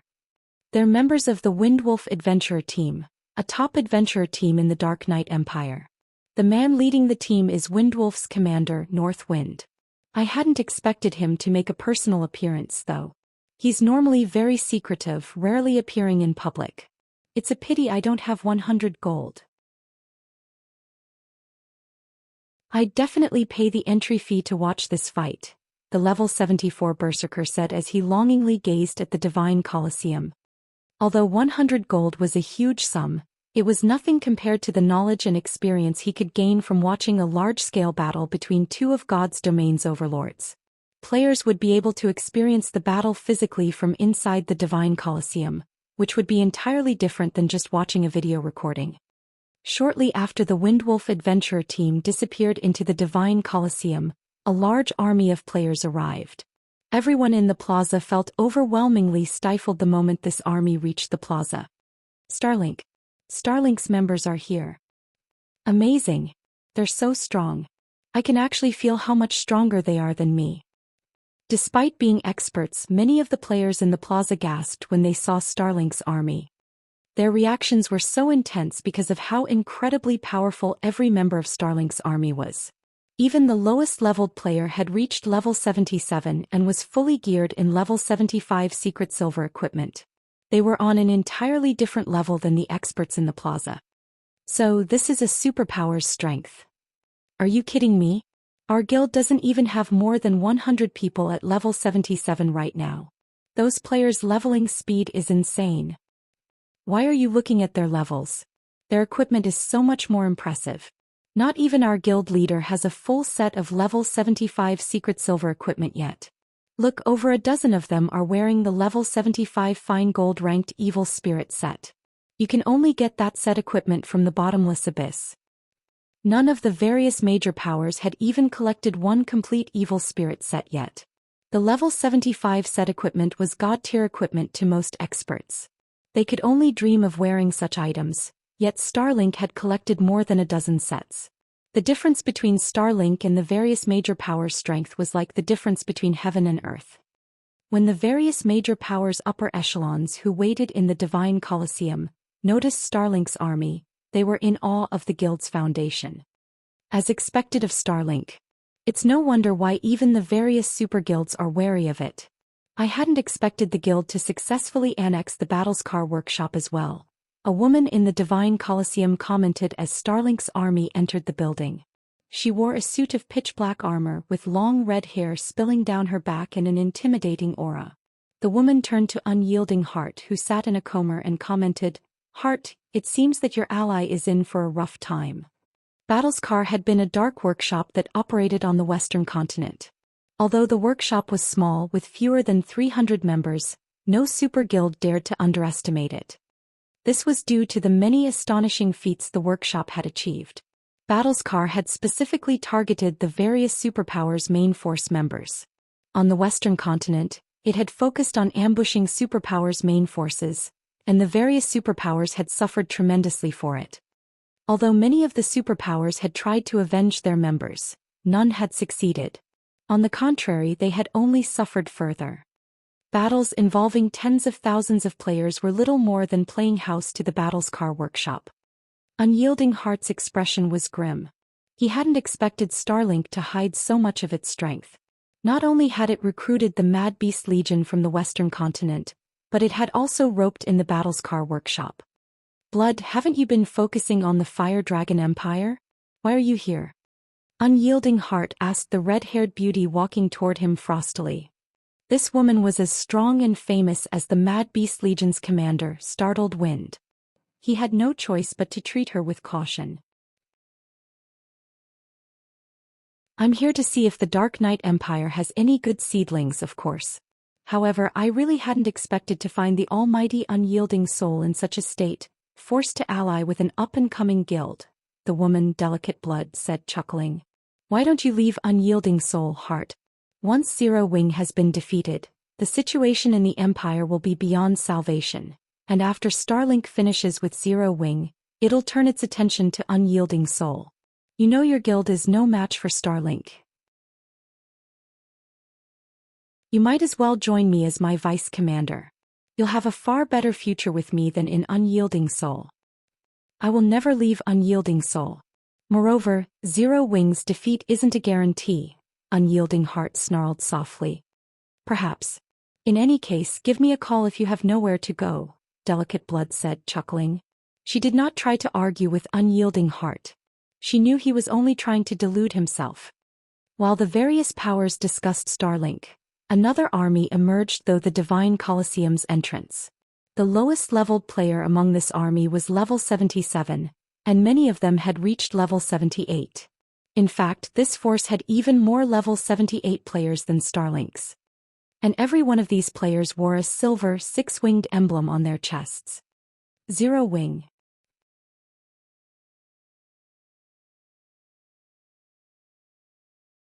Chapter 22-24 Zero Wing's Foundations. Everyone in the Divine Colosseum was stunned when Zero Wing arrived. How are their levels so high? So many of them have already reached level 78. Starlink doesn't even have 1,000 level 78 players, yet Zero Wing has more than 3,000. Is this because of the benefits in Stone Forest City? The various powers' upper echelons were especially shocked when they saw the levels of Zero Wing's members. The fact that Zero Wing had level 78 players wasn't particularly surprising. Many of God's Domain's peak experts had long since reached that level and were only a step away from level 79. What truly shocked them was the number of level 78 players Zero Wing possessed. The guild had far more than the various superpowers, which suggested that their leveling speed was even greater than the various superpowers members. Previously, the average level of Zero Wing's experts hadn't been a match for the various superpowers, but after establishing a city in the bottomless abyss not so long ago, these experts' average level was so much higher than the superpowers experts. The level difference wasn't even half a level, but as time passed that gap could grow to a full level or more. While a single level might not seem like much, the benefits of such a lead were massive. This was especially true when it came to the minor thresholds every 5 levels. A 1-level lead could give Zero Wing a 3 to 5 head start in dungeons over the various superpowers. Sure enough, Stone Forest City provides some major benefits. It's no wonder why Zero Wing dares to clash with Starlink, Delicate Blood commented. Even she was a little jealous when she saw the levels of Zero Wing's members. Levels were the foundation of players' strength in God's domain. A higher level meant players could hunt stronger monsters and gain better resources, and as players leveled up they could use higher level equipment. Moreover, as players leveled up they could also use higher leveled equipment. I told you Zero Wing's loss isn't assured, Unyielding Heart delightfully responded when he saw the envious look on Delicate Blood's face. Ordinary players might not notice anything odd about Zero Wing's levels, but guild upper echelons knew exactly what they meant. There were no leveling shortcuts in God's domain. The fact that Zero Wing's members had leveled up so quickly meant they had gained more EXP than others. The only way to do that was to kill more monsters, higher-leveled monsters, or complete more quests. Regardless of which method Zero Wing employed, it was certain that they had gained more resources than their competition. Now that Zero Wing's experts were a higher level on average than Starlink's, Zero Wing had amassed just as many if not more resources than the larger guild. That fact was also clear in the equipment Zero Wing's members wore. Even the weakest piece of equipment they wore was level 75 Secret Silver rank. Unyielding Heart could tell that although Starlink had explored more of the bottomless abyss's first floor than Zero Wing had secured more resources from the regional dungeon. He knew that Zero Wing didn't lack top-tier equipment. Starlink might have a large number of evil spirit sets, but Zero Wing could mass-produce the Crystal Light set, which was 1 rank higher. Most importantly, the Crystal Light set could level up with its user. Although the Crystal Light set would not undergo a qualitative transformation at level 78, it was still superior to level 75 Dark Gold set equipment in terms of basic attributes. Needless to say, It was leaps and bounds ahead of the level 75 fine gold-ranked evil spirit set. Don't celebrate so soon, heart. Levels are important, but a small level gap won't make a difference. The expert's quality will decide the victor of this match, Delicate Blood retorted, rolling her eyes at Unyielding Heart. Zero Wing might have a slight edge when it came to levels, but the quality of its experts still couldn't compare to Starlink's. Any Refinement Realm expert could tell the difference between Zero Wing's standards and Starlink's. Of the 10,000 experts Starlink had dispatched, more than 700 were Refinement Realm experts. A current first-rate guild would be impressive if it had 10 Refinement Realm experts. An ordinary superpower at most would only have around 400 such experts. Yet Starlink had sent more than 700 Refinement Realm experts to this match. Starlink's foundations were much sturdier than an ordinary superpower's. This was why the various superpowers' upper echelons had been so surprised to see Starlink's experts. With so many Refinement Realm experts, Starlink's army could easily trample over a 10,000-man expert army. Although these upper echelons were surprised to see that Zero Wing had nearly 100 Refinement Realm experts, it was nothing compared to Starlink. Once experts had reached the Refinement Realm, they could exhibit far greater combat power when they cooperated. A 3-on-1 fight between Refinement Realm experts would end in seconds, and Starlink had nearly 8 times more Refinement Realm experts than Zero Wing. 7 or 8 Refinement Realm experts could even take down Flowing Water Realm experts. Unyielding Heart fell silent after Delicate Blood's last comment. Starlink's foundations were even stronger than he had expected. Even Unyielding Soul wouldn't be a match for the larger guild, much less Zero Wing. Meanwhile, a white-clad youth watched Zero Wing's members, surprised, from within one of the Divine Colosseum's VIP rooms. It was none other than 13 Thrones guild leader Melancholy. Zero Wing is certainly impressive. It has grown so powerful in such a short time. With a little more time and resources, it could certainly become a superpower in God's domain. It's a pity that it has to face Starlink. Zero Wing might have a chance of winning if it had to face any other superpower. Melancholy's investigation into the guild had been brief, and rumors circulated, stating that Zero Wing only had a handful of experts, while the rest of the guild's members were quite weak. However, seeing Zero Wing's force for this match, it seemed those rumors had been mistaken. Zero Wing had the ability to form a 100-man raid team of Refinement Realm experts. It was an amazing foundation. Not a single first-rate guild was a match for Zero Wing. Not even ordinary superpowers could shake Zero Wing's foundations without taking damage. Moreover, Melancholy was shocked to see that Zero Wing had a domain realm expert other than Shifeng. If he included Zero Wing's main force commander, Fire Dance, and vice guild leader, Gentle Snow, the guild should have 4 apex combatants in total. That was nearly as many as an ordinary superpower. If Zero Wing were truly this powerful, he'd definitely get his money's worth in the upcoming fortress siege.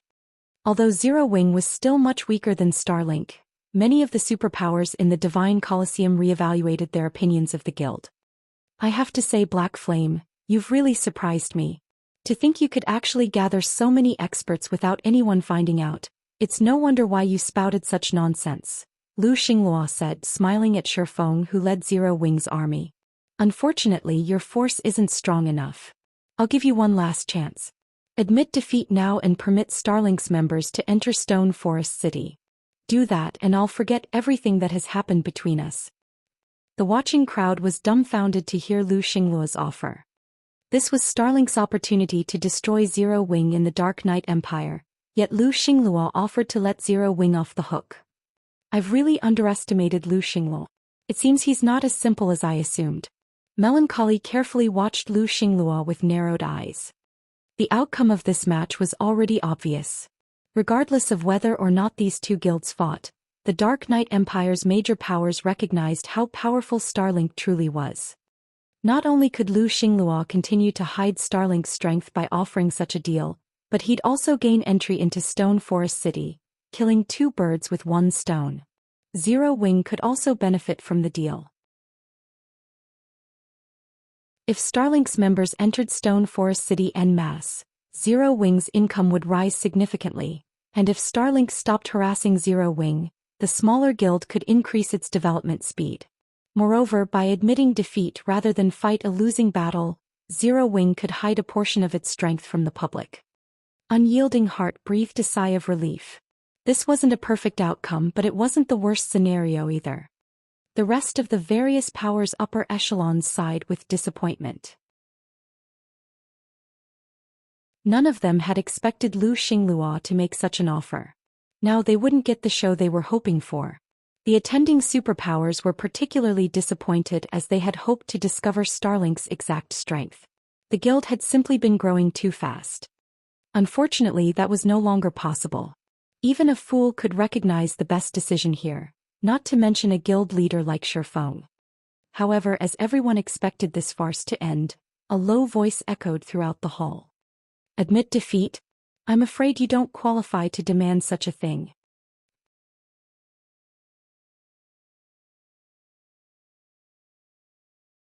Chapter 22-25. Shattering thousands of attacks with one move. Everyone in the Divine Colosseum turned to Shifeng in utter shock. Is Black Flame tired of living? Starlink's strength was obvious. With over 700 refinement realm experts under Starlink's command, even ordinary superpowers would have to bow their heads before the guild, not to mention Zero Wing. Furthermore, Starlink had both the Mad Beast Legion and the Battlescar Workshop, both of which were comprised of lunatics. However, rather than temporarily concede and allow his guilds to develop unimpeded, Shifeng chose to fight Starlink. For a moment, they wondered if Starlink's display had scared Shifeng silly, and he had blurted out his refusal without thinking. Haha. Heart, it seems that your ally is quite stubborn. Delicate Blood said with a glance at Unyielding Heart. Is this really necessary? Ignoring Delicate Blood's jab, Unyielding Heart could not help but shake his head as he watched Shifeng.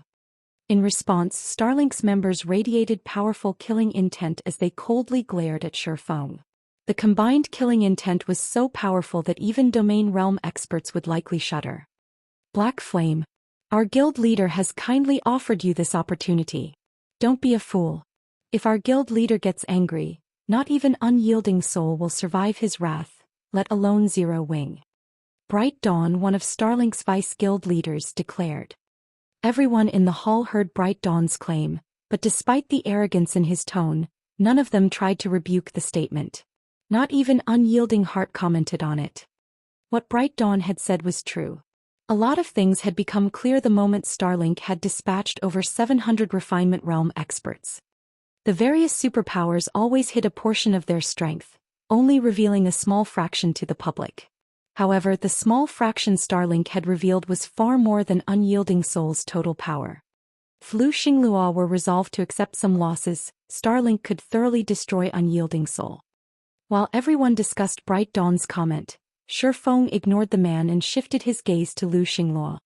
You can certainly try. Shifeng's declaration further shocked the crowd. Black Flame is insane. Does he doubt that Starlink will go all out to annihilate Zero Wing? He really is courageous, but he's also doomed his guild. Black Flame's actually trying to drag his entire guild down with him. I feel sorry for Zero Wing's members. Bright Dawn's declaration proved that today's match wouldn't be a simple fight. If Zero Wing refused to admit defeat, Starlink would stop at nothing to eliminate the guild. It would no longer give Zero Wing room to breathe. Moreover, this declaration had been made before the Dark Knight Empire's various major powers, proving that it was no idle threat. And yet Shifeng still dared to oppose Starlink. He was simply insane. When Aqua Rose, Gentle Snow and Zero Wing's other experts saw the pitiful looks the crowd gave them from behind Shifeng, they could only respond with bitter smiles. In a second-floor VIP room, Happy Art watched the conversation between Shifeng and Starlink's upper echelons anxiously from her position behind Melancholy. Is there no way to stop this, guild leader? Zero Wing will be a massive help in the upcoming fortress siege with its current strength. If Starlink defeats Zero Wing, however, it will affect the siege's outcome, Happy Art said. I can't interfere. Starlink is one of our partners as well, and it will also be a great help in the siege. Black Flame is still a little naive, Melancholy said. He shook his head disappointedly as he watched Shifeng. I had hoped that we could deepen our relationship with Zero Wing since Black Flame is so capable, but it seems that I was mistaken. Guild leaders should always prioritize their guild's development over all else. When Melancholy had first met Shifeng, he had been surprised by the man's individual strength. The other guild leader had made a good impression, but the fact that Shifeng was willing to take his guild down with him for the sake of his personal reputation was simply foolish. Melancholy's opinion of Shifeng's current performance could be summed up in one word: disappointing. While everyone discussed Shifeng, Lu Xingluo, who had been silent, finally spoke up. Good. Very good. I hope that you will be this stubborn after the match. Lu Xingluo exclaimed with a grim expression. Even a fool could hear the fury in his tone. No one would have been surprised to hear Lu Xingluo order his players to attack Zero Wings, ensuring that none of them left alive, if not for the Divine Colosseum's strict policy against PvP. Instead, Lu Xingluo led his men to their designated waiting area. Although he hadn't said anything more, the crowd understood that a storm would sweep through the Dark Knight Empire after this match. Lu Xingluo is really furious now. Your guild best be careful after this. Starlink might decide to remove Unyielding Soul from the Empire before annihilating Zero Wing to ensure absolute stability within the Dark Knight Empire. Delicate Blood warned Unyielding Heart as she watched Lu Xingluo leave the main hall. It seems a battle is unavoidable. Unyielding Heart nodded gravely in response. He knew that Starlink had grown stronger. In fact, the guild's foundations were so solid that it had already begun its conquest of the Western continent. Very few superpowers were capable of such a feat at this stage of the game. There was a vast distance between God's domain's two continents. One could only travel between them by relying on special methods. Naturally, the ability to travel between continents would greatly benefit a guild. Each continent had different terrain, and as a result they had different specialties. If a guild could take advantage of both continents, their development would be nearly assured. As the crowd watched Zero Wing's members leave the hall as well, they turned their attention to the arena. The various superpowers' upper echelons were particularly eager for the match to start. Starlink had been developing in secret for a while, rarely clashing with other superpowers. Even when it did, it would limit the scale of the conflict. Hence, no one had any idea of the guild's depths. Now that Starlink intended to go all out against Zero Wing, this was the perfect opportunity to gain more intel on the larger guild. Although Zero Wing wasn't as strong as the various superpowers, with only 100 Refinement Realm experts, it should have enough strength to expose Starlink's experts. An expert's power wasn't limited to their combat standards. Weapons, equipment, combat techniques, skills, spells, and special items all played a role. There were many aspects of an expert's strength one couldn't see until that expert fought. Fortunately, the Divine Colosseum's 10,000-man battlefield was the perfect place to witness a guild's comprehensive strength. The 10,000-man battlefield was an outdoor map, half as large as an ordinary map in the outside world. Naturally, one had to eliminate every opponent to claim victory. After a moment, both Zero Wing and Starlink's armies appeared in the outdoor clearing. A dense forest lay behind the armies, offering cover. Zero Wing's only hope is to retreat into the forest and use guerrilla tactics against Starlink. That's right.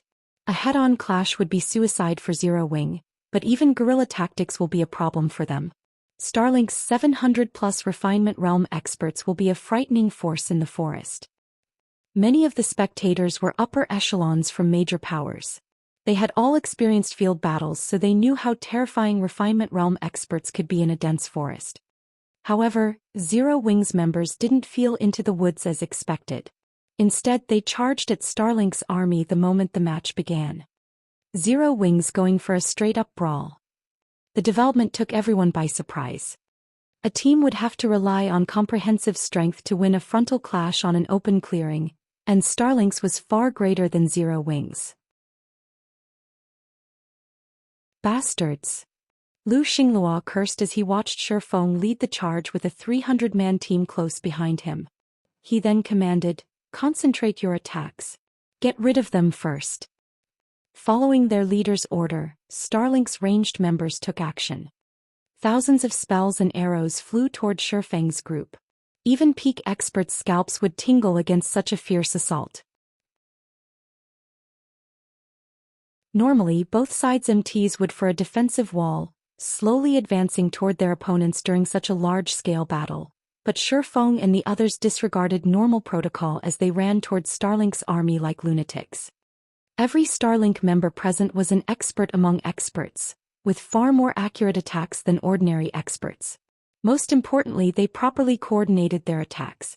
Moreover, Starlink's refinement realm experts launched their attacks a moment after the first barrage, taking advantage of any blind spots players would expose after blocking the first attacks.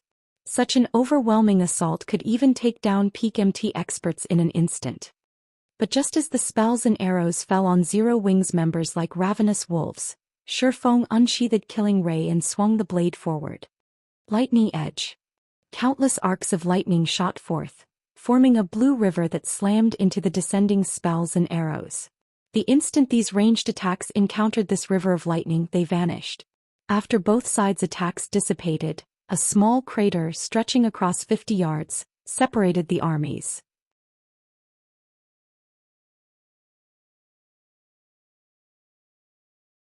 Chapter 22-26. Annihilating Tier 3. Everyone gasped as the river of lightning disappeared. How is that even possible? The spectators were astonished to see a single move counter thousands of spells and arrows.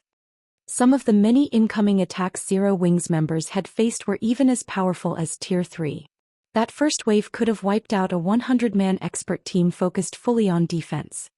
Yet Shifeng had countered every incoming attack by himself. Amazing. He actually managed to execute such a move. Unyielding Heart, who was watched from the spectator stands, was amazed by the way Shifeng had used his skill. Although Unyielding Heart normally used offensive skills to defend himself too, he hadn't thought it was possible to use an offensive skill to counter several thousand attacks. He realized that his thinking was still stuck in the earliest days of God's domain. He had thought that one could only cope with such a massive assault by dodging or blocking individual attacks. While the crowd reeled over Shifeng's performance, Lu Xingluo, who led Starlink's army, sneered and said, "You might be clever for using an AoE skill to block those attacks, but how many times can you repeat that feat?" AoE skills and spells were extremely rare in God's domain, and the majority of them were exclusive to magical classes. How many AoE skills could Shifeng possibly possess? On the other hand, Starlink's army was more than capable of replicating that first wave without end. Lu Xingluo's question snapped Starlink's members out of their daze, and they launched the second wave. Just as the second assault was about to slam into Zero Wings' vanguard, Aqua Rose waved her Sea Dragon staff. Under her command, violent, water-type mana gathered in front of Shifeng. Water Raid. The water-type mana formed an 8-meter-tall tidal wave in the blink of an eye, halting the incoming attacks as it surged towards Starlink's army. But before the tidal wave crashed into Starlink's members, the magical class forces at the rear of the army completed their incantations. As a result, defensive barriers rose before the army, blocking Aqua Rose's water raid. The various powers' upper echelons were shocked to see these defensive barriers manifest. What? Starlink already has so many defensive combination spells. Based on the power of those barriers, they must have cast Tier 2 advanced defensive spells, but how did Starlink get so many of them? Amazing! Zero Wing doesn't stand a chance against Starlink. Players were prohibited from using tools or berserk skills in the Divine Colosseum. At most, they could use their weapons and equipment skills. In other words, the defensive barriers Starlink's members had used didn't involve magic array scrolls. As players leveled up in God's domain, they'd encounter more spells and skills that required more than one player to cast. These were known as combination skills and spells, and they were far more powerful than the ordinary skills or spells. However, they were also extremely rare, and Tier 2 advanced defensive combination spells were particularly so. And yet, Starlink had clearly obtained over a dozen of these defensive spells, enough to call forth barriers to envelop its entire army. With Tier 2 advanced rank barriers, Starlink's advantage over its opponent was massive. Even a Grand Lord of the same level would struggle to destroy the barriers, not to mention Tier 2 players. So this is Starlink's foundation? Unyielding Heart felt disheartened as he gazed at the many defensive combination spells. Defensive combination spells could also be used in team dungeons, and with such powerful barriers, Starlink's teams would have a much easier time defeating dungeon bosses. Moreover, unlike magic array scrolls, players could use their combination spells as often as necessary. When the various superpowers upper echelons saw this, their fear of Starlink grew a little. Although they knew that Starlink had hidden a huge fraction of its strength, they hadn't expected it to hide this much. It was no wonder why Bright Dawn had boasted that Starlink could easily take out Unyielding Soul. It seemed that he had told the truth, and Starlink certainly was strong enough to do so. However, Lu Xinglua watched his opponents with a gloomy expression. Everyone switch targets. Attack Zero Wing's main army. Startled Wind, I want the Mad Beast Legion to form battle arrays and eliminate Zero Wing's vanguard. Let's show everyone what the consequences are for defying Starlink. Lu Xinglua snarled as he glared at Aqua Rose and the other players behind Shifeng. He had wanted to secure such an overwhelming victory that no power in the Dark Knight Empire would ever consider rebelling against Starlink in the future. Yet even after 2 waves of attacks, Starlink had failed to harm a single player from Zero Wing. It was just humiliating. We're going to use the battle array this soon? Startled Wind asked, surprised. The battle array they spoke of wasn't a weapon or equipment piece's additional skill, but a combination battle array they had obtained from a Tier 2 skill book. Up to 100 players could work together to manifest the array, and once it activated, all players involved would receive a huge boost to their physiques and basic attributes. These players would share their senses as well. With these boons, the 100 Tier 2 players involved could even contend with one Tier 3 player. Startled Wind had hoped to take his time with Shifeng, but it seemed that he wouldn't get the opportunity. Starlink had obtained 3 battle array Tier 2 skill books thus far, which gave it the equivalent of 3 Tier 3 experts. Moreover, a peak expert led the activation for each battle array. For these teams, killing Tier 2 players would be child's play. Receiving their orders, 300 players from the Mad Beast Legion moved into position to activate their battle arrays. As they did, crimson runes began to appear on their bodies, linking them together. The 300 players' combined aura even felt like impending doom to the spectators. Before anyone could react, the 3 100-man teams broke away from Starlink's army and charged for Zero Wing's vanguard. Sword Demon, how many hits do you think Black Flame can take before he falls? A man with tousled hair asked from the rear of Starlink's army. This man's attitude would surprise any superpower expert. He actually had the gall to speak to Sword Demon with such disrespect. Sword Demon was a monster that had made significant progress in the domain realm. Even a super guild's guild leader would treat him with respect, yet this unkempt man dared to question him directly. What was even more surprising, however, was the fact that Sword Demon didn't seem angry with him. Rather, he simply glanced at the man. Sword Demon wouldn't hesitate to put any other expert in his place for such an insult, but he didn't dare do so with this unkempt man. The man beside him was Evil Blade, the Battlescar Workshop's commander. Evil Blade was a true lunatic and inhumanly strong. The Mad Beast Legion's strongest team leaders are leading those 3 teams. They are all peak experts who are more than capable of using the battle array's power to its fullest extent. Black Flame should only last 7 or 8 moves against any one of them. He'll have to flee if he wants to survive longer than that, Sword Demon replied after giving the matter some thought. Shifeng had defeated Sword Demon once already, so he wanted the other swordsmen to last as long as possible against the Mad Beast Legion. Unfortunately, he had witnessed the battle array's power personally and knew it wasn't something current players could contend with. How boring. And I thought I had found a good opponent. It seems the rumored Sword King isn't as impressive as rumors say, Evil Blade said, the excitement in his eyes dying away. Sword Demon could not help his frown. He wanted to rebuke the man's words but decided to remain silent. Instead, he returned his gaze to Shifeng, hoping the man wouldn't fall too quickly. At this time, the Mad Beast Legion had also arrived before Zero Wing's vanguard. The 300 players then spread out and accelerated toward Zero Wing's members. In response, another massive lightning bolt escaped Shifeng's killing ray. Lightning slash. From the sidelines, it looked like a black screen appeared, disrupting the battlefield as it extended and sliced through the Mad Beast Legion. In the blink of an eye, several dozen Mad Beast Legion members collapsed before transforming into particles of light. Black Panther, the guardian knight in the core of the central battle array, flew away from the group scorched black.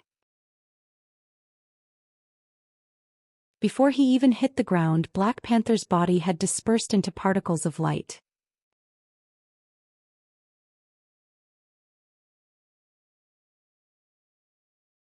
Chapter 22-27. Overwhelming the battle arrays.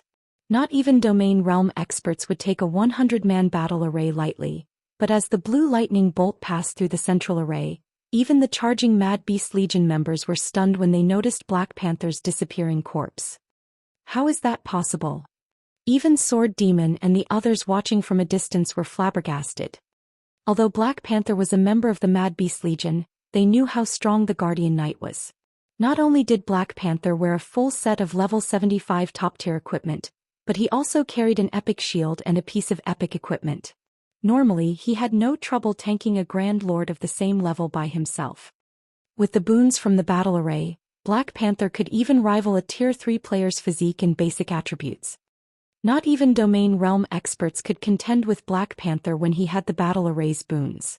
A domain realm expert might be able to predict the Guardian Knight's movements, but Black Panther could still overwhelm them with his extraordinary reaction speed and attack speed.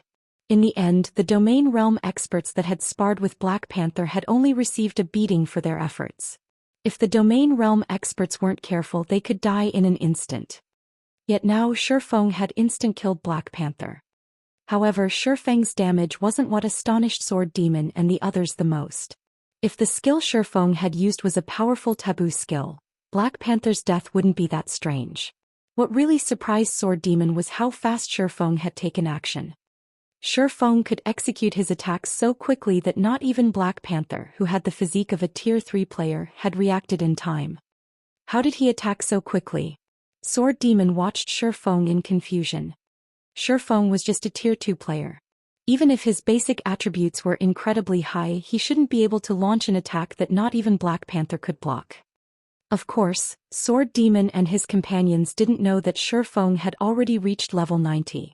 Not only was he more than 10 levels higher than Starlink's members, but most of his weapons and equipment were epic or fragmented legendary rank as well, and they could all level with their owner. Furthermore, Shifeng possessed a bloodline and the strengthened killing ray. His basic attributes were even higher than those of a level 80 Tier 3 player, and his physique wasn't in any way inferior to a Tier 3 player's. All he was missing was the ability to use Tier 3 skills. Black Panther might be able to face a Tier 3 player, but that was limited to a player of the same level. Moreover, Black Panther had only reached the Void Realm and had no progress in the Realms of Truth.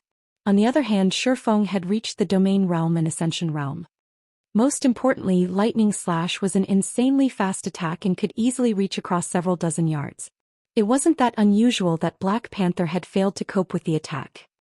Although Shifeng's counterattack had been shocking, Startled Wind, who commanded the Mad Beast Legion from the rear line, continued to bark orders. Everyone surround him. He can't use that kind of skill multiple times. Startled Wind shouted. He had wanted to rely on the battle array to overwhelm Zero Wing's forces, but the strength Shifeng had displayed thus far made it clear that a single peak expert like Black Panther wouldn't be enough to take him down. In that case, they needed to gang up on him. After all was said and done, there was a limit to an individual's strength. Fortunately, the Mad Beast Legion members shared their senses when under the battle array's effects. Ordinary experts were no match for their coordination in this state. The scattered Mad Beast Legion members immediately reconcentrated their strength. They gave up on any hope of individual battles. Moving as one, dozens of ranged players fired over 100 spells and arrows at Shifeng. With well-practiced timing, they sealed off any path of escape for the swordsmen.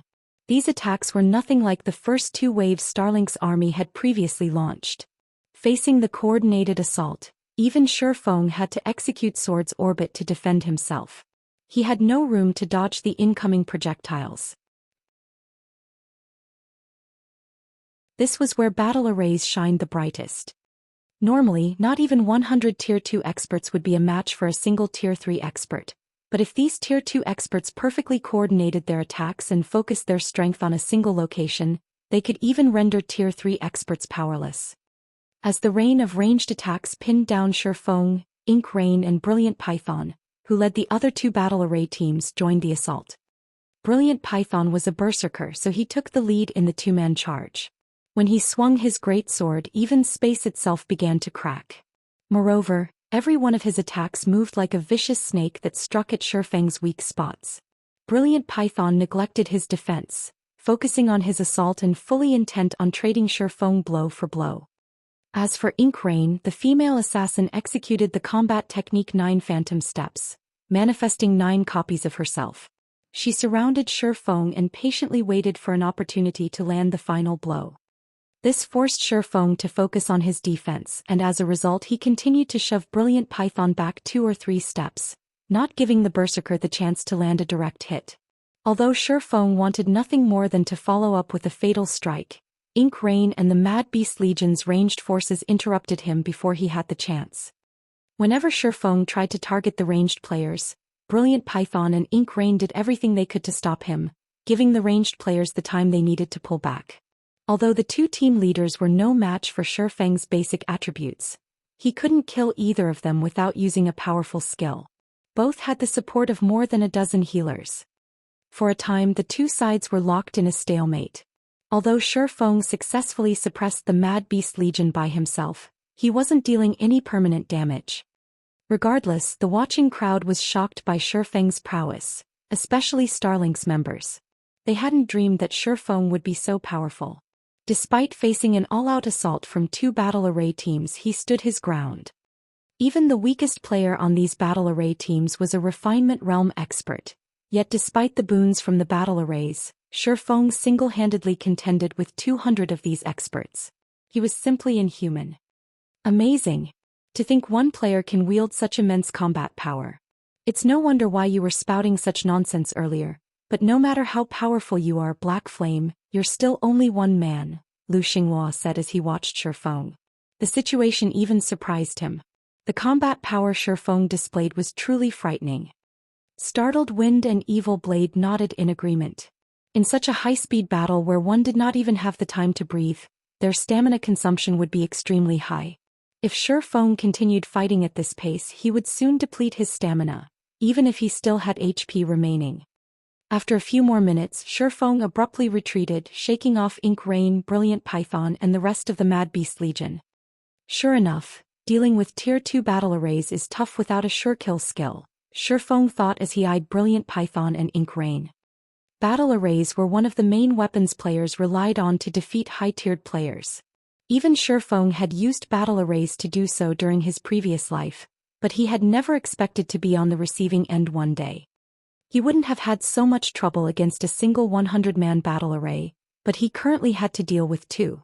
In addition, both Ink Rain and Brilliant Python, the core of the 2 battle arrays, had impressively high combat standards. If he couldn't kill these 2, even he'd be helpless. What?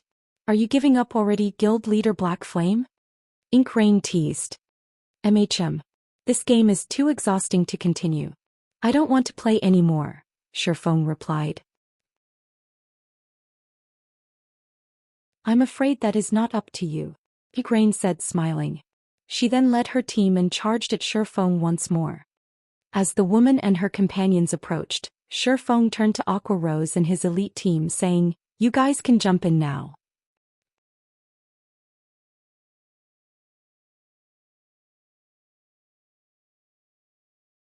Chapter 22-28.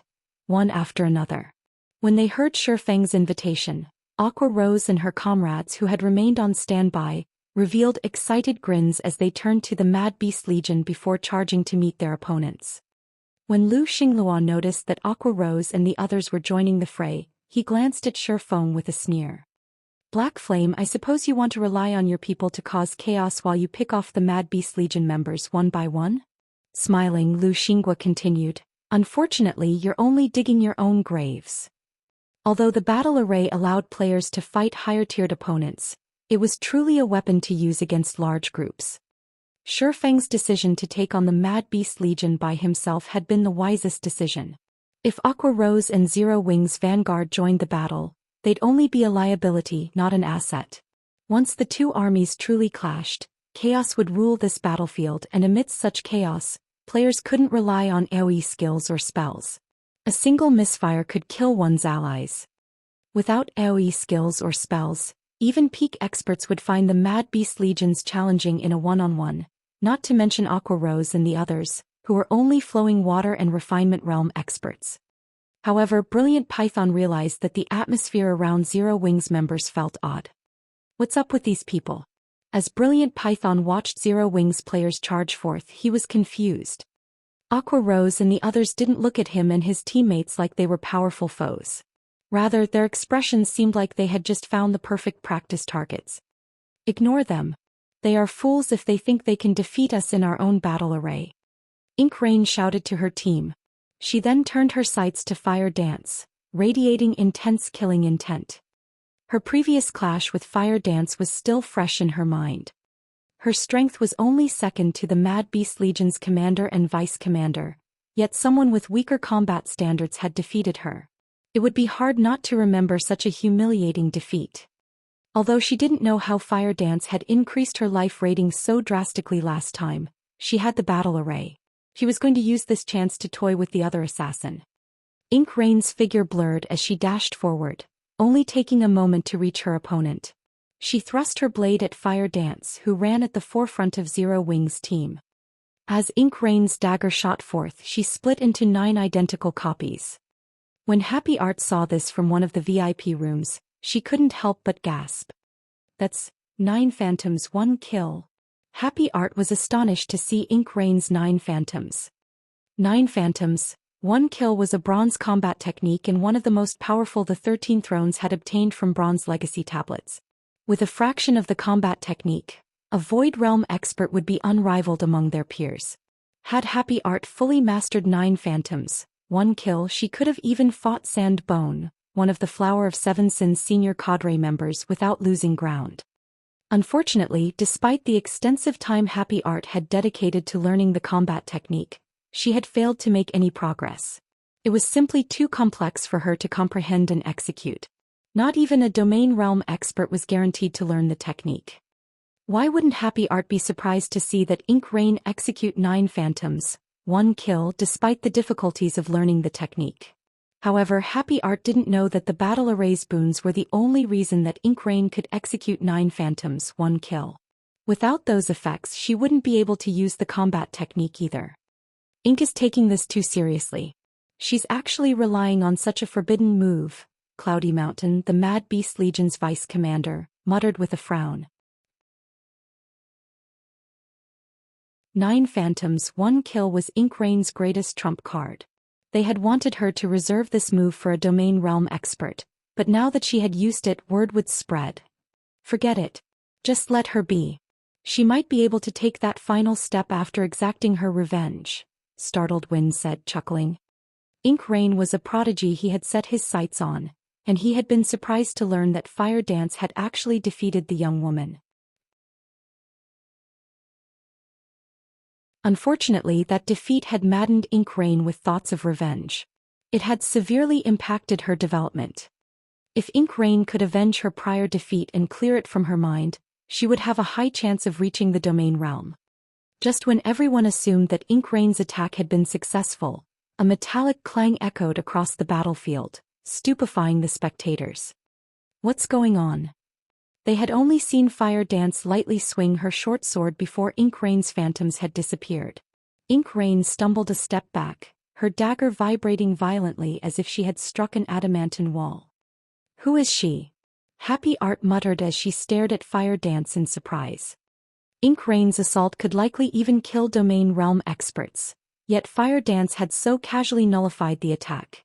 Moreover, Fire Dance's strength was clearly superior to Ink Rain's.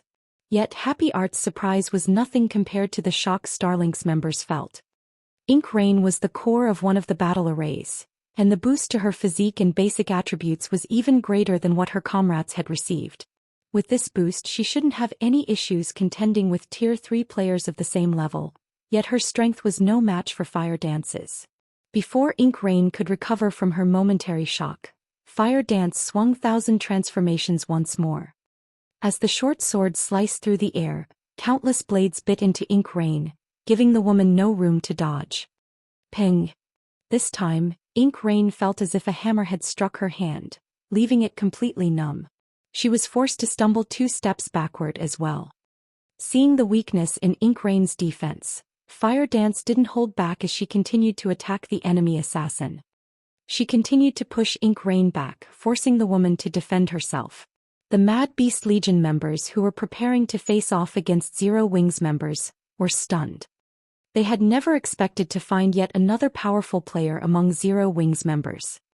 Before anyone could recover from their shock, however, the battle between Zero Wings Vanguard and the Mad Beast Legion stunned the spectators once more. The clash hadn't ended as everyone had expected. They had expected the Mad Beast Legion's charge to shatter Zero Wings formation. After all, every Mad Beast Legion member was a refinement realm expert, and they were all empowered by their battle arrays. They should be able to annihilate Zero Wings Vanguard in a few moves. However, Zero Wings Vanguard pushed back the powerful Mad Beast Legion, and even Brilliant Python, one of the battle array's cores, suffered a worse fate than Ink Rain at Gentle Snow's hands. As if swatting a helpless fly, every one of Gentle Snow's casual swings with her great sword sent Brilliant Python flying 5 or 6 yards away. What is going on? Lu Xingluo's smile froze as he watched his Mad Beast Legion suffer. Baffled, he watched Fire Dance and Gentle Snow. Even the various spectating powers gaped in shock. They simply couldn't process what was happening before their very eyes.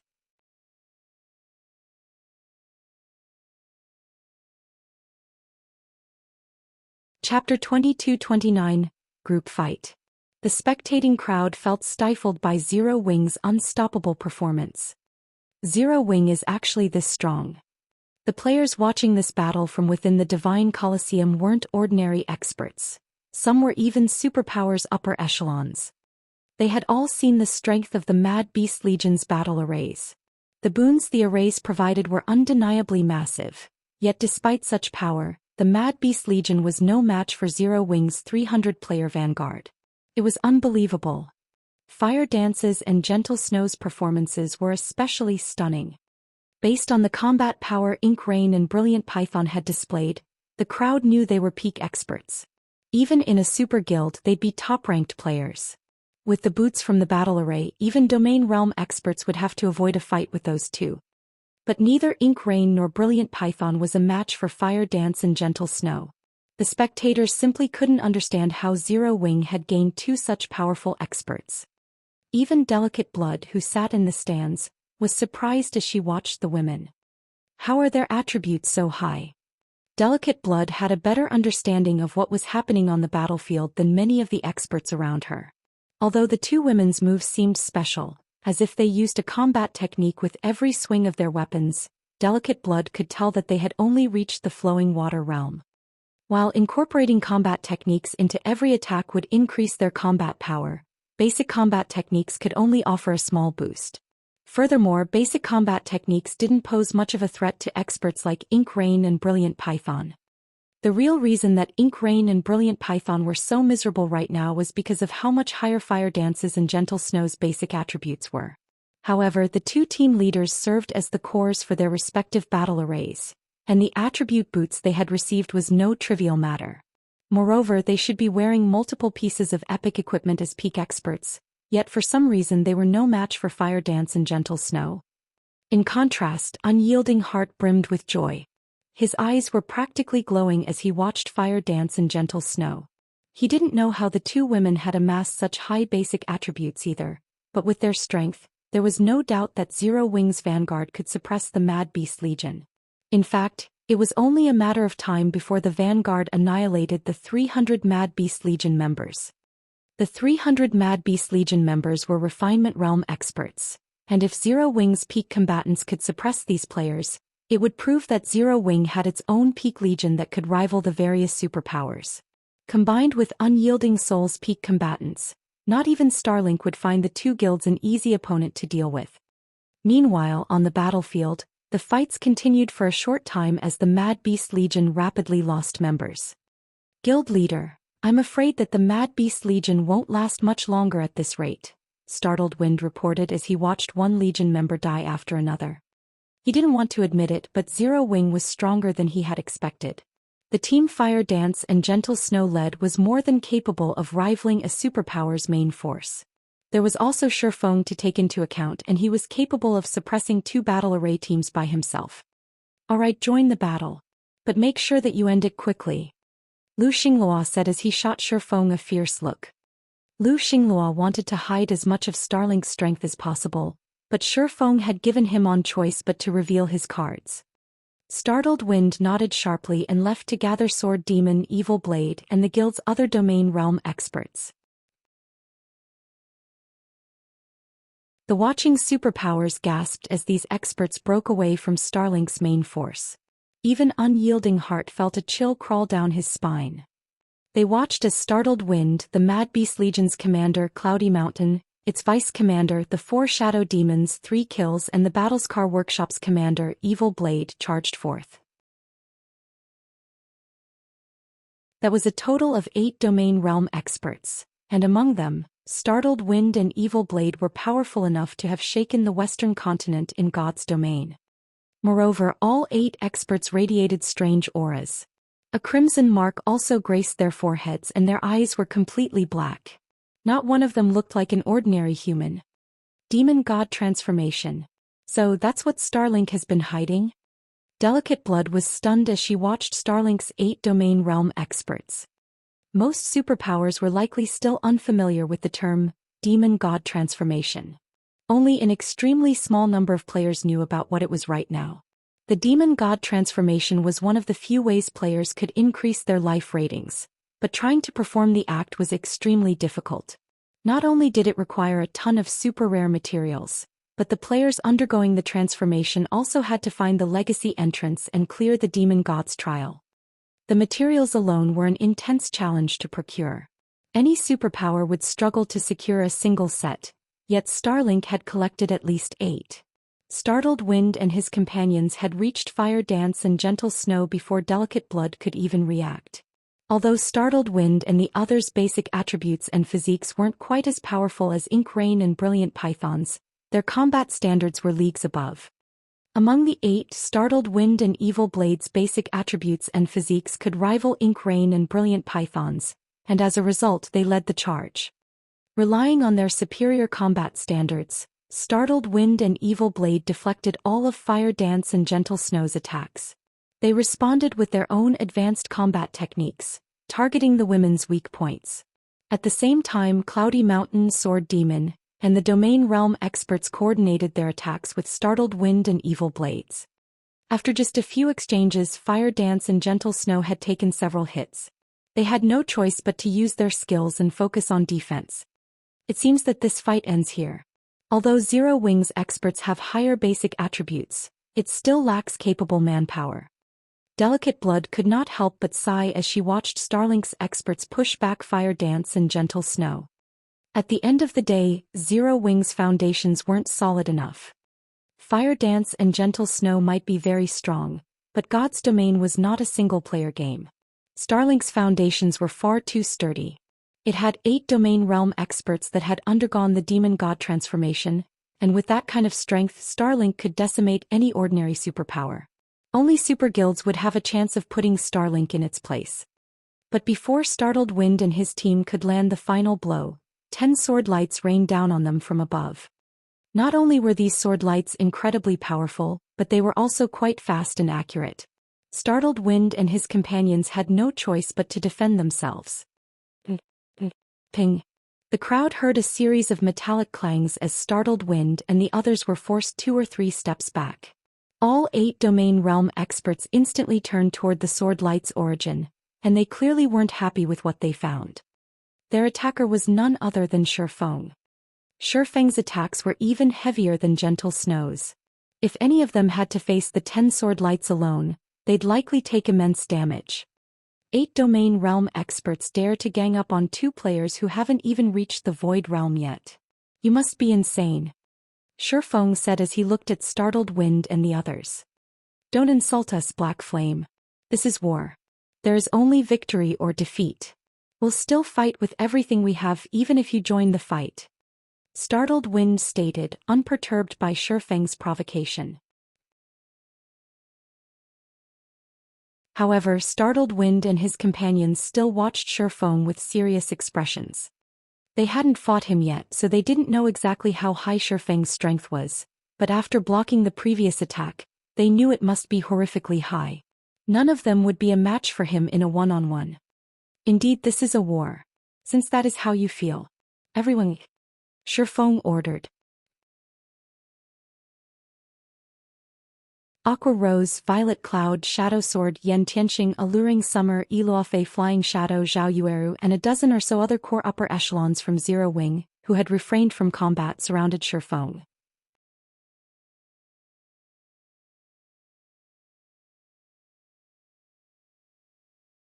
Chapter 2230 Violent Suppression. When Aqua Rose and the others stepped forward, they unleashed the auras they had kept contained. Although each of their auras was not as powerful as Fire Dance and Gentle Snows, the combined pressure easily surpassed their two comrades. Startled Wind and his team were stunned.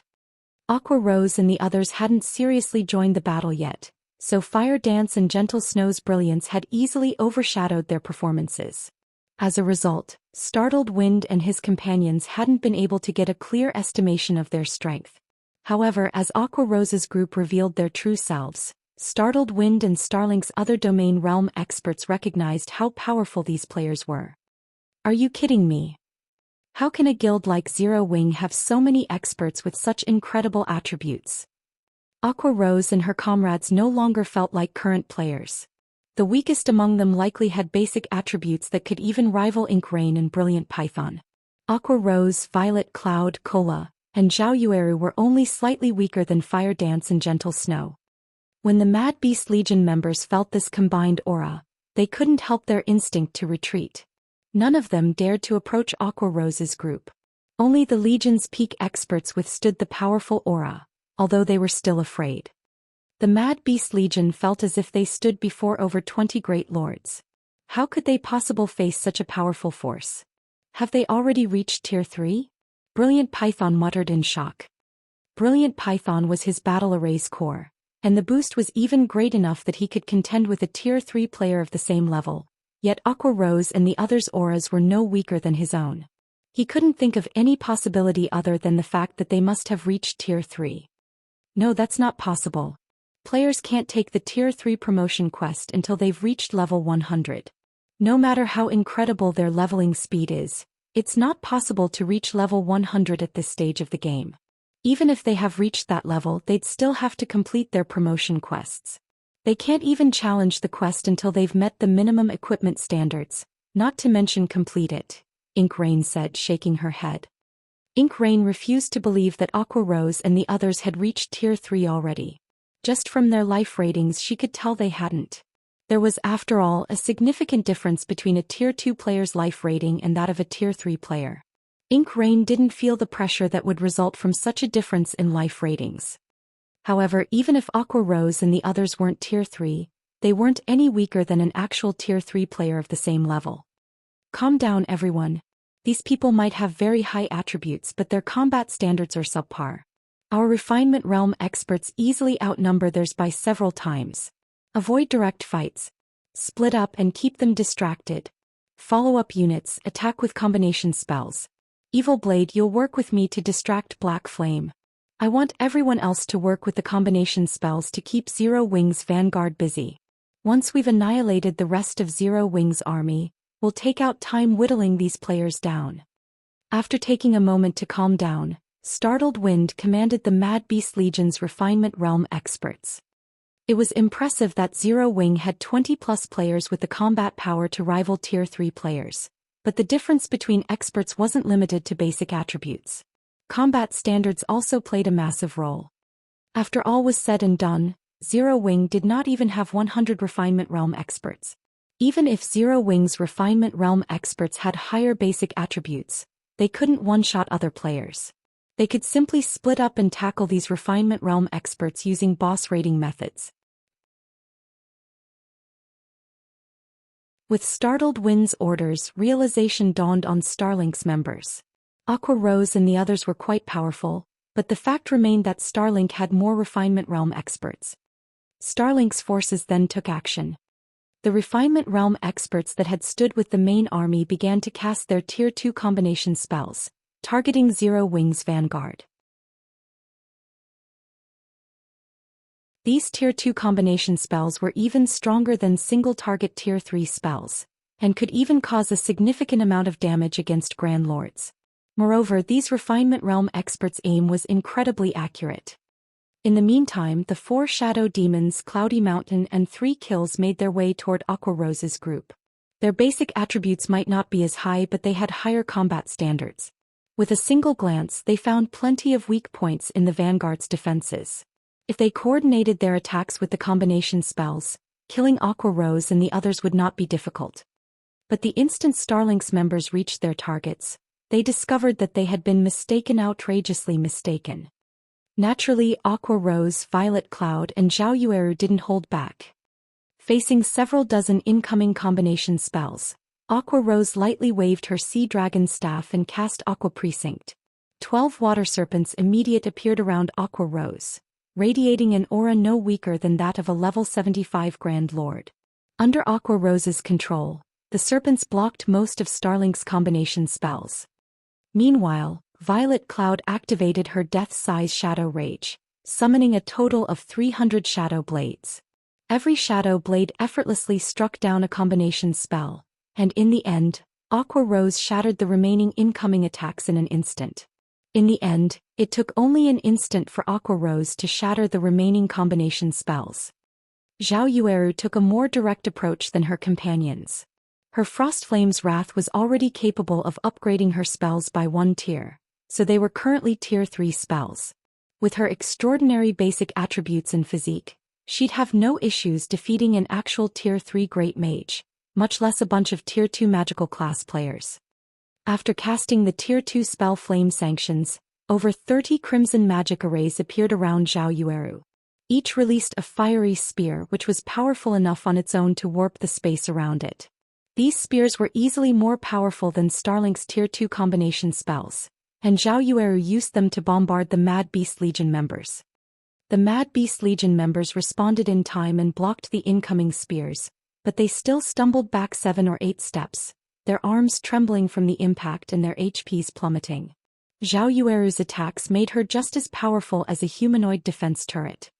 As long as magical class players had enough time to cast their spells, they'd wreak even more havoc on an open battlefield than their melee counterparts. A magical class player with a special legacy and a fragmented legendary weapon would be no more than a natural disaster. Although the 4 shadow demons and their companions wanted to stop the 3 women, Kola, Shadow Sword, Alluring Summer, Ilofei, Flying Shadow, and Yen Tianxing halted their advance. Despite having higher combat standards, the 4 shadow demons' party struggled against Kola's due to the huge level gaps. Yen Tianxing in particular could suppress Sword Demon on his own. Meanwhile, Ilofei kept 3 kills, who was only second to Sword Demon's strength, busy. Fire Dance and Gentle Snow continued to push back Ink Rain and Brilliant Python, who fared far worse than Sword Demon and 3 kills. Elsewhere on the battlefield, the more startled Wind and Evil Blade fought Sure Feng, the more afraid they became of the swordsman's prowess. Not only could Sure Feng incorporate a combat technique in every move, but he also used his horrifying speed and strength to increase the lethality of his attacks. The 2 domain realm experts couldn't get close to him, forced to dodge or use skills to defend themselves. Even so, their HPs continued to decrease. If not for the rear line healer's support, they would have likely died already. However, even though Zero Wing had the advantage, Starlink simply had too many Refinement Realm experts. Although Zero Wing's Refinement Realm experts could face 5 opponents by themselves, it wasn't enough to compensate for Starlink's numerical advantage. Unfortunately, most of Zero Wing's Refinement Realm experts weren't quite that strong. After several minutes, Zero Wing's Vanguard had lost over 100 players, including over a dozen Refinement Realm experts. In contrast, Starlink had only lost around 300 players. As both guilds' main armies clashed, Zero Wing's losses were more severe. It wasn't just because of the quality difference between their experts, but the defensive barriers that protected Starlink's members. Black Flame Zero Wing's story ends here. If it were merely a 1,000-man battle, you might have had a chance of victory. Unfortunately, this is a 10,000 versus 10,000 battle. You alone aren't enough to influence the outcome. Startled Wind snarled, breathing a sigh of relief once he saw that this battle's outcome was assured. Zero Wing had already suffered more than 2,000 casualties on the main battlefield, while Starlink had only sustained around 500. As long as they could hold out until Zero Wing's main army fell, the rest of Starlink's players could wear Shifeng and his companions down, even if Starlink's domain realm experts were annihilated. In such a high-speed battle, experts of their caliber were no trivial matter. Fighting at their peak consumed a lot of stamina and concentration, and executing one advanced combat technique after another would increase their consumption. Startled Wind only had around half of his stamina remaining, and with Shifeng facing two domain realm experts at the same time, he shouldn't fare any better. Startled Wind wasn't the only one to consider the issue. Everyone was aware of it. Aqua Rose and Zero Wing's other magical class experts had already blown through more than half of their mana.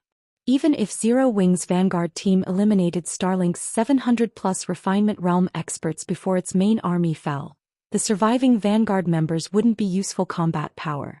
How exactly did Zero Wing plan to defeat Starlink's forces? You're not wrong. I can't turn the tide of this battle by myself, but what happens if I'm not alone? Shifeng asked, flashing a grin at Startled Wind and Evil Blade. Shifeng's question made them realize something, and they stared at him with grim expressions. The moment Shifeng finished his question, he activated Twilight's Shadow and Twilight of the Gods. The swordsman then split into 8 identical clones, each looking straight at Startled Wind and Evil Blade. Crap. Many of the watching players gasped when they saw Shifeng split into 8 copies of himself. Some even cursed aloud in surprise. Startled Wind and his comrades who shared a battlefield with Shifeng felt as if someone had dumped a bucket of cold water over their heads. You're tuning in to the Zhou Xian's Legacy YouTube channel. Don't forget to subscribe and join us on this journey to catch the most captivating stories.